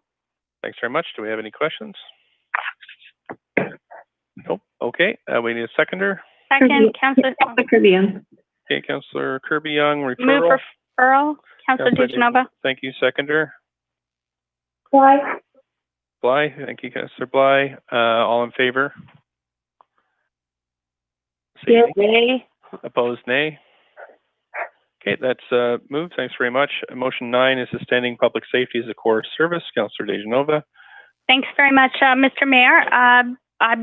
I suppose we're all introducing our motions right now, so I will do that, but I will try and be very brief. And Council, I'll try and make the rest of my comments in my remarks because I'll have to sign off almost right after this to get my daughter from childcare. So I just wanted to in introducing this motion, there has certainly been a perception, and Council has all received communication, correspondence, a number of emails about public safety concerns from residents, and I want to say it's citywide.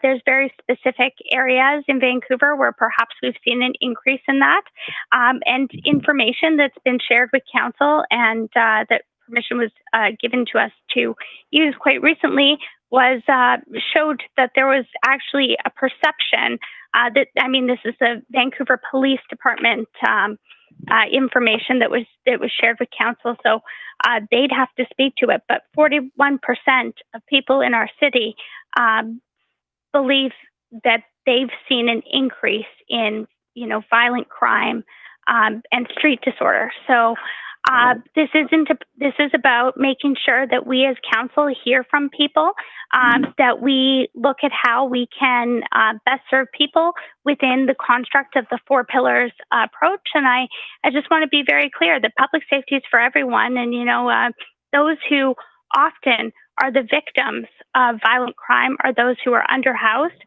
who are homeless, and vulnerable and marginalized people in our city. And I think that we have to do better for all of our residents, including those who don't have homes. So I just wanted to, and it's very clear in the motion what I'm asking for. I won't belabor that. I instead will take some time tomorrow, perhaps to speak to that if we get to it. Thank you. Thanks very much. Question from Councillor Swanson. Yeah, have you thought of how to keep this from becoming a venue of spewing hate and discrimination at people who use drugs and people who are homeless? Have I thought about that, Councillor Swanson? I mean, what I've thought very high level, and I tried to articulate in the motion, was specific consideration to improve public safety for vulnerable and marginalized people in Vancouver. So I did think about that, Councillor Swanson. It was something that made me pause, and it's one of the reasons that I hadn't brought it forward sooner, because I think that we all have. It's upon us all. It's a responsibility of all of us, not just for our own public safety, but for other people, especially people who often might be marginalized, vulnerable, and not have the advantages of others. Thank you. Councillor Boyle, just 1 minute. Thanks. I note the amount of staff time that this would likely take up in the immediate future, and I'm curious to hear how you would weigh the value and risks of a public forum like this versus that staff time being focused on the types of solutions that I think we know clearly we need to be moving forward on. Councillor Boyle, thanks for the question, because really, I think that, to alleviate some of the fear and the stigma that we see, just to Councillor Swanson's question, we need to hear from people, and they need to hear from their elected officials. The buck stops with us. They elected us, and it is a core service and our mandate to move forward with. So I think that it is important. And to your question, what's more important than this? Well, I suppose there's always the risk of what violent crime brings, and the fact that, with that has come homicide in our city, and really protecting people's lives. I mean, what more? I personally think that's a top priority that we should be considering and focused on. Thank you. Okay, thanks so much. Do we have a seconder for this? Kirby Young, I'll second it. Thanks. Do Move we have to speakers? referral to committee tomorrow, Mr. Mayor. Seconder? Second. Thanks very much. All in favor say yay. Yay. Those opposed say nay. Okay, that's passed. And point of privilege, Mr. Mayor, I'll have to be marked absent, so I'm going to have to leave the meeting right now. Okay, Council. I do have, we've got 3 minutes left, so I do need a motion to extend, both to, so I can introduce my motion, but also we haven't dealt with the referral port number 5 that was held by Councillor Hardwick, and that would be our only piece of business left to finish. So if I could have a motion to extend to deal with both of those items. Motion to deal with those items. Thank you. Seconder. Boyle. Thank you, Councillor Boyle. All in favor say yay. Yay. Opposed say nay. Okay, thanks very much. So, Councillor Boyle, if you just want to take the chair while I introduce my motion, I'll just be really brief. Yes, go ahead. Thanks very much. This is a motion taking action against rent evictions. Really, it's a two-parter. The first one is that we would go back to the new provincial government and again reiterate our desire for the province to take control of this and to do something about rent evictions in the city. However, failing that, staff would come back to us by exploring. The New West system has survived a court challenge now, and so it's really worth considering. So that's what that motion would do, is that failing action by the province, that we would look into council making a decision about how we could tighten up our rent eviction laws. So that's the nature of this motion.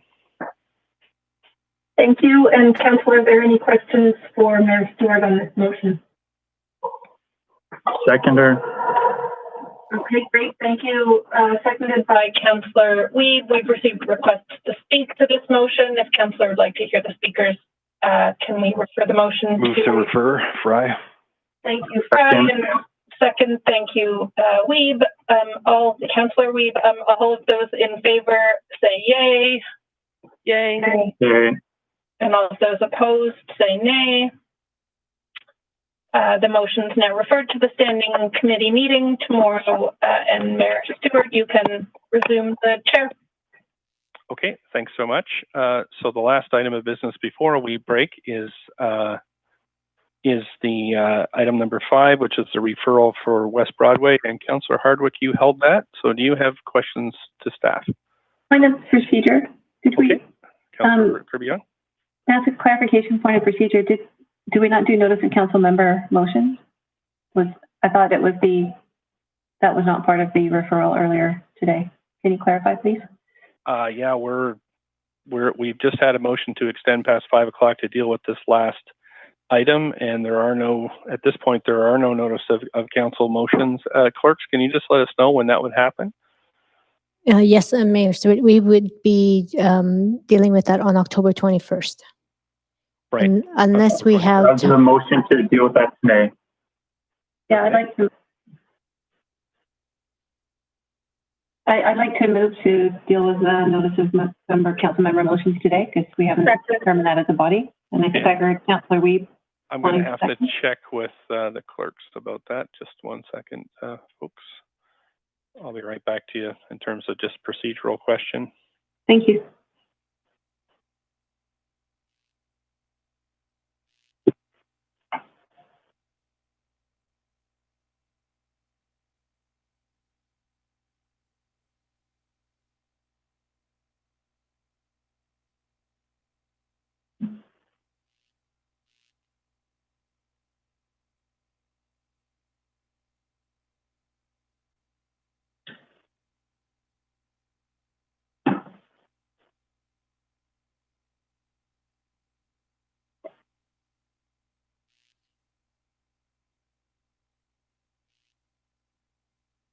Okay, Council, so I need a motion that we would extend to hear the notices of motion. Move to extend to hear notices of motion. Okay, thank you. Seconder? Second matter.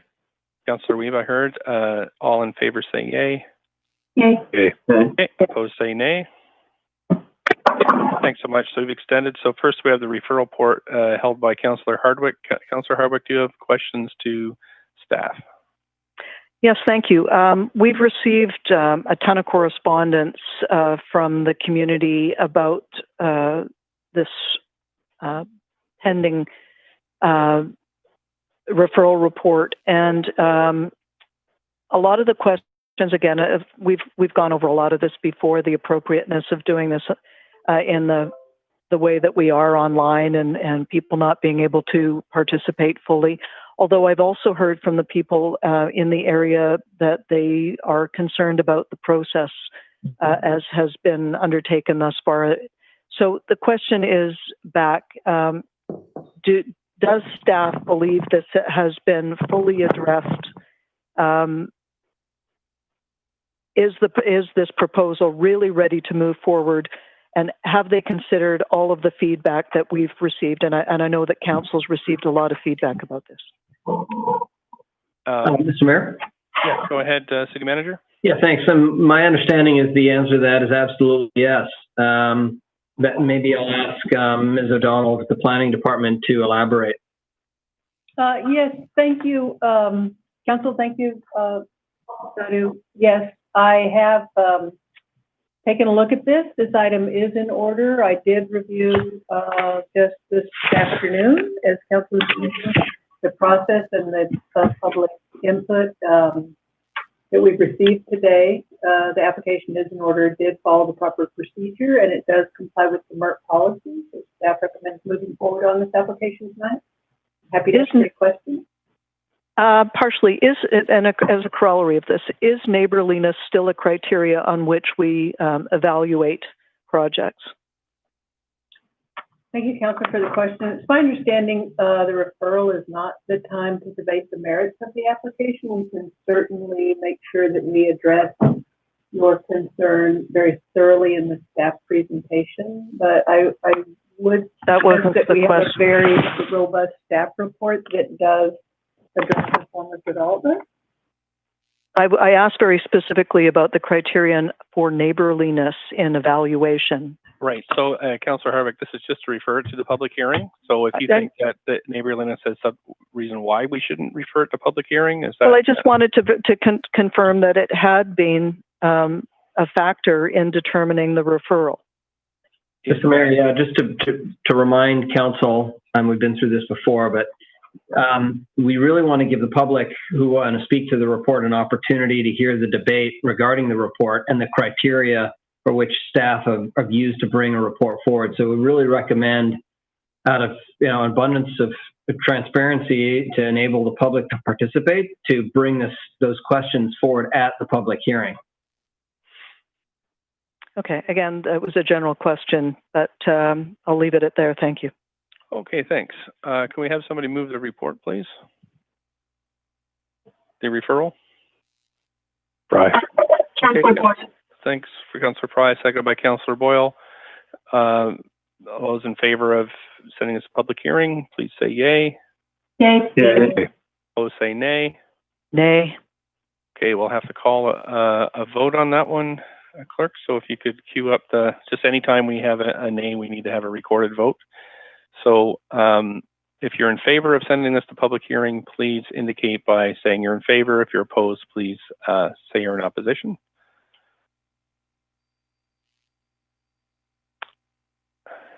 Just looking for Councillor Dominato and Councillor Swanson.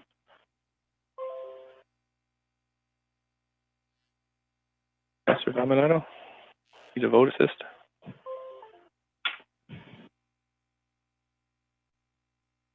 Councillor Dominato?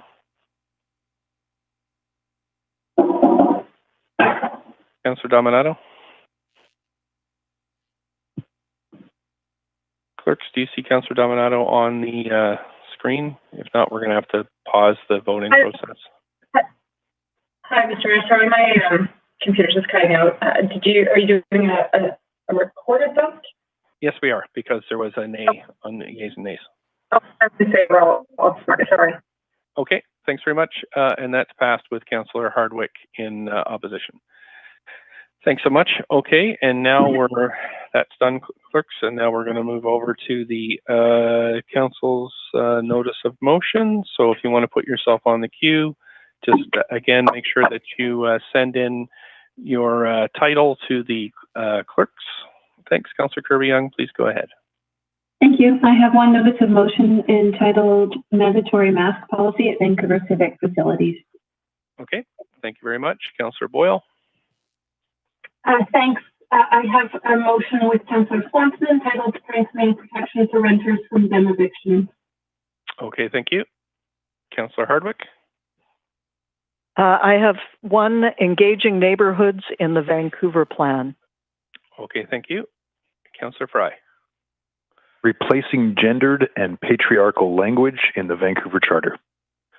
Okay, thanks very much, Council. That is it for the list of introducing motions. Clerks, I think we need a recess now. Is that correct? Yes, Mr. Mayor, that is correct. We will recess until Tuesday, October 13 at 9:30. Okay, thanks. And Councillor Hardwick, if you could just send in the title of your motion to the clerk, that would be great. Everybody else has sent theirs in. Great. So motion to recess. So move. Councillor Clark. Thank you. A seconder. Okay. Councillor Dominato, thank you. All in favor? Nay. Yay. Opposed? Nay. Great. So we're recessed. Thank you very much, Council. There's a lot going on today, and we'll see you back at 6 o'clock for the public hearing, which is about 55 minutes. Okay. Thanks very much.